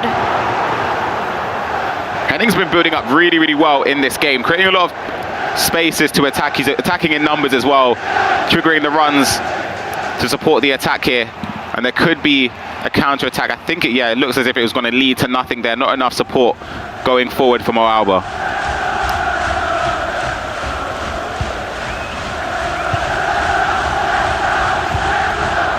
Alba with a chance there with his signature over the top pass, but no luck again. Henning takes advantage of the loss of possession and tries to do something on the counter here. And there's a chance from Ginola. Does he pass it? He does, but Van der Sar saves it again. Some good goalkeeper movement there. Great build-up play again there from Henning. Still a chance, playing it from the edge. Can he score again from a corner? But it's a great bit of defending there from Mo Alba. Of course, giving some updates from across the event. We saw Antonio earlier against Anders losing, but what he's doing right now is winning. He's up 4-1 against Keikarai. That is a huge, huge game. Another chance here from Mo Alba, trying to do his signature cross to the far post, but is read very well by Henning. We saw Dolomite leading in the game against Pipe Crew. It is now 2-2, so a quick response there from Pipe Crew whipped in there, and it's Yaya Toure jumping, leaping in the area for Pipe Crew there to bring him back at 2 goals apiece between the 2 Germans in that elimination game.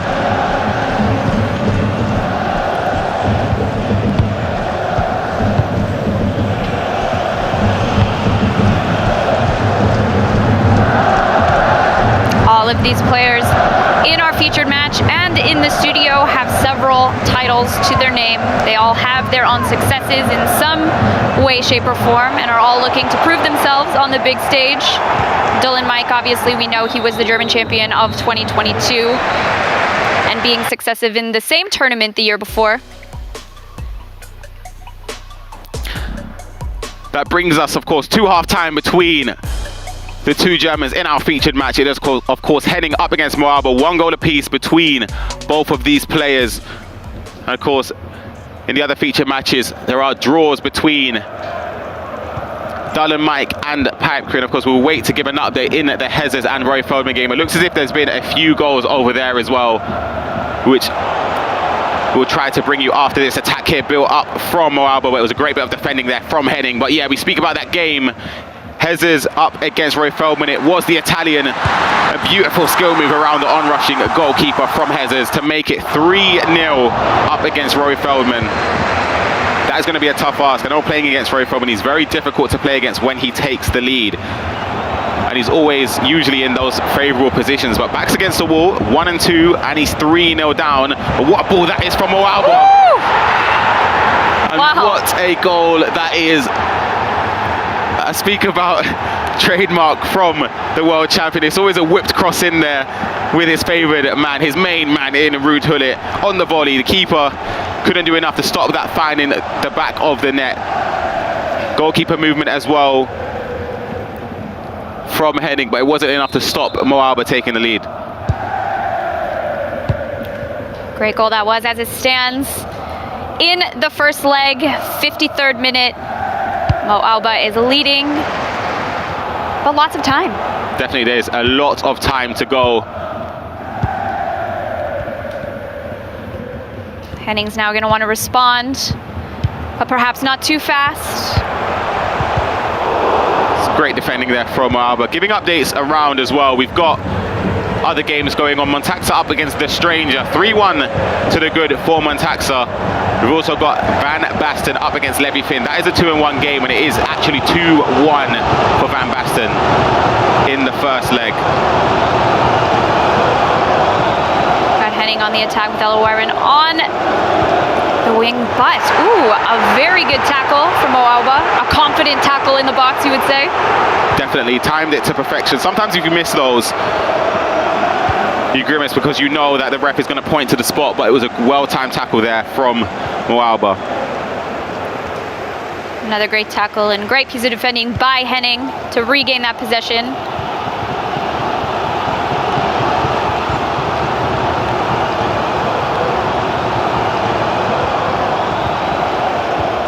Henning's got numbers up as always, but can he find the space to get the ball into the box to get his shot away? It looks like perhaps he can, but Mo Alba says not today. It's great play there as well with the quick passing, just forcing Mo Alba to step forward, sort of playing it around him, but there's too many bodies behind possession for Henning to break down. There's some space here. Can Danola get the shot away? He does! 2-2. It felt like it was coming as well. It felt like it was coming. It was a great sequence of attacks there from Henning. Sustained the pressure, which led to the goal there. There was a few options he could have taken, but it all stemmed from that through ball. The ball rolling, the pass across there for the first time shot for Henning to make it 2 goals now. And levels the tie, 2 goals apiece between the two Germans. There's also been another goal as well in one of the other feature matches. Pipe Crew up against Dylan Mike. I'll give you an update in that as soon as I have it, but I saw it was 4-2 up, and we're going to be able to take a look at the highlight as well. This was a goal to make it 3-2 for Pipe Crew as well. Played across and a great Trivella across goal, and he's actually just scored another one. to put a dagger in the heart of Dylan Mike. But of course, we've seen him bounce back from crazier scorelines than this before. Definitely, that's a match that Dylan Mike is going to want to find the momentum that he had going into this match to maintain some sort of control over this game. As we mentioned before, these are all elimination matches in our feature matches. So winners qualify, or winners rather move on to qualify potentially in the next 2 matches, but losers will be eliminated. Here's the goal I spoke about as well. Pipe Crew up against Dylan Mike. This is the goal to make it number 4 for Pipe Crew. It's a great ball row, and the speed of Alba, and you know once he gets past the defender and he's in on goal, there's only one thing that's on their mind, and it's to find the back of the net. So Pipe Crew leading 4-2 there up against Dylan Mike. Definitely Dylan Mike is going to want to find that confidence in him. It must be a tough blow going down by a few goals in a matter of not very many minutes. But that's what these pros are trained to do. That's why they have coaches behind them. They'll have to adapt slightly now being down by several and take his chances to come back.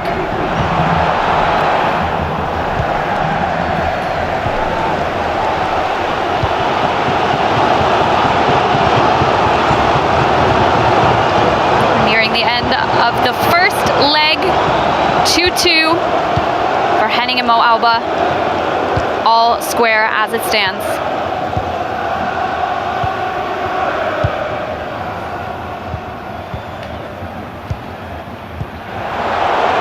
Chance here, Alwyron has some space, ball roll around the goalkeeper.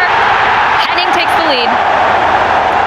That is a huge goal, as we see the chance there, the through ball, and as you say, the ball roll onto the on-rushing keeper, straight around him for an open net and an easy finish. It's a good bounce back from Henning there, being down 2-1. So now we're be leading 3-2 towards the end of the first leg. So pause is cued. I'm sure there'll be some personnel change. I can give an update in the Hezes game against Rory Feldman. The Italian was leading the last time we managed to get an update in that game, and he's actually made it 4 goals to the good with 15 minutes left to play. So it's going to be a tough ask for Rory Feldman to bounce back. But as we mentioned, you know, crazier things have happened. There's 2 legs. You never know. You can see the slight frustration in the face of Mo Alba. He knows what he needs to do in the last 12 or so minutes of the first leg.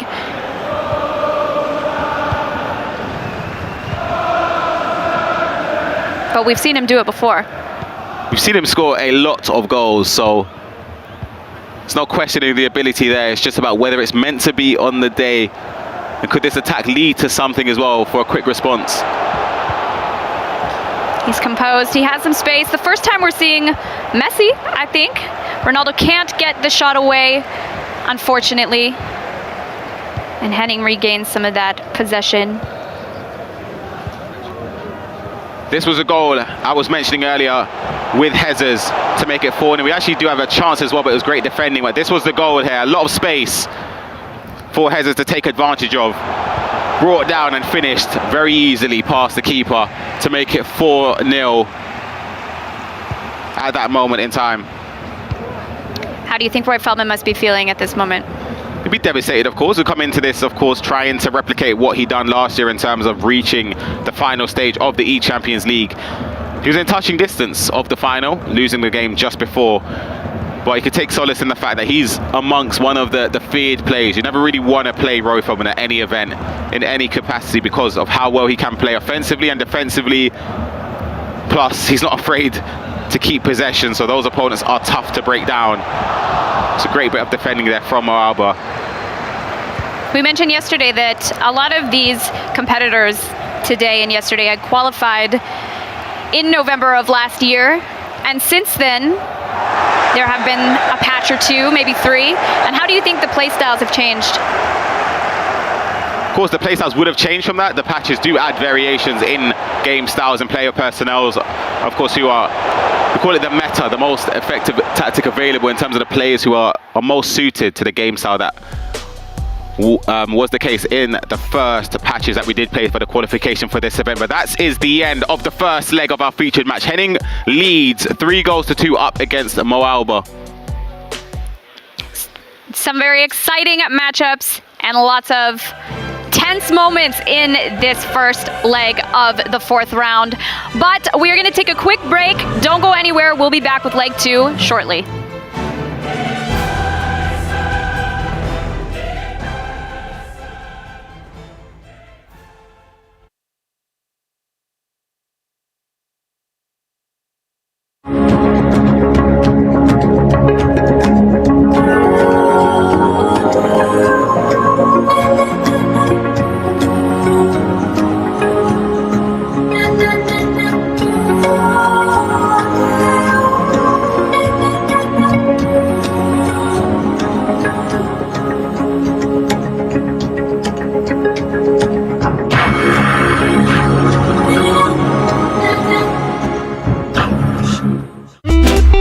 You're never far from home when you're watching Scene TV. We bring the Caribbean to you.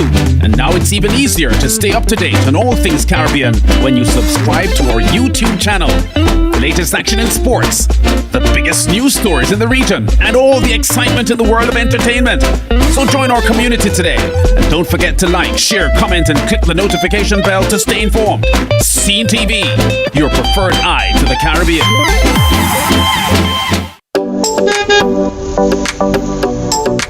Fear you're missing out? Don't miss another event with SportsMax. Enjoy full live content on our YouTube channel. Keep up to date with all things sports. Rewatch highlights of your favorite zone moments. Join our community and share in the passion of sports viewers everywhere. Like, comment, share, and subscribe to the SportsMax YouTube channel today. Join the growing number of Scene subscribers and keep in touch with everything from the Caribbean, including the ISA schoolboy football season, exclusive from Jamaica. Call your cable operator and ask for Scene TV via Optimum in the Northeast US market and Bell & Rogers in Canada, or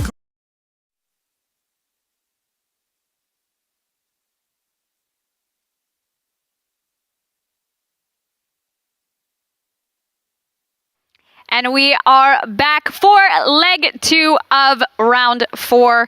Some good matchups in this first leg, some potential upsets with Roy Feldman.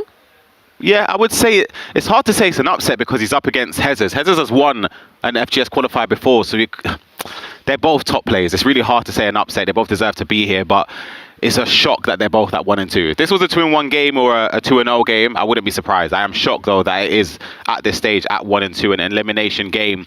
I think we saw as well Roy Feldman get one back, so 4-1 down. He could spark a comeback, but our featured game, of course, we saw it end 3-2 in favour of Henning up against Mo Alba. He needs a lot to do. I felt as if Henning attacked really well in that leg, I'll be honest. I felt as if every time he got the ball in the final third, he could create a chance. He was bright going forward. He took his chances when they came. We're going to go straight into the second leg. With that classic Champions League anthem we love to hear in esports and in club football, we are back with leg 2, rather. Henning leading Mo Alba 3-2 on aggregate. Mo Alba looking to do what he can to make it happen.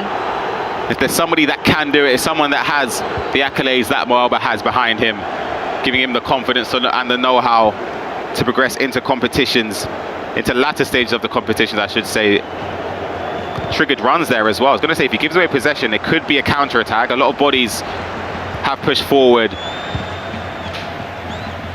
Nice over-the-top through ball right to Ruud Gullit. His classic, but defended very well. Perhaps unlucky going out for a corner. Good goalkeeper movement as well to sort of anticipate the pass across there. He sort of made the mind up of Mo Alba. What a ball that is if he's onside. He's just offside. You can always count on Mo Alba for one of those whipped-in crosses, huh? He loves it. That's a mistake there. That wasn't capitalized on. A slice of fortune there for Henning. He can't be making those errors. But Henning through with Ginola. Saved well by Van der Sar. That's a major chance there. That was it. He's in on goal there. The ball roll scoop from Henning wasn't enough to sort of sway the goalkeeper to either side. Another misplaced of possession there by Mo Alba. And Henning tries to take advantage of that. Has players up in numbers. I think we have to give credit where credit is due. I think, like you mentioned, Henning, a chance here with Ginola. Saved well by Henning again. Quick passing in the box there. Almost led to a great goal. It's really hard to defend against that because you don't know what's coming. The Trivela there was blocked on the edge of the box, given away as well by Henning straight to Mo Alba. But we do have an update in the Dynamite versus Pipe Crew. It was 4-4 at the end of this first leg. We go into the second leg, a ball around the keeper for Pipe Crew to make it 1-0 in the second leg, 5-4 up on aggregate. And as I was saying before, another misplaced pass in an unfortunate area that led to a free kick in a fortunate area for Mo Alba. This could definitely be a goal. Free kicks this year, if you know what you're doing, are very, very difficult to stop. Almost as good as a penalty from these areas. And it's off the bar there from Mo Alba on the edge of the box there. And as I was saying before, we have to give credit where credit is due to Henning. A good player in himself, maybe a little bit of nerves coming up against a big name, a legend like Mo Alba. He's really managed this game well, attacked with confidence, made few mistakes, but a chance here for Mo Alba on the volley, but saved well by Henning.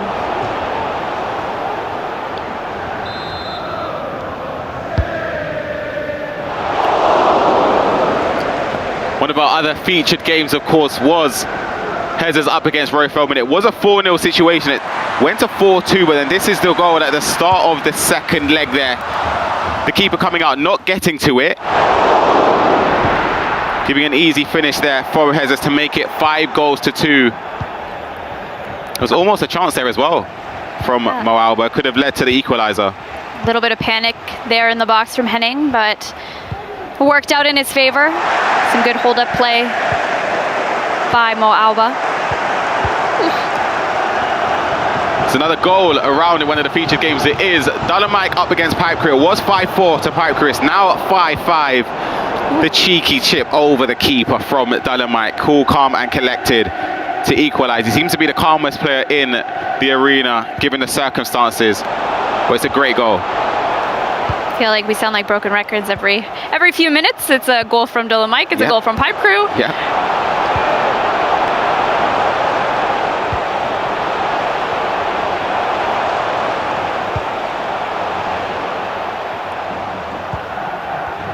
We have some other exciting games happening in the pit. Predator FIFA up 5-1 on aggregate to Sorari.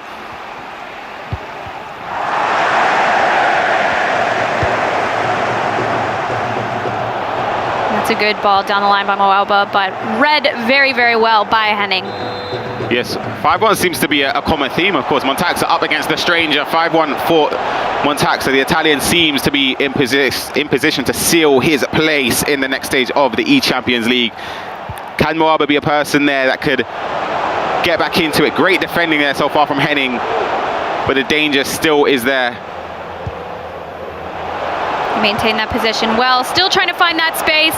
Quick turn by Alawaran, but doesn't quite get the shot away. I think Mo Alba there was sort of thinking that Henning would defend the extra pass across goal, but he stood firm, anticipated a touch upwards from Mo Alba, which was then subsequently defended from Henning.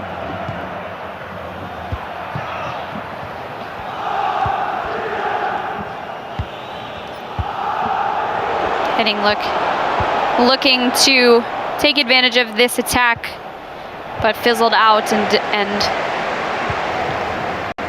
taken advantage of in the opposite direction by Mo Alba. Ronaldinho to Ginola, equalizes again.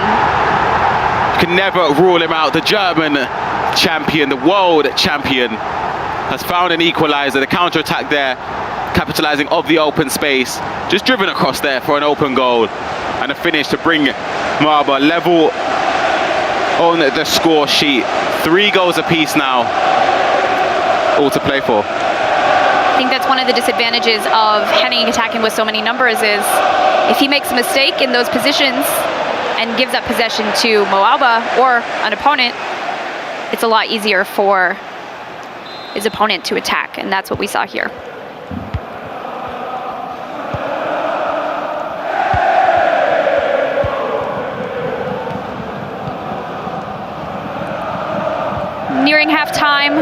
Alba's leading this second leg 1-0, but we are all square. Could have run there. The German cross, as we call it, from a German, wasn't meant to be. There's something you have to look out for. Just triggering the runs from deep, causing the question. The players, you don't necessarily have to play the pass. It just pushes the defensive line back. And if the player does mark it, you can just driven shot it into the striker. What ball that could have been there from Alba, but that will be the end of the first half. 1-0 up to Alba, 3-3 on aggregate. A very similar match that we saw in the first leg as well. Yep, we even get the pleasure of seeing the stats. The XG from Alba is actually 2.2. So you could say there he has been slightly unlucky in front of goal, but if he can keep prodding and keep pushing for the goals, I'm sure there'll be some more openings in this second half for both of these players. Another in our other feature match with Feldman and Hezers, he is actually winning this leg, and 1 goal separates the two on aggregate as it stands. That's an incredible comeback if Feldman turns that around. 4-0 down. That is. Great tackle there from Alba, stepping out there. A lot of players maybe would have sat back and waited for the attacker to make the move, but forcing him to a mistake, pressing high up the pitch or higher in the area there to make the tackle and step outside the box. He turns defense to attack. Again, it's a triggered run there from Hullet. This time couldn't find the head of the Dutch midfielder.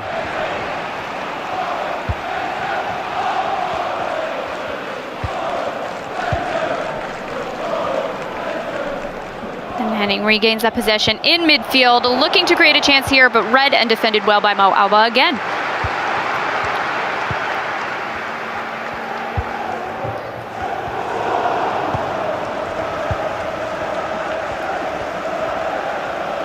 Seems as if we've had a lot of goals in the other featured matches, but it's no surprise here. No surprise. Another goal here for Dullen Mike.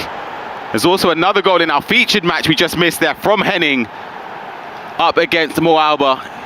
An all-important goal to break the deadlock. It was driven in there with Ruud Hullet in to Alawar, and a first pass there from Henning into the striker for a great finish to take the lead. And now the questions have to be asked now. Will Mo Alba change anything? He still have the second half to play. He doesn't necessarily have to change anything now, but it will start to play in his mind. Does he set up a tactic in case he can't retain possession towards the latter stages of the game? He probably has the tactic already set up in case he was in a situation like this, and he's given away possession. Can this be the clincher for Henning? It looks like maybe it is, and it is. That is a huge goal there from Henning. Outpour of emotion, head in hands from Alba. That is an awful mistake. It's very tough in those moments. And FIFA esports at the highest level is ruthless. You can't be making those mistakes. Of course, easier said than done. Counter-attack, the ball roll, played in there. Could have potentially shot first time, but he had the calmness and the composure to take a touch and arrow it into the corner. And now Henning has a 2-goal advantage. Some updates from the pit. We're hearing that Oberon is leading 3-1 rather, and on his way to qualifying shortly, if anything doesn't change. And in this match here, Mo Alba unfortunately is trailing by 2 goals on aggregate. But he is a champion for a reason. So perhaps we see something from him to come back and make it square again. Yeah, you can see the pauses cued there as well from Henning. Potentially some subs, maybe just to set up a different formation to stop Mo Alba from getting back into this game. But it's more in the game between Dullen Mike after this. If this attack could have been a mistake there. Let me guess, a goal from Pipe Crew? No, this was the goal that we saw earlier on. It's just following on the fact that now Dullen Mike is up by 2 in that game against Pipe Crew. So he's done really well to turn it around. You had called it. You said if anyone can come back, it's Dullen Mike. Chance here, Ronaldinho creates some space. Henning does well and gets that shot away. Leads by 3 goals. 3 goals with 25 minutes or so left to play. This could be all over for Mo Alba. It will be tough for him to get back into this. He knows, he can see the look on his face. Despair But elation for Henning. The 3-goal advantage now gives him a cushion. He knows that even if he does make a mistake, let's say, he still has the 2-goal cushion to rely on. But maybe he could change formation. You spoke about how many bodies he has going forward. But I think for Mo Alba, I think now's the time to go constant press, to try and push forward. That's what I think a lot of players would do the same, and just sort of give yourself the best chance to get back into it. We can see him making some changes there, trying to do what he can to get back in the game. Not a lot of time left, but we've seen 3 goals in 15 minutes before. If he's going to get back into it, he probably needs a goal within the next 10 minutes in game time, I'd say. That's probably a moment. Of course, trying to bounce back off of conceding is tough in FIFA, but with Mo Alba, anything is possible.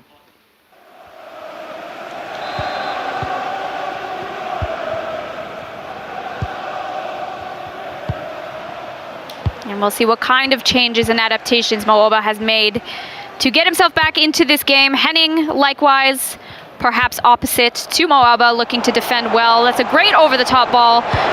And a great finish by Mo Alba. You called it. That's what you said he needed, and he got it. I kid you not, I think Mo Alba could play the game without the ball touching the floor. I genuinely believe it. He's so dangerous with those passes over the top. Has the composure to play an easy pass across goal there and to finish it as well. 2 goals now in 20 minutes. I said Henning could make a mistake and sort of feel okay because he's still up by 2, but it's going to be a nervy last 20 minutes for the German. We see another pause cued in this main stage match. Some more changes being made by both opponents.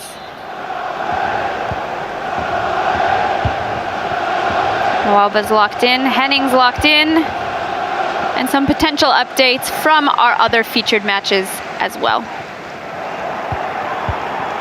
Other games going on. There's, of course, qualification and elimination games. Montaxa is leading by a large scoreline against the Stranger. That will secure his spot in the next stage of the eChampions League. One of my favorites coming into this, somebody that I played in practice games. He is absolutely incredible and very tough to stop offensively. It's a good read of the play by Mo Alba. He's got numbers up. This could be a chance here with Lionel Messi to the byline, but can he find the space? It gets deflected, and he does! He finds the space rather, with Ronaldo R9. 1 goal to go to make it all square. Not even a celebration for Mo Alba there. Again, you could say it was good defending to stop the cross, but a slice of fortune for Mo Alba. For it to drop back to him, but there's no luck in that finish, arrowing it into the corner, making the most of it off the inside of the post. And we're now left with another pause, but 15 minutes to go. It's just a 1-goal lead for Henning now. This will be quite a comeback if he can pull it off. It's a lot of screams. A lot of passion, as you mentioned, a lot of qualifications happening, a lot of potential eliminations happening.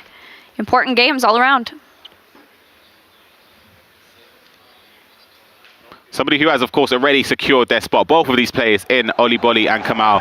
Oliboli actually won 9 goals to 2. Of course, the game doesn't decide anything in terms of progression to the next stage. Both players have already secured that, but that's a statement. That's somebody that's unbeaten as well, or was unbeaten. It seems as if that was a demolition job from the Swede. To go into knockouts with that kind of momentum and that kind of record in the group stages will give him some confidence there as well. His Mo Alba's classic over-the-top ball to Ruud Gullit again, but no such luck there. It's given away straight away from the goal kick, or the goalkeeper's hands, I should say. You can sense a little bit of panic in both Henning and Mo Alba. A few mistakes, some incomplete passes. It's nerve-wracking. As a player myself, it's not easy. It seems as if he's made mistakes. Of course, he has in some essence of it, but it's not easy to maintain possession or maintain leads in FIFA 23. So giving away leads is something a lot of players struggle with. Mo Alba, however, regains that possession. He's looking to have 1 or 2 more attacks so he can equalize this and send this match to extra time. He does have the numbers up, but Henning is expecting exactly that from him and reads the play well. I think this is the key though for Henning, just playing the ball towards the corners of the pitch, that if he does get tackled, he could potentially get a corner or a throw on. Just try and kill the minutes and the clock. Great skill move there, the McGeady cancel. Could actually look to get another goal here. Saved well by Mo Alba, but not a lot of time left. Henning maintains that possession. And like you said, Ryan, not looking to do too much with the ball in the latter stages of this match. Absolutely not. I don't think he should as well. I think these are the moments where you set aside friendships. It's just about keeping possession, resorting to game management, killing the clock down and the time in order to seal your spot in the next round. Of course, this is an elimination game. We've got 2 minutes left in this game now. Can Mo Alba get possession back? It's looking as if Henning's done a spectacular job to see the timeout back to the goalkeeper, and I'm sure he'll be lumping it out for a throw-on to end the game, Leah. That is a huge result from Henning. A huge result indeed. Commiserations to Mo Alba, and congratulations to Henning for getting one last chance of qualifying for the knockouts. Both players should be very proud of their performances this weekend. Yep, of course. Commiserations to Mo Alba, but we have another game going on. We do have RVP Legend up against Pepe. These two, of course, have the 2-1 record, so this is a qualification game in extra time. 2-1 lead for Pepe in this leg, of course, 4-4 on aggregate. We haven't got to see much of RVP Legend. He's a great player as well, representing Romania. And Pepe as well.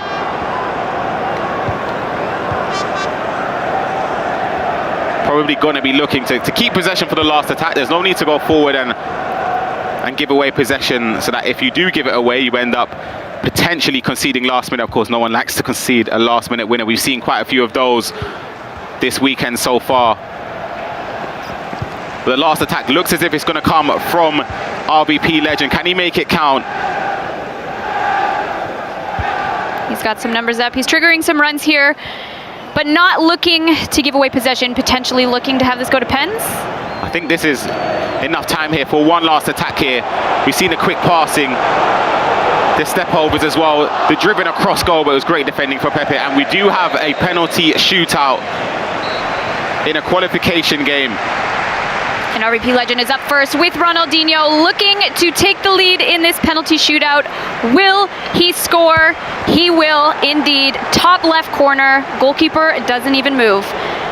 Similarly to last time, Pepe is looking to equalize, this time to the right corner. RVP Legend with his second penalty. Goes to the top right, the opposite corner, sending the goalkeeper the wrong way. Can we get a response from Pepe to score here? Goes top left. All square right now. RVP Legend looking to take the lead again, but saved by Pepe.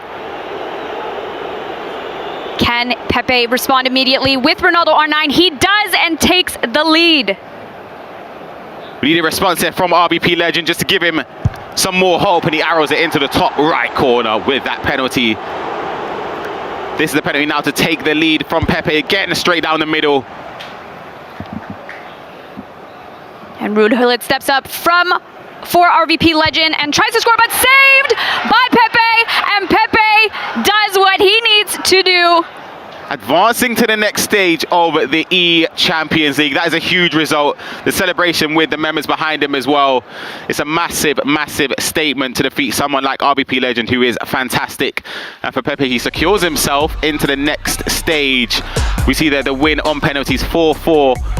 On aggregate. That is absolutely massive, and the celebrations as well. I love it. It's great to see the outpour of emotion. We know how much it means to players to advance into the next stage of the eChampions League. One of the pinnacle of events in FIFA esports. So to do well, to be in and amongst the top 32 players in the next stage is a massive, massive accomplishment. Massive indeed. The most prestigious tournament in club football and the most prestigious tournament in esports. So all of these players that have qualified thus far will be looking forward to competing in April and hopefully making their way to the eChampions League final in Istanbul in June. Exciting matches that round. Yep, definitely exciting. A lot of goals. I feel like I'm saying that a lot every time we were going back to the featured matches, but there's a lot of goals, a lot of emotions in and amongst the players, the featured matches, in and around the pit as well. And we're seeing celebrations right in front of us. So it's great to see the players that have secured their spot. And of course, commiserations to the ones that haven't made it. Of course, it's so difficult to get here. Mike said it, you said it, I've said it now. How important it is, or how difficult it is to even get to this stage is unquestioned. So you have to give credit. We see the kiss to the camera from Pepe as well. It's a huge, huge statement from him. Definitely a huge statement indeed. Very, very exciting for all of these competitors. Take some pressure off of them going into the last 2 matches if they have them, for players that have already qualified, and even the players that have not qualified. They have 2 matches. Yeah. The chance to prove themselves in the last 2 matches, although unfortunately at this point means not a lot for them. Yep, of course. And a lot of the players that you've seen, players that are 2-0 are now 2-2. You've seen players that are 0-2 and are now 2-2 as well. So it's 2 ends of the mentality. But yeah, it's going to be an interesting final round of the day. Definitely interesting indeed. We have round 5 coming shortly. But first, we are going to see what Rachel and Mike have to say about round 4. Yeah, thanks, Leah. Thanks, Ryan. Mike looks a little bit hot under the collar after that round. And I'm going to say one of the big surprises is that Umut still hasn't got himself qualified. And the narrative that I'm seeing run there is the fact that the guy he beat, Mike, 12-1 in the opening round, A-Man, is qualified. How does that figure? He recovered well. Fair play. After a 12-1 thrashing, maybe he wasn't ready for the big stage, and then he was prepped. He needed a warm-up game. Warm-up game? I mean, I don't know. That was practice. He was nervous. It was his first game. He wasn't even in the stadium. He was nervous. But I'm meaning that's shocking that Umut hasn't managed to get across the line yet. I am surprised by that. Correct. Especially considering how dominant he was to start the day.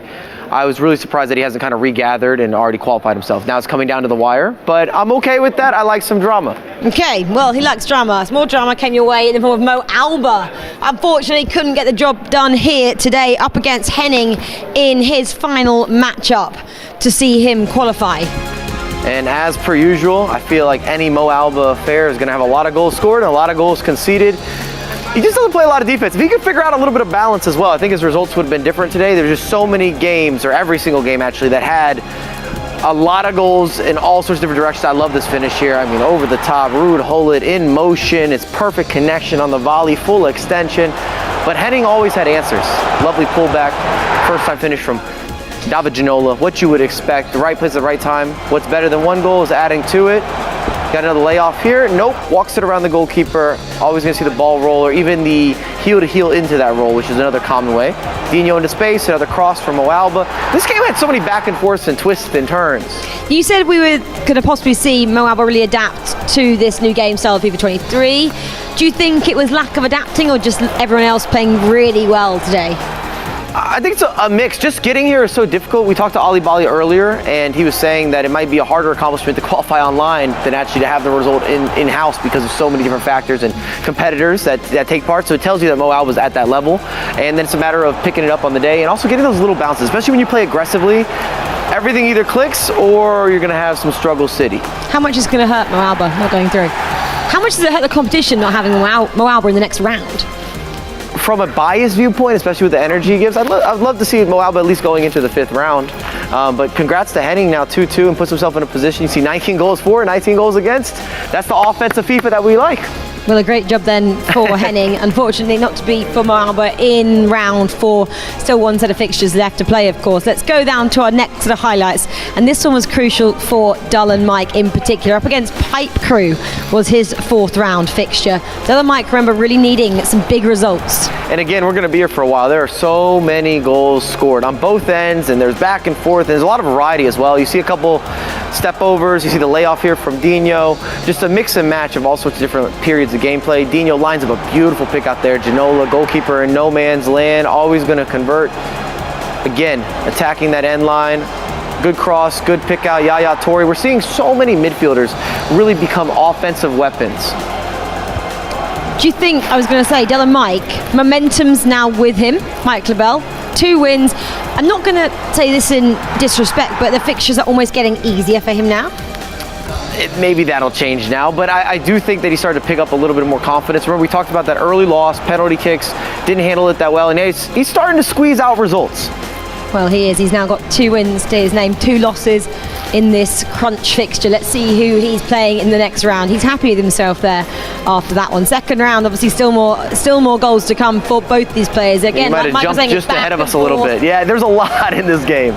If you were watching this or just even the highlights between Leah and Ryan going back and forth, checking in, oh, I love this goal. Oh, it's just so pretty. To have the power of Ruud Gullit and then the finesse of Ruud Gullit and then the chip and the placement, it's just something special. I love some extra precision. Well, Dolomite is a special player, and we get to see. You see him building into the game as well. From him, don't we? For sure. And this was just to finish out just a few more moments of magic from this guy who we will be seeing hopefully a lot more of. 7-5 there. Please let that be the feature game. I don't know who he's playing yet, but I think we need that as the main stage. And that was the end result there, 8 goals. Then this is our final. Oh, this is still going. 8-5 was that one. 8-6 from Pipe Crew was how that one finished. 2-2, like we said, one more for him to go. Not the best when you have to go 0-2 and then pick up your final 3 wins. Goals for though 21, pretty good in terms of that. So well done for Dolomite for his 4th round set of results there. And we have one final set of highlights. That's why I'm flustered. There's so many goals. It's a roller coaster here. The final set of highlights, Mike, I was quite shocked to see Veltman up against Hezes. Veltman again, a super great player. Rory Veltman, he's always around. I think he was final 8 last year in the Champions League. He went all the way to Stockholm. Disappointing end result for him, but he struggled today. He did, and again, that's, I think, credit to the competitors and the amount of top quality talent. And also Hezers is another guy that I expect to get through. This is just an unfortunate matchup. They weren't informed today, and they're kicking in late, and someone has to go through, someone has to go home. And you see Hezers get off to an early lead, kind of add to it. I saw him just after this. He gave me a smile and a little bit of a hug, so I think he's pretty happy going into round 5. Well, he is, and unfortunately, Veltman, that is 3 losses now, so he unfortunately does finish the competition at that stage, which is, not the best day at the office. Again, this is really difficult to take, Mike, as well, at this point in the calendar, when there's still so much to play for in terms of playoff, trying to qualify for World Cups. How do you kind of bounce back for the rest of your season at this point? At this point, you should take a break. If you get eliminated, take a break, give yourself a couple weeks, and then come back to it, because it is a long season. We're really maybe at the halfway point, and there's still qualifications, and you need to be able to kind of re-up. Well, Hezers then, good day at the office so far for him. Still one more chance to qualify. Unfortunately, we lose his opponent there, Veltman. Well, let's just clear up all those results from round 4. So we covered quite a few of them already. Let's have a look at some more. Levi Finn, 5-2 means he's going through over Vastaban. Oberon there, 4-1 over Myrtle. Daniel 7 and Umit, that was surprising. 6-4 over Umit. So Umit still has one more match to qualify. He's 2-2 at the moment. A couple more further down. We've got Montaxa 9-2 over the Stranger. Moab, we know that one, to Henning. 6-5, he gets a defeat there.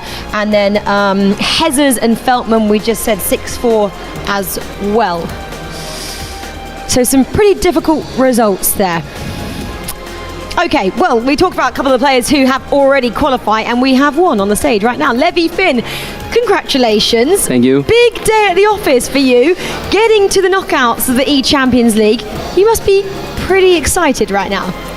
Yeah, for sure. I'm really excited for the round in April in London too. And yeah, now I'm very, very happy that I can go through the Swiss round.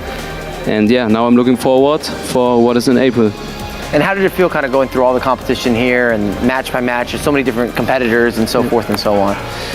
Yeah, every match is a new match. It's for the mentality very, very hard.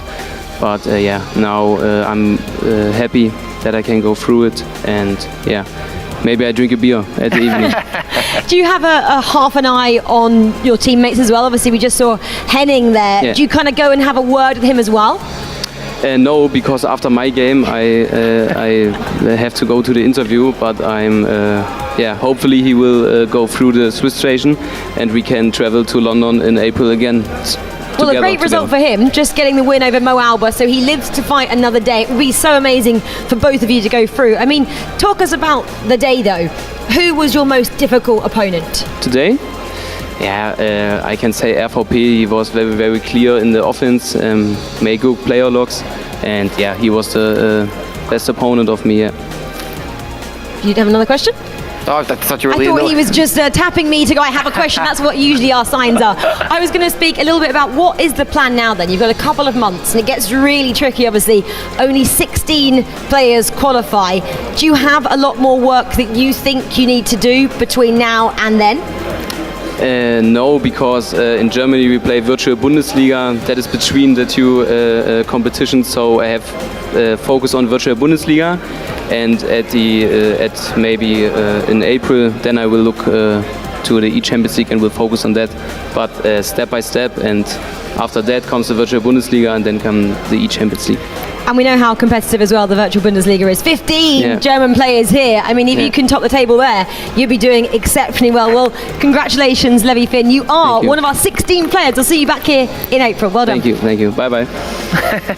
He's off. He's out of here. Polite. He's polite. They're all polite, right? Standings. We mentioned Ollie Bolly. We already spoke to him. Vergang, Antonio, Daniel, Danny Pitbull, Kamal, Levi Finn. We just spoke to him. Montaxa, Oberon, and Pepe. Your qualified players so far. Awesome day at the office. Mike, do you want to talk us through, unfortunately, the eliminated? Yeah, and I think that's where you're going to have some of those surprises. We talked about Feldman. Of course, Mo Alba being a former champion, you always expect him to go through. I liked what I saw from Lenny in some moments. Unfortunately, had that bad loss on stage. Maybe that carried with him a little bit. Even the likes of Juan Luca, going 0-3, I thought that maybe he'd battle back into this. But either way, we still have a lot of players that are in the competition in these 2-2 scenarios, which is my favorite part of the competition because every game or the last game decides everything. Well, we have 12 players still trying for 6 spots. You do the maths. We're losing 6 players. Mike LaBelle, that was an easy one for you to do. Was that part of our questionnaire, my trivia? That was. Okay, you got that one right. Well, actually, I answered it for you. Anyway, round 5, guys, is coming your way. These are the fixtures we should be looking out for. Mike, Dullum Mike, can we even talk about him being possibly going out? Umit, the world champion, he may be going out. Pros of FIFA, such massive names. I can't wait. I'm looking at Predator versus Hazards as well as standing out. Umit having to go up against Henning as well. We just saw in action, scoring a bunch of goals. And obviously, Umit hasn't been in his best form. I like K. Karai versus Myrtle. There's a lot here. There's a lot here to unfold and unpack. RVP Legend is still in it as well. Some big names coming your way in round 5. We mentioned it. There's 12 players left. Only 6 spots up for grabs. We're going to lose some big FIFA players in this next round. We're not going to see them back here in April. Come right back and see which shocks are going to happen and which players are going to go through.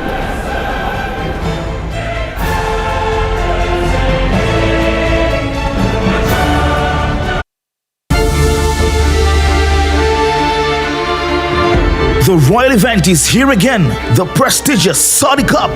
The world's finest thoroughbreds from Saudi Arabia, United Kingdom, and the United States vie for US $20 million purse. In its 4th year and still the richest race in the world. On Saturday, February 25, SportsMax and SportsMax Racing takes you live to the King Abdulaziz racetrack at 12 p.m. One for the rest of the Caribbean. Ash Wednesday, Inter Milan graces the round of 16 first leg. At home to FC Porto. Watch the giants of Italian and Portuguese football square off as they battle for an advantage. One route to the quarterfinals, and it begins Wednesday, 3 p.m., 4 p.m. UCT on SportsMax 2.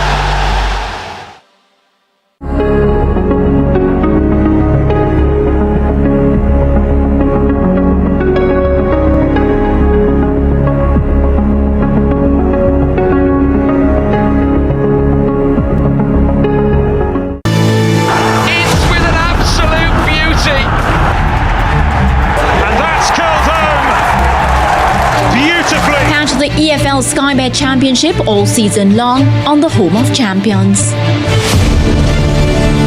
UEFA Europa round of 16 draw. Some wish for glory, others chase after it. Find out who makes it to the next stage. The UEFA Europa League round of 16 draw. Friday, February 24 at 7 a.m., 8 a.m. ECT on SportsMax 2. Why do we love football?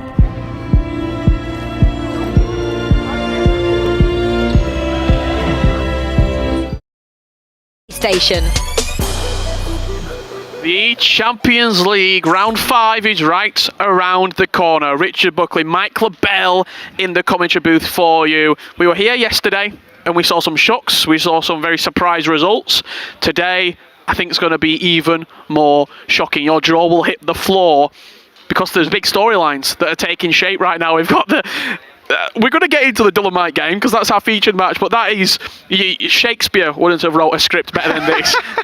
This could be a tragedy, potentially, for Dolomite. It could be something magical for him. And Amen, who knows what will get out of him. What a story there. He started on stage. 12-1. 12-1. I mean, devoured. Only 8 for breakfast, lunch, and dinner, all in that one game. He was completely full. And then we look at a couple of other stories. Hezzers, Dull & Mike, 0-2 to 3-2. I'm Ertal 2-0 to potentially going out. He was knocking on the door, and then he might be out of the tournament. First things first, Mike. Yeah, walk me through. Where are we going? Because we can go in a lot of places here. I would just want to get your general sort of... As we see all these players in front of us, as we see the people taking their seats for this final game, what's been your sort of overriding emotions about today? Have you been surprised? Have you been... You couldn't have asked better. I'm ready. I'm ready to go. Tell me. What I've loved about day 2 is that no one plays defense. We've had no low-scoring affairs, so I don't think this will be any different. It has been full-fledged offense everywhere in all games, and guys that are good defensive players have struggled. We talk about Umit all the time being a defensive guarantee or a strong point. He's conceding goals all over the place, and it's really back and forth action. There's been comebacks, there's been drama, there's going to be more drama, there might be some tears. I'm here for all of it. I don't know if that's something that I should be pushing, but I like to see emotion in my FIFA matches. We see some outstanding shots there of our pit and people getting in there, sort of getting the matches ready, setting up the games. I don't know if you saw the match on penalties that was won. I did. There's almost a secondary pit. The Italian presence that we've had here. I know we've talked a lot about Germans. We've got 10 players so far. 10 players who are in. 4 Germans, 4 Italians. I keep telling people, don't doubt the Italians. Half are already in. Who came? 50% done. Tick. They're on a mission. What'd you put that down to? That community's been growing tremendously the last 2 years. We used to always talk about the same players, and then the last 2 years that's shifted. There's been a lot of new names, new faces, and then last year we're talking about peaking. When you look at Danny, the Pitbull, we're looking at Hezzer, we're looking at the likes of Oberon, who went on an incredible run and deserved it. He was so dominant. Nobody could take it away from him. Sometimes you have a pathway where you say there was some ease of scheduling. Yes, there was an ease of matchup. That was not the case. He took down everybody. So on the other side of Hollywood supporting, you see he's out here as well. Yeah, one of the largest streamers in the community. Great coach. I mean, when we look at our match in particular, when we're looking at Dull and Mike, he started 0-2. Were there part of you that thought, he's going to go out 0-3 here? Or did you always think, he's got it in him, he's got it in him? If there's one player to do it, it's Dull and Mike. I might have a little bias. I just don't doubt Dull and Mike. I just believe he's still in that peak of his career. He's 20 years old with 4 years experience. It's kind of wild saying that. I feel like he also gets to the finals of an event every single year, and I just didn't see him getting Swiss or going out in the group stage, and I mean, he still could in eChampions League. This is something that he needs on the resume. He doesn't have it yet. Well, if you look at a couple of his fixtures as well that he had, he lost on penalties in the first game against Oli Bolli. Just for reference, Oli Bolli is now 4-0. No one's touched him. He's taken on Anders. We interviewed him. He is ice cold. Yeah, in a 4-0 game. We talked about Dull and Mike. You can see there, 21 goals scored, 18 conceded. He's 2-2 at the moment. We're familiar with Dull and Mike. If you aren't, have a little look at this before we get underway with round 5. This is the first time Dull and Mike has ever gone this far in a tournament. First time he's ever gotten to the 3rd day of a tournament. Attack after attack after attack from the German. 2-9, one more goal would finish this! Dolomite, congratulations! But now I won, it's just the feeling is better than ever before. Dull and Mike is the wonder kid out of Germany. This man is 9-1 up, 10-1 up. Don't score, come on, please. Dull and Mike is a man who has no mercy. Grand final time in the virtual Bundesliga. Could be an electric start here from Dolomite. Cut back inside, 2-0! Paulinho, is there one more pass? Yes, there is! Dolomite is in dreamland! Dolomite will be the virtual Bundesliga champion.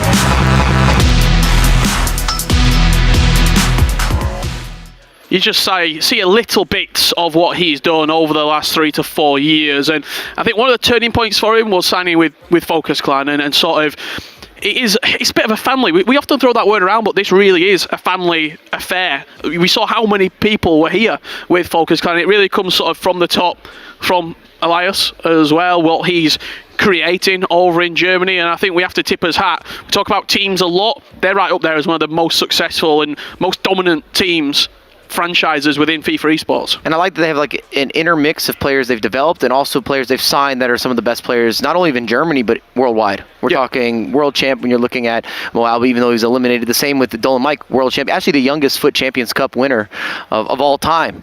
And also maybe the deepest voice ever. I remember that first interview and I was like, who's talking right now? Yeah, absolutely. You can see right there everybody who's flown over with Elias as part of this Focus Clan crew. And look, I think we mentioned it earlier, but if you need my address, if you need my postcode... Yeah, how do we get these? One of those jackets. I need one of these bombers. Yeah, I'm there for it.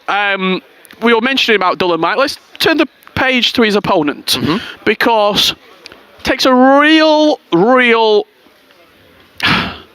just massive, just huge character, I'm going to go with, courage, to get beaten. I like this, courageous. On that stage right there, 12-1. To get embarrassed on that stage, and then be back up there 3 hours later with a chance to qualify for the knockouts. And we talk about it. You have to have, as a trait, short-term memory. But still, when have we been at a tournament where someone loses by double digits and finds himself on the same stage now? He had to be nervous. Going up against the world champ, first game of the day, and now he's going to be able to battle himself back into this scenario, only to get rewarded with Dolan Mike, of course, on that same stage. Well, I'm just going to run you through his fixtures. Obviously, we've talked about the defeat. He lost 12-1 against Umit. He then came out with a 3-2 victory against Furman. He lost 7-4 against the Stranger, and it was the final match that just took place right there in round 4. It was an extra time victory against Santil, the Italian. The boss is in town. He's watching a few of the games right there.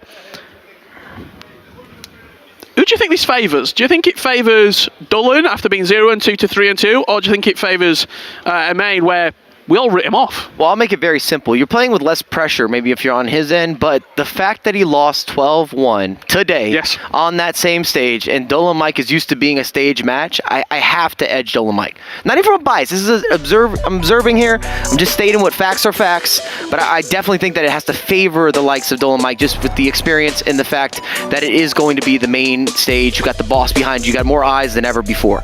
And we're building it up, and you can hear us talking.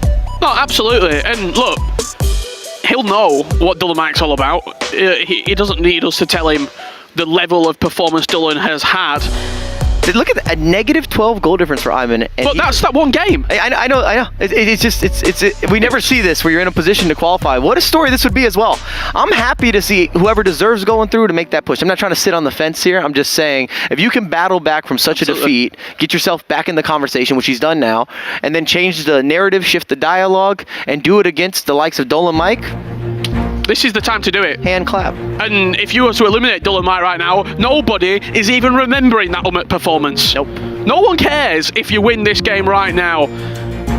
Round 5 of the 2023 eChampions League group stages are officially underway across the board. All the matches in this pivotal 2-2 situation are underway.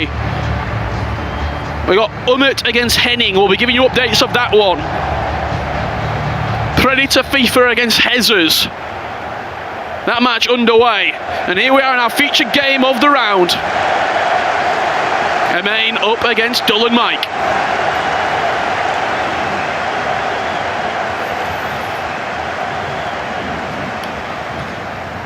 It's going to be Dullen from right to left in the Focus Clan kit.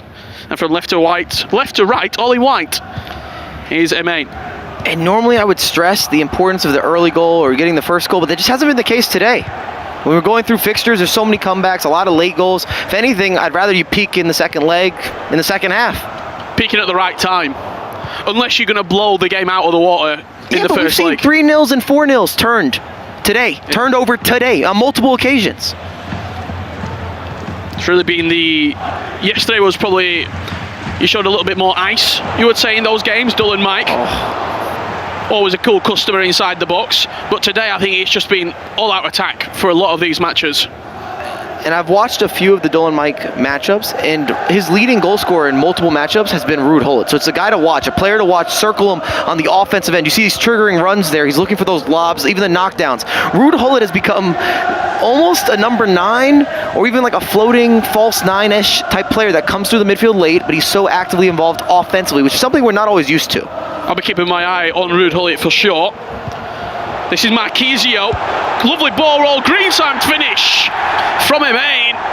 And he leads 1-0. And that was gorgeous. You see the ball roll and then the time in green, open up your body. Goalkeeper can't do anything with it. You had the driven pass there in order to give you a little bit of that extra oomph to penetrate the defense. Well done. It wasn't the only goal scored here in these opening moments. And again, it's a lovely finish though. Maybe you circle this. Check out Marquisio. Check out Ruud Gullit. The midfielders, I don't think I've ever seen them throughout all of the competitive FIFA that we've commentated on, we've analyzed, score so many goals. No, I agree. I think, but that's also, you've got a lack of attacking players with, like, you need your centre mids to score goals when you don't have a Pele as well as a Ronaldo Nazario with the requirements of the heroes aren't as strong as those other icons that you might typically get. We don't have a Kylian Mbappe in the team. I just think the pros have figured out the best way to penetrate the box and to pull players out of position is triggering these runs with the center mids. Loving this pass already. He seems to just drive it. Capdevilla's involved. Just fires it into the feet of his striker, and night and day from what we saw earlier on that stage against Umit in that exact seat to what we're seeing right now. 17 minutes. Leading 1-0. Dull and Mike looking to create an opportunity. Ball roll, scoop turn into Ginola. 1-1. You love the classics. A ball roll, scoop turn. If you're brand new to FIFA, even at an intermediate or advanced level, it's a skill move or a combination of skill moves that works so effectively, and it's now been like that for multiple seasons. And if you don't have that yet in your gameplay, introduce it, enjoy it throughout the weekend league. It just opens up space, allows you to change direction, and then Ginola with a little bit of wiggling, working, shifts his weight, hits it on the near post. I think a lot of it made it look so simple. If that ball comes to me and I'm playing with Ginola, I'm turning onto his right. It was so quick, just the first touch straight back onto his left against his own body weight. Well, we've had the world champion in action. Hold the phone. Dull and Mike looks to be 2-1 in, dinks it over the keeper, and it's a big chance missed. I can't believe he went for the chip. We have seen Dull and Mike scoring these chips, but in that position, you got the ultimate gift, maybe some nerves for being on the big stage, and you could have walked it in. You had all the time in the world, Ronaldinho into space, and I'm just so happy to see Ronaldinho used time and time again at the competitive scene, because there were a couple years where he was not in rotations. Yeah, absolutely so. Yaya Toure, once again, whenever he gets that ball into the centre mid, it's direct, it's fierce into the feet of the striker.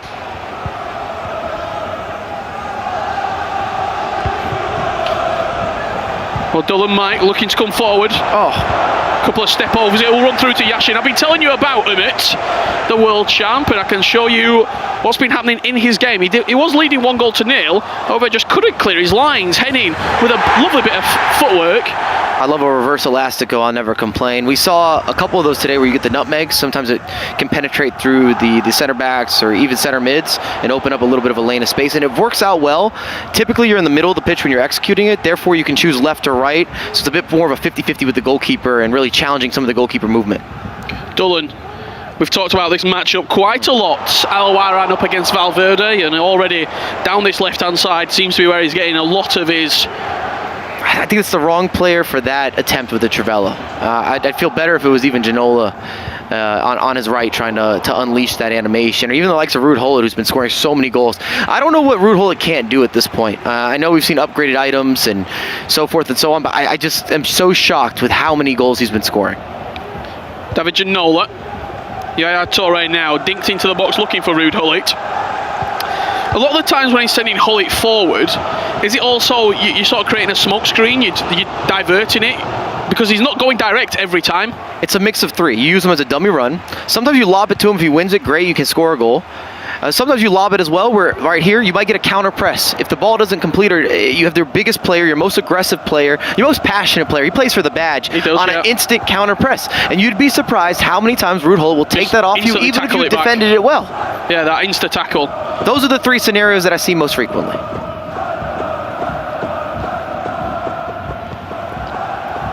Jermaine looking to just create a little bit of danger there in the final third. We talk about Ruud Gullit on the counter press. He was quick to try and nick that ball back. Alawairan sees the run of Gullit. Not going to go now. That ball intercepted, and with Dylan Mike losing possession. Looking over to my left-hand side from the desk, I see a celebration between Predator FIFA and Jesus. That game currently underway. And this was why there was a celebration. Because Jesus went 2-1 up to the good. 33 minutes on the clock in that game, so we'll probably be finishing roughly about the same time, so we'll definitely keep an eye on that one and see how it is progressing. All three matches that we have shown you the highlights of, we have to remind you, are elimination matches. They're elimination or qualifying games. If you win, you carry on the Champions League. If you lose, unfortunately, it's the end of the line. Final chance of this half will fall to Emain. Capdevila winning it back. Pele trying to create. Player look. Just looking to maybe create a little bit of distraction inside the box. Doesn't fall to anything, and that will do us for 45 minutes. Nice little opener. Opportunities for both sides. I think it's fair that they go in drawn even. Not that FIFA always plays by those rules of being fair. It can be a little bit cruel in some moments, but I think that sets up nicely for the second portion of the first leg. Who would you be if you were sat behind either of these two players right now? Who do you feel like is more in the driver's seat, or do you think it's just a plain 50-50? I think like there's things to take away, and it depends where your mentality is. If you're Dolan Mike, you're saying you missed chances, and if you're Imain over there, you're also saying, well, I didn't give up goals, maybe I should have. So each of those can be looked at positively or negatively, just depending where you're at from a mentality standpoint. In your position, if you was playing, would you rather have been the one missing chances or the one sort of getting a little bit lucky? I'd rather be Imain as long as I think I could turn it around, because I didn't concede when I made big errors. Because he had one major error with that giveaway for Ronaldinho, and I was surprised that Dolan Mike went with that chip. He has so much time to work with, and it was just the wrong choice. The goalkeeper didn't come out, and it was overshot anyway. It didn't ever have a chance of actually being converted. Well, Jesus is up against Predator FIFA. We showed you the goal to put Predator on the back foot, and this was him almost instantly equalising. Little bit of fortune. That's why you trigger Ruud Gullit. As I was saying, you just put him into the mixer. It's almost a waste if you don't, because of what he's able to do in terms of those dummy runs, taking up space, pulling players out of position, being ready to get on the end, and then we're seeing so many knockdowns with the crosses and the headers. Is there a better target man on your team? There isn't. Seen a lot less of the Valverde propaganda today. I still don't think he's been great. There's been a lot of goals conceded where I think it's Valverde's side is the issue. I did receive multiple tweets and plenty of DMs about Valverde as a fullback, because a lot of people look at it and they're like, oh, I shouldn't be using him in my team. I was like, not necessarily what we're saying, but at the pro level, he hasn't looked as consistent or reliable as some of the other players. He is the weak link. That's all we're simply saying. Yeah, Torre with a great tackle there. Really only a weak link as a fullback. Absolutely. If he was in the midfield, I don't have the same complaints. There's something about his positioning and awareness that I just feel is lacking in comparison to some of the other players in that position. Well, it's not only Dylan Mike, who's a familiar face in these 2-2 matchups. We also have the world champion, Umit, up against Henning. He now finds himself 2-1 up. David Ginola slotting that past the goalkeeper as he wheels away in celebration. And it's got to be said in this game, though, it's kind of been missing a moment of ingenuity.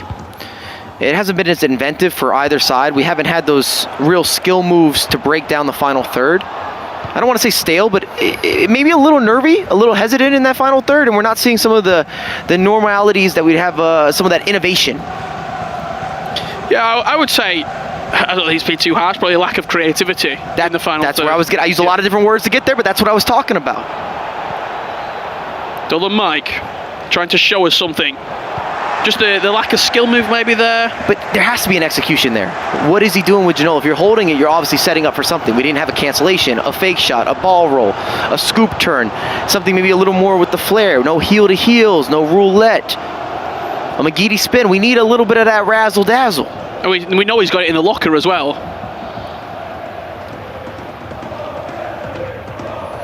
Capdevere with 2 on him. Does very well to play out of the press there, Amen, but can't quite get that ball into a dangerous area. The game's being played in this middle section at the moment. I mean, it's very scrappy, a lot of slide tackles, a lot of interceptions. Typically, that's a sign of nerves. I'm going to throw it out there. If you're not feeling as confident, maybe the moment's gotten to both of them a little bit. Being on the big stage, knowing that this is an elimination game, it just hasn't been that same level of resourcefulness. We've got 20 minutes left on the clock. This is only leg 1, we have to remind you. We are going to be playing over 2 legs of FIFA with an aggregate scoreline being the deciding factor. All the way to the byline right there. Alba, he gets quite fortunate with the rebound, but doesn't force an opening in that defence. 15 minutes left to go. And I will say this, the next goal, I think, will shift the speed and the tempo of the game dramatically, no matter which way it goes. FIFA23 is not a game that you get to sit back and hold possession, but right now, because both players are holding on to this draw, neither of them are really committing to a press. We're not seeing a double team. We're not seeing a bunch of micromanaging. We're not taking a lot of risk here on the defensive end. And then if you're combining that without having some of that inventiveness in the offensive final third, you're getting a game that's been playing in the midfield. This could be one of those chances and those openings that Dylan Mike was waiting for. Ginolo almost with a 4 against 2. Simple pass. Yashin with a big save just to tip it around the post. Wasn't a lot of conviction on the strike. The corner comes in. Edge of the box, Alawairan, he shifts it into Lucio, not the man you want in the final third. Oh. That is the man you want in the final third as Ronaldinho puts Dylan Mike back in front. And that's much better. You had the ping pong, the tiki-taka. It looked like something from the training grounds. You go short, you drop it off, you bring it back, swing it around, speed up the play just ever so swiftly. And right here when you see it with Dino, unleashes, does not matter, near post. Goalkeeper doesn't have enough time to shift over. Not quite a nutmeg, just to the side, just to the edge. Probably think it's not necessarily deserved, but the chance you created to force the corner, maybe you think I should have scored that regardless, so you take it 3 minutes later from the corner. I'm sure Amen won't be thinking like that. 7 minutes to go. A very slight advantage for Dylan Mike. And I'll tell you right now, you're not going to want to go anywhere. The second half is going to open up much differently just because we now have a leader and people don't like to be sitting behind. You don't want to do that. You want to force some pressure. You want to shift some momentums. It's a Mike LaBelle guarantee. This has just not been the FIFA where people sit back and relax. They don't park the bus. There's not going to be low depth. It's not an effective way to play it, not at this level. Chance for Amen. Great finish. Oh, what a save from Yashin. I gave him the goal. Can't believe it. Corner comes short. Pele into Hully. Ronaldo looking for that first time swivel shot. And he will clear his lines, but it's non-stop pressure at the moment as we end this first leg. So all up against Dylan Mike's goal. Can he hold firm? Or will it be Amen levelling it up? Marquisio. Capdevila. Marquisio. Ronaldo! Level pegging going into leg 2. And he gives it the beans. Hits the chest, stands up, reminds me. You see that triple cancellation from Ruud Gullit in the midfield, starts the attack, gets the penetrating pass, finishes off the game. 2-2 going into the second leg. I don't know if we asked or requested the drama, but it is here. It has arrived just in time. This is what we wanted. Level pegging, fighting for that eChampions League knockout spot. Fair play to I-Man. You have to give him a lot of credit there. He just kept the attack going, though. But he recomposed himself. Yeah. We said, okay, Dylan Mike got on the board. He got the drop off. He could have quit out there. he could have mentally switched off. He didn't. He did the opposite, in fact. He also had that extra resurface or the recycle to make sure they got the final attack.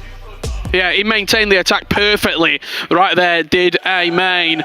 You know what's on the other side of this break. Do yourself a favour. Don't go anywhere. eChampions League round 5 fixtures conclude in a minute and a half.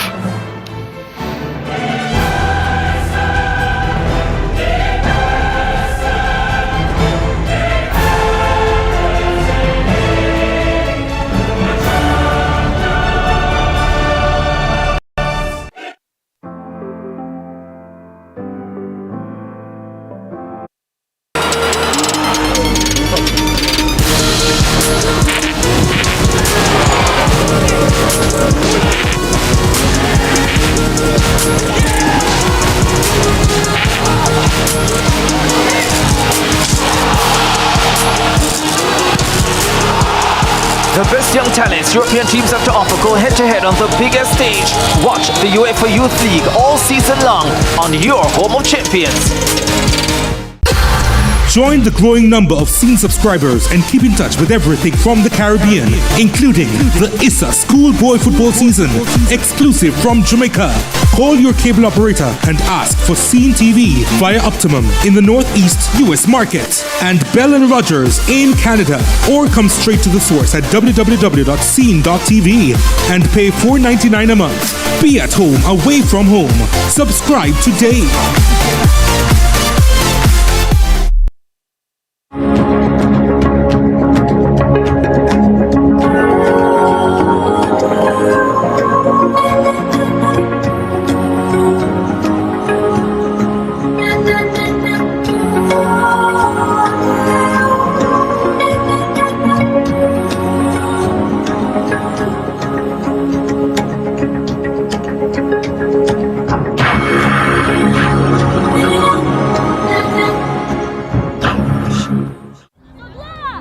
Why do we love football?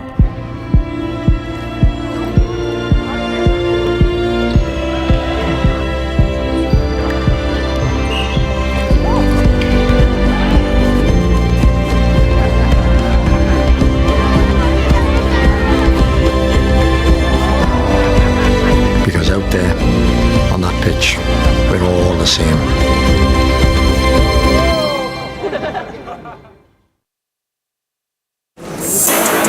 Nothing really beats a Champions League night when Liverpool and Anfield come to the party.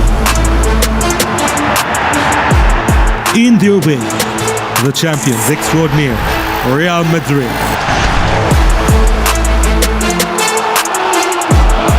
Titans collide in this epic fixture on SportsMax 2. Tuesday, 3 p.m., 4 p.m. ECT.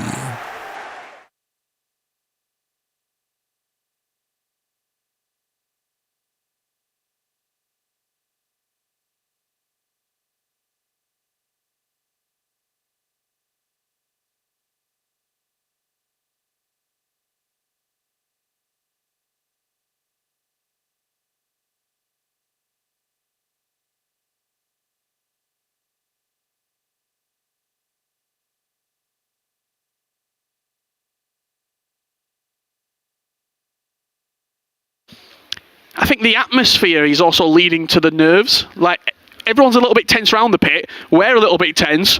It's seeping through to the players. I might come out of the jacket. The jacket might have to go. That's the pathway that we're on right now. It's been a long day. I don't know if I would.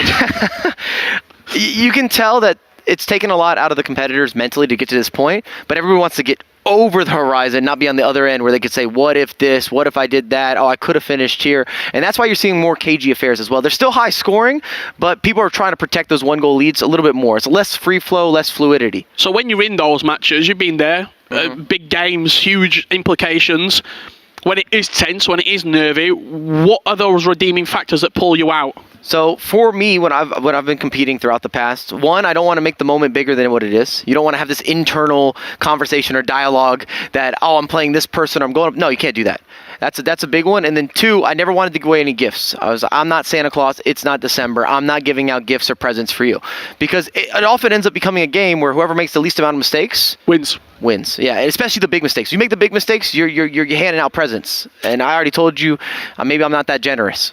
who do you think in our featured match is more likely? Well, we've only seen the one example where there was a big mistake. With Amen had that big mistake, but Dolan Mike, of course, didn't convert. I've been pretty impressed with Amen. Very impressed. The fact that he's battling back, he's been down twice, he's on the big stage, he's recovered from a 12-1. I don't want to keep mentioning, but I think it's kind of part of the story at this point. Absolutely. The fact that he's been able to have that rebuttal. I already wrote him off mentally after that happened. I said, I don't know that he's going to be able to get back from this. If I'm losing 12-1, I don't know if I haven't lost by double digits this year in anything. Yeah. In any matches, I can't imagine. I don't know when that's happened. I'm just not turning it around. On the other side of the monitor, if Dolan woke up this morning and you said, look, you're going to lose on penalties against Ollie Bolly in the first game, you're then going to win 2 games, Gianluca and Pipe Crew, and you're still going to be going into the final game at a 2-2 scoreline, basically in a one-leg shootout at this point. It's nothing that Dolan Mike's done today has been easy. I think that's the takeaway. If you're looking at Dolan Mike's games, he's had comebacks, everything's been close, he's lost some close battles. Nothing has been simple, nothing has been relaxing. He looks like a man that's stressed out. Andy can hear us. He's probably listening to us as well, yeah. Yeah, you can see him smiling. If a 10 out of 10 Dolan is winning majors, and a 1 out of 10 is going out 0-3, where do you think he is? I think he's been a 6 today. Do you think he started worse and then he's got better, or do you think... he lost on penalties. I think he played well against Ali Bali. He did, yeah. And then I think from there it's been a real slippery slope of a good leg and a bad leg, great moments, terrible moments. So I'd say a 6. I don't know where he's judging his gameplay, maybe a 6.5. But that's pretty impressive, the fact that he got here playing at a lower standard to what he's possible or what he's capable of. Just thinking back to yesterday, we saw some massive names going out. Stokes, JRA, Maestro. Even the way that some of them went out. Bonanno. Stokes didn't look close in his matchups. He's got to revisit himself and really have a talk with the coaching staff and everybody at Hashtag in terms of what he looks to accomplish, what he wants to accomplish, because he lost 7-0 in a game. Big stage, he got killed by Ethan as well. Out of all the players who were eliminated yesterday, who went out, if Dolan was to suffer defeat here, would he be the biggest shock not to make it through? I mean, we've got Umit right there, who's in a 2-2 elimination game as well. I think Umit as a world champion not going through is going to come in as a conversation. Also, the fact that he's gone up against Ali Bali. Ali Bali is undefeated. So one of your losses is versus somebody that has not lost yet. He's likely to be 5-0. I don't know the result. I don't have the score update here, but Ali Bali has been that guy today. And the confidence of beating Dolan Mike, I talked to him on stage. He said that propelled him for the day. He's like, that's been my hardest game. And since then, I've really had a lot of re-energized, so to speak, in terms of everything mentality and pushing forward. So we kind of used that. I think Matthias from yesterday is probably the big takeaway of someone who's been eliminated. He was a finalist last year at eChampions League. I think the biggest thing with Matthias, and look, I talk about this all day. He was just... He's not played well this year. You asked me. I'm just telling you. He's not played well this year, but on LAN, it's always a surprise given how good he is. And I think that's the biggest thing. Look, we're underway. Dolan Mike. Kicking from left to right in that black strip. And Eamon from right to left in the white. And I hope they go for it a little bit more. Like I said, the game wasn't that open in the first leg, even though it was 2-all. Early chance here for Dolan. Beautiful roulette there, just getting tackled at the final hurdle. And that might be a little bit reassuring. Remember, when you're switching from playing in the pit to playing on a big stage, a little bit different. Not just from an energy vibe, but kind of getting used to it, more eyes on you, everything's live on stream. You got to feel into it. We had that feeler now. We've had that first leg. We're expecting goals, and we're expecting them fast. Pele. Another little reversal Asco. I should say McGeady's been cancelled there. He swerves it onto the edge of the box, and Yaya Torre's pass lacked conviction. And I would say that both sides have already looked more decisive in the first 7 minutes than they did throughout that entirety of the first leg. Dolan Mike driving forward here through Ronaldo Nazario. He's the main man. He's the marksman at the top of the triangle in these squads. You want him inside the box. But Ruud Gullit can do a job. It falls to Ronaldinho, who swerves it wide. How does that not hit the back of the net? And again, you see the importance of Ruud Gullit pushing it forward, taking up space. A bit of a rebound, some good fortune there. Doesn't do the most with it. This is where it starts to sit with you a little bit. You think about it, it bothers you. I hate missing chances. I don't care if it was lucky that I got there or something fumbled. I know as a pro player, and they know as pro players, you have to take advantage. These are the margins sometimes between separating a win and a loss. Dolan just looking to float that ball forward. 13 minutes gone here.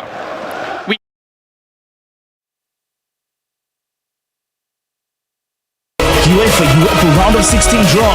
Some wish for glory, others chase after it. Find out who makes it to the next stage. The UEFA Europa League round of 16 draw. Friday, February 24 at 7 a.m. 8 a.m. ECT on SportsMax 2.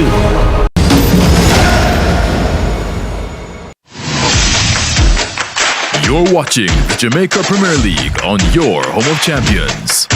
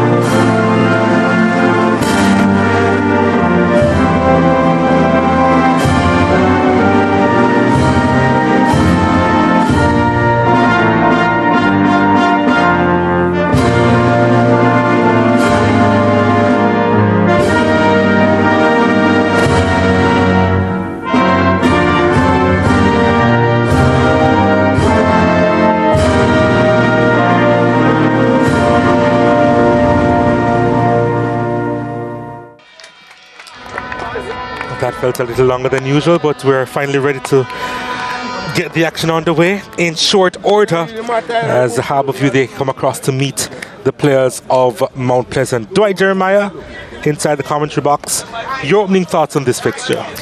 What I'm expecting as these two, when they always meet, it's never a game where one team run away with it. I expect it to be close as well.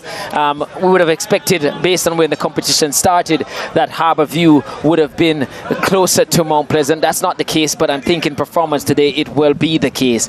It's difficult.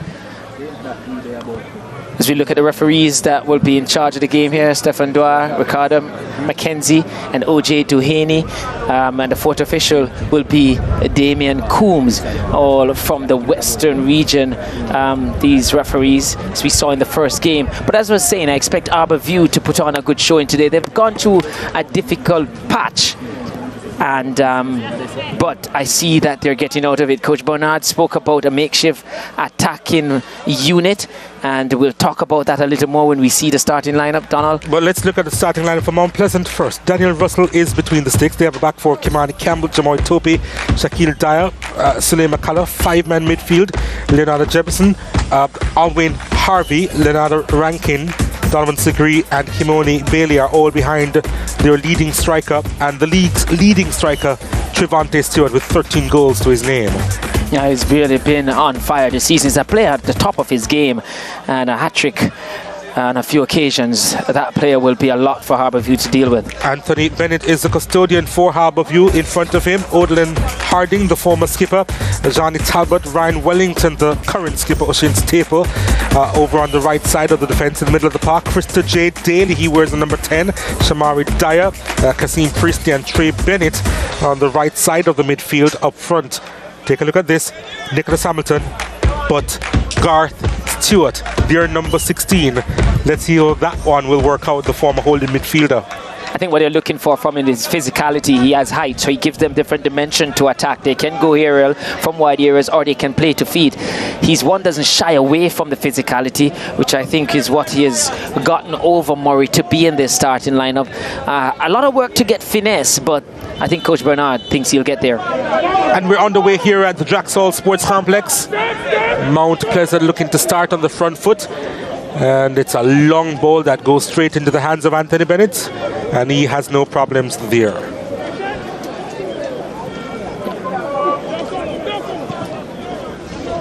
It will be interesting to see the type of game that Harbourview will be playing away from home.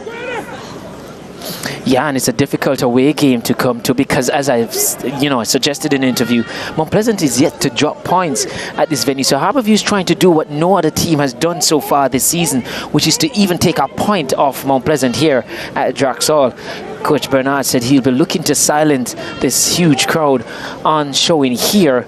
It's going to be a lot. It's a tall order, but they say the longer you go doing something, the closer you are to ending that process. So let's see if today is the day that Mount Pleasant will drop points for the first time here at Droxall. Dwight, we did enjoy the shade and the cool of the afternoon in the first game. No such luck for the second game. The sun is out in all its glory. I'm not sure both these teams appreciate that as well. Not at all, and I'm quite happy you're closer to the sunlight than I am, Donald, at the moment. Yeah, of course you are. Yeah. As I told before, I was in it all day at St. Elizabeth yesterday, so... And St. Elizabeth's sun is different, I should admit. Trust me, but I represented William at Western Champs there, and when I finished the 5,000, I said to my coach, the late McNeil, it has to be two suns in the sky. It just got to be two suns in the sky, and because it's so hot, and it was no different yesterday. Whitmore, of course, is in charge of the Mount Pleasant squad. The former national coach, Whitmore, the former national player as well. And double World Cup goal scorer as well. So yeah, but he's under pressure not just to win, but to win looking good. It's not all about the results for Mount Pleasant. Certainly, in terms of the performance, is going to be key.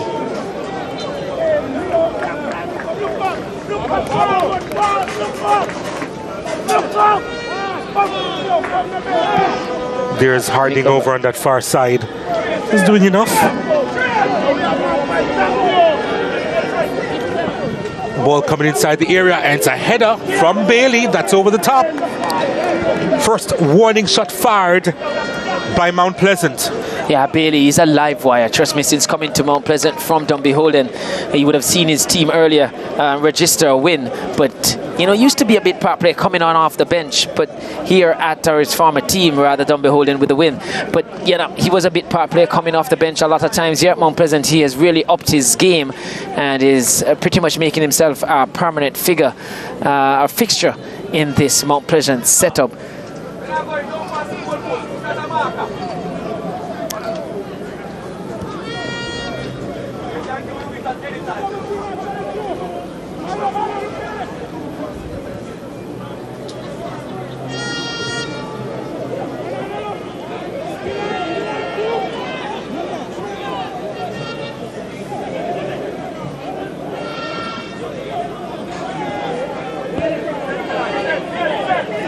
Mount Pleasant in the early stages dictating the play here. I have a view looking to be compact and organized. They're looking like they're playing a 4-2-3-1 system with Garth Stewart at the top of it.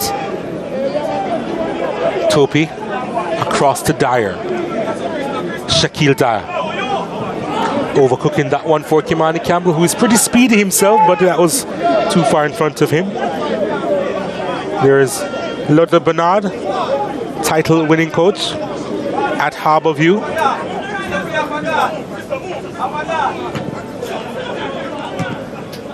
Ranking goes long, looking for Stewart. Stewart does well, and again trying to win it back. Talk about an imposing figure. Trevante Stewart is that player, and Dunbeholden, they earn a free kick courtesy of a challenge on Sule McCullough.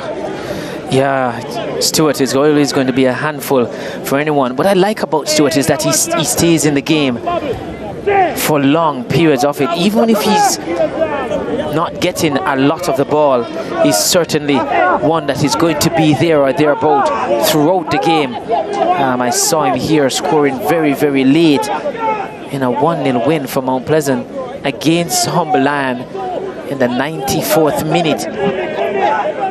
So it's Mount Pleasant with the free kick, I should hasten to say. Because you're used to Harbourview in blue? I'm used to so many teams in blue. It's a free kick. McCullough is behind this one. He may be favoured to take it. There's a 3-man wall that's set up by Harbourview, or it's a 4-man wall in fact set up. It is McCullough, plays it inside looking for Bailey, still not cleared properly. And Bailey again, there's a clash of heads, I believe. The referee says play on. And finally he stops the play, Stefan Dua, because Bailey needed that attention.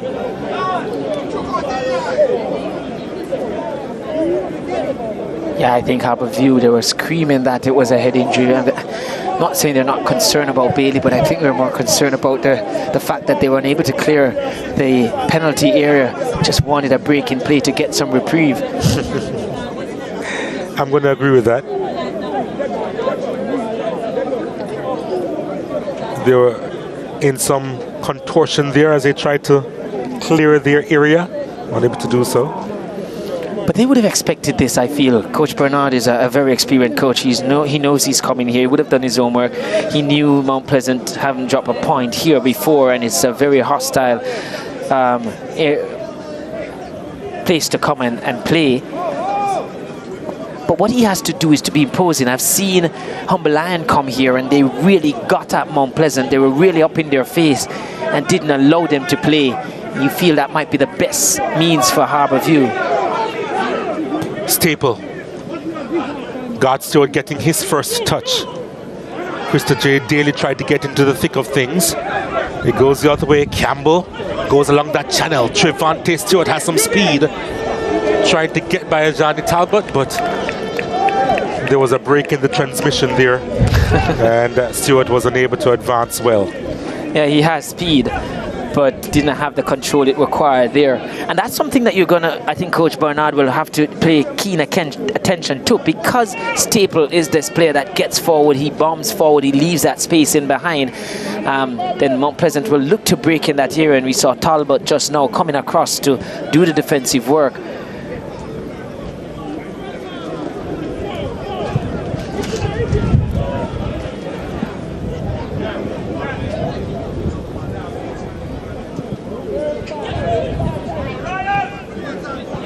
Ball over the top. Kimoni Bailey on it.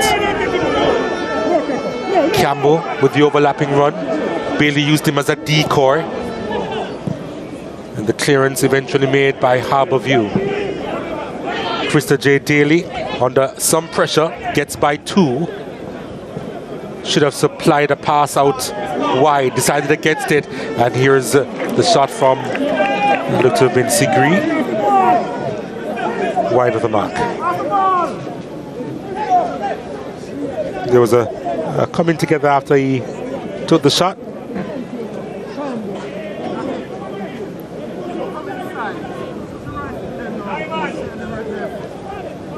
I don't think Harbourview has, a player from Harbourview have really set foot in Mount Pleasant's penalty area. Such is the frenetic pace with which Mount Pleasant started here. They have started with huge pace and energy.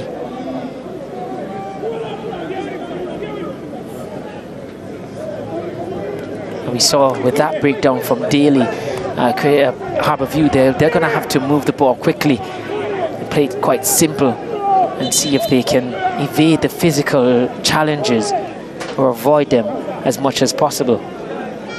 Harbourview, they don't have Timar Lewis in their lineup. They welcome this youngster though, Krista J. Daly.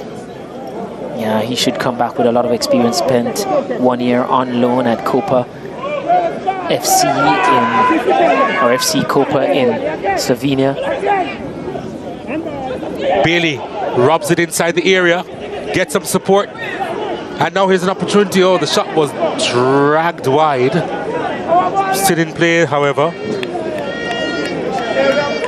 Well, it goes behind for a corner kick, but that was an opportunity there for Mount Pleasant. I think you'd have wanted a do-over there. Didn't make a proper connection on that one. And this one is overcooked. Goes behind, goal kick to Harbourview. Well, there's evidence of what we have seen here. Mount Pleasant, they're playing a 4-4-2, but they're pushing a lot of players forward in attack. It's about 7 players.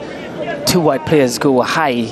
You feel because of the way they're playing and trying to press Harbourview high, it's about the transitional play of Harbourview. It's about getting forward between the lines very quickly. Oh, that's a poor pass along the back line. Bailey picks it up, has 3 in support, goes for the back post. It's headed behind. It was safety first. It had to be done. in the end by Shamari Dyer. It was Harborview making their own trouble there. I always, as a coach, don't like the square passes. It's a nothing pass. As you go square, the opponent can squeeze you, limit the space you have to work in. They have to look to make more vertical passes here. Not being made easy here by Mount Pleasant, but they have to keep looking for it, Harborview. Corner kick to Mount Pleasant. Here it comes into the wind. Overhead kick inside. Bailey again on the end of a pass inside the box and could not keep it downwards once more, the header. In all truth though, I mean, Mount Pleasant, they've started with a high energy, a high intensity, high press, but really haven't really troubled Harborview that much. There haven't been any clear-cut chances to talk about. Uncomfortable it is, yes, for Harborview, but when you're at this level, you must recognize that you go to homes of a team that is a lot of persons designated champions. You're going to come under pressure. You will suffer. Just have to try not to get hurt.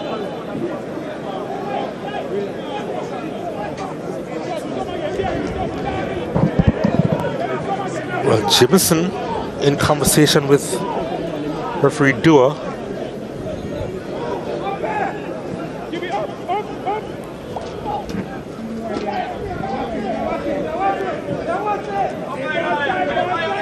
Johnny Talbot now at the back for Harborview.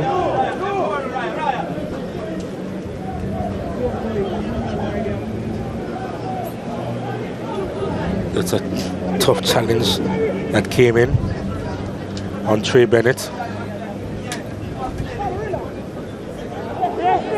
Interesting to see Trey Bennett in the middle of the park as well. Usually one of the defenders for Harborview. He's playing on the right side of the midfield. Well, that was what was listed as initially. Now playing it straight over on the left-hand side, Trey Bennett. A goal to his name so far this season. Coach Bernard is a coach that is not shy of mixing things up. And, well, he did promise to mix things up, didn't he? He did in that great interview, for sure. On the 30th of January at Jamaica College, yes. Yes, I was on the end of it, yeah. I hope you paid attention, gentlemen. Here's the corner kick for Mount Pleasant. They've sent bodies inside the box again, a lot behind it, and no issues there for Anthony Bennett to claim it. And it goes the other way. It's Daly. Daly looking for a supply line, trying to find Garth Stewart. Harborview will work it again. This is Woodland Harding. Daly given the roaming role, stabs it forward, but again Bennett, or rather that was Stewart, slightly manhandled there. Yeah, but something that Coach Bernard said he doesn't mind. He feels he's better to deal with physicality than Murray. Well, a player is down for Mount Pleasant, and yeah, that looks to be Alwyn Harvey. Yeah, it is. Holding or feeling his shin bone. Or is his calf? I think he's holding. I'm not quite sure what is giving him that trouble. I think there's a mascot. You'd hope it's a mascot and not a person, do I, Jeremiah? Because I'm not a real lion. Will you be running out of your seat here, Donald? I think they say you should stay still when these. My goodness. Is Humble Line in the building? Because that would have been appropriate, I suppose. Maybe his GPS has gone AWOL. Which means that he's probably ticked off and we should stay far away. We're nicely perched up here, Donald. You do know that cats climb, right? Well, we have a lot of security below, eh? Yes, of course. Here is Mount Pleasant banging this one up towards Trevante Stewart. Stewart was trying to get Sigri involved. Gibson is also there. Sigri turns well, takes a shot, and not a lot of power behind it. and there was little direction on it as well.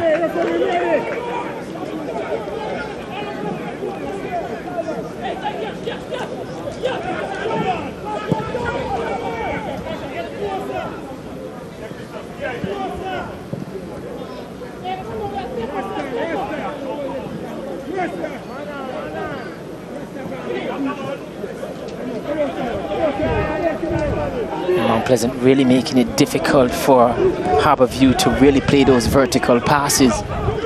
So they're going horizontal at the moment, and they force them into a mistake. Was Stewart clipped? He was. It's a free kick to Mount Pleasant in a dangerous spot. Yeah, they just have to. I mean, the mistakes are being made going horizontal, so try and go vertical, try and break those lines. If the ball is given away, then you're behind the ball still, but when you're outside trying to play square and it goes inside, and as a defender you lose it, then you're outside not being able to defend the danger zone. So they would be better served to just try and force those passes to break lines, and if it doesn't work, you're still behind the play.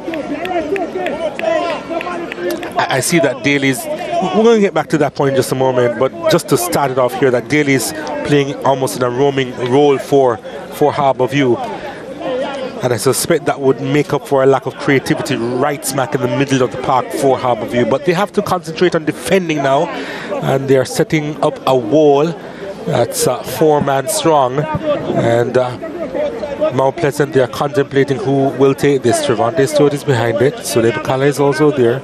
Jamoy Topi, I suggest, is probably making up a number. I think you're a player that we all have belief in to make it through to these knockout stages. I said that to Gravison a bit earlier on, so you are one of our final 16. Congratulations, we'll see you in the knockouts in a couple of months' time. Well done. Thank you.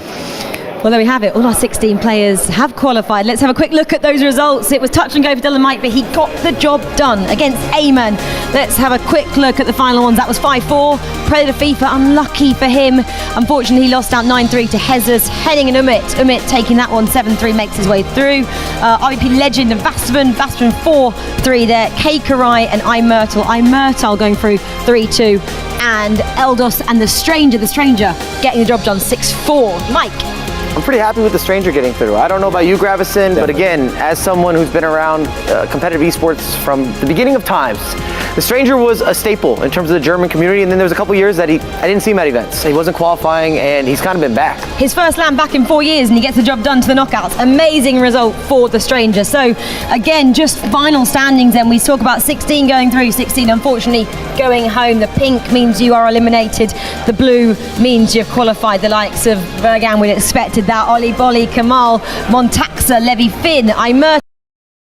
Player of the day. We have time now to announce our player of the day for day 2. This is our PlayStation player of the day.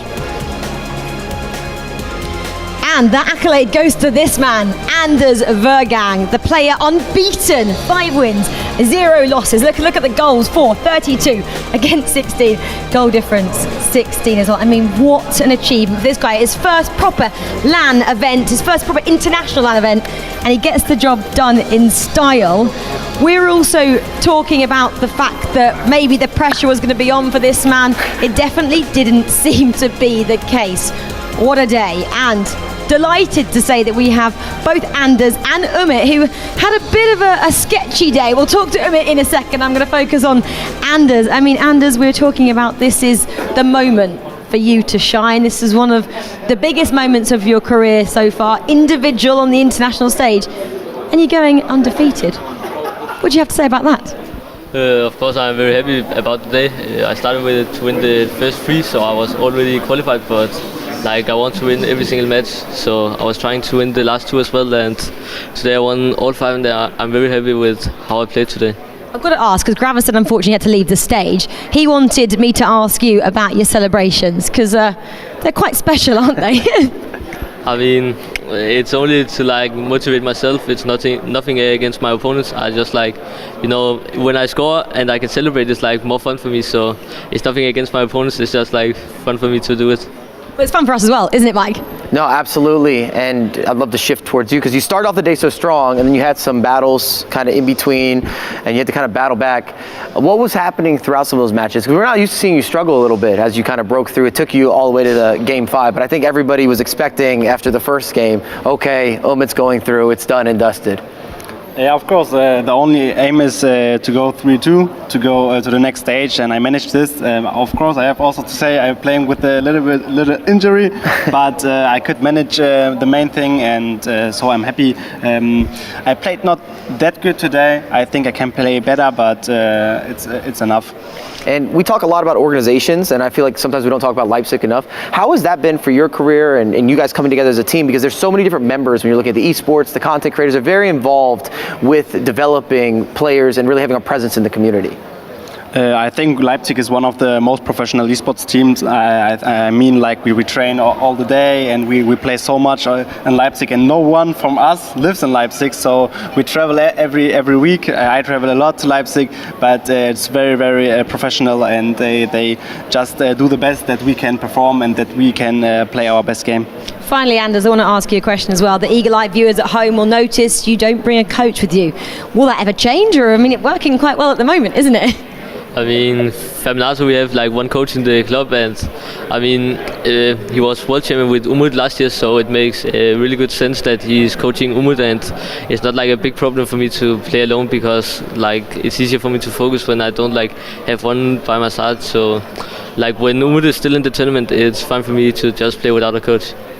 Well, you're doing something right. It's working, so don't change it at the moment, Anders. I mean, Umut, congratulations, and Anders, congratulations as well. You are our PlayStation Player of the Day.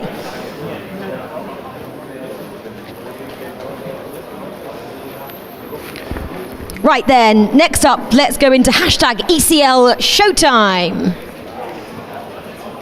This is when we talk about skill moves, Mike Lebel. I know it's your favourite subject, so please take the lead on this one. Well, there's been so many different cancellations and a lot of body feints, a lot of step overs, a lot of fake shots, a lot of scoop turns. You name it's been happening. Let's see what we put together today. I remember this goal well. You're going to see that heel-to-heel ball roll inclusion to beat the goalkeepers. I like that as an inclusion. It's a new way. It kind of took over for the regular ball roll in order to walk around the goalkeeper. You see Ruud Gullit step overs for days. It's been a constant here. Beautiful passing. R9 inside the box. Knows exactly what to do with it. I like this inclusion with Ruud Gullit becoming one of the best attackers. I don't know if it's ever going to happen again, but I'm here for it. He scores in a variety of ways. That's a nutmeg, a reverse Elasco. Might be the skill of the day, actually. I like when that happens. Line it up, sit down, move over, a big body, R9, not light. And you see Ruud Gullit again. It's crazy the power that he has, what he can generate, what he can create out of nothing. I already knew what was happening there with Dino. Cake walk the dog, around the goalkeeper. Van der Sar on the ground, tap it home. I like conversions. What can I say? Gravison, you love skills as well. What's the must-have skill move in your arsenal? I think it's wall roll. I think it's the Classic. easiest one, yeah. But you can, it's just to get, I think FIFA is all about angles, and to get your angle right, you got a ball roll pretty much every single time in every part of the pitch. So I go for the ball roll. Well, thank you. That was, of course, hashtag ECL Showtime. Right, let's move on to everyone's favourite, the goals. And this is the FedEx top goal scorer.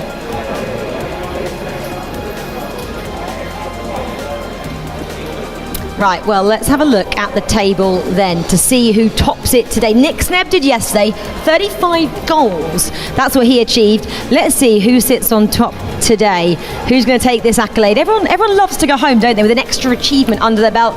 Umit is a player, 32, didn't quite get the same as Nick Snebb yesterday. 32 also goes to his teammate, Vergang. I mean, what's happening over there at Leipzig, guys? They know how to score goals. Jesus, 29, makes it through, didn't he, against Predator FIFA in the last round of fixtures. Danny Pitbull, 28, and Levi Finn on 28 as well. Great job for those guys. I think you have to give a lot of credit to Leipzig as well. Again, to Daniel, we don't even talk about him. Yeah, well, I look at Umit as well. Umit was a developed talent. It wasn't as if they signed a world champion. He was a world champion that started there and then was built into that, and that's definitely part of the esports organization. Of course, Umit's ability as an individual as well, but I think they don't get enough credit that maybe they deserve, and in some of the team that they've developed. Well, that was your FedEx top goal scorer, and it went to Umit. Well, we talk about top goal scorers, 32. That was the tally today. Nick Snebb still winning. Let's go Oppo goal of the day. This is brought to you by Mike Bell. Mike, where did you go? Who did you choose? We had so many options. I just seen so many goals with Ruud Gullit that I felt like it's only right that we feature something from Ruud Gullit. So this is going to be a long-range, triggered run. Look at the manual pass here, the connection, full volley. Goalkeeper can't do anything about it. Again, so many options, but I have not been utilizing my Ruud Gullit properly. I didn't know that until this weekend. It has been confirmed for me. This guy scores for fun. Yeah, are we talking about FIFA23 or FIFA 19? Because that's Mo Alba, bringing it back from the old days, right? Mo Alba. Well, man. There we have it. What a great day at the office. So 16 more players then have not booked their spots, haven't they, in the knockouts. 16 to join the 16 that we had yesterday. Guys, I'd just love to know the final thoughts. When we kind of missed you when you were commentating, we said big upsets for us were Mo Alba, Veltman, Predator FIFA. Which one do you, or really sticks out to you, Mike? Maybe not from the upsets, but I was just thinking today, and I talked about it a little bit earlier, but there were so many goals. There was nothing close to a clean sheet, I feel like, across these games. Everything was a minimum of 3 or 4 goals on each side and going forward. And yesterday, I feel like we saw some closer affairs in terms of lower scoring. So that's kind of my big takeaway today, is that what's happened in Germany and Italy is not defensive at all. Not at all, no. Yeah, I'll take it from Mike. I think it's interesting what's going to happen in stage 3, because we had 2 different game styles. You see kind of Europe West with a controlling, possession, defensive kind of game style, and you see the Germans, the Italians, the Swedish guys, they are going attack, attack, attack, and attack. So what's going to happen now in stage 3? They are all combined. We're going to see who's best. The Germans out in force, as we expected from them. Well, thank you to all our partners, of course, Oppo being one of those. It's been a great day to have all our partners on board. Well, thank you so much then for joining us on our Pepsi Max post show, guys. It's been a pleasure to have you on board the last 2 days. Thank you so much for joining us. And we get to do it all again in a couple of months' time. The knockouts are coming your way next on the eChampions League schedule. They come your way on the 22nd and the 23rd of April. We get to see 32 players from West and East and Central Europe, of course. Those players you've seen in action for the last few days. We all get to see them again, and they all join us on the stage now. Yeah, it's pretty crowded. That's exactly what we want to see. They've all had to play 5 rounds of FIFA today. 3 wins saw these guys going through. Anders, of course, got 5 wins to his name. Where is he? I don't even know where he went. Over there he is. He's our player of the day. But guys, you all did so well. This is a massive achievement. We talk about the eChampions League as the absolute pinnacle on the European calendar, and these guys have done so well to get here. I mean, Mike Gravison, thank you so much for joining us, and all you players as well. Leah, Ryan, Brandon and Richard, thank you so much for casting this wonderful event with us. But guys, we get to do this all again. The knockouts, things get serious on the 22nd and the 23rd of April. Come back and join us on this very stage to see which 8 players go through to the final in Istanbul. We'll see you then. Goodbye and good night.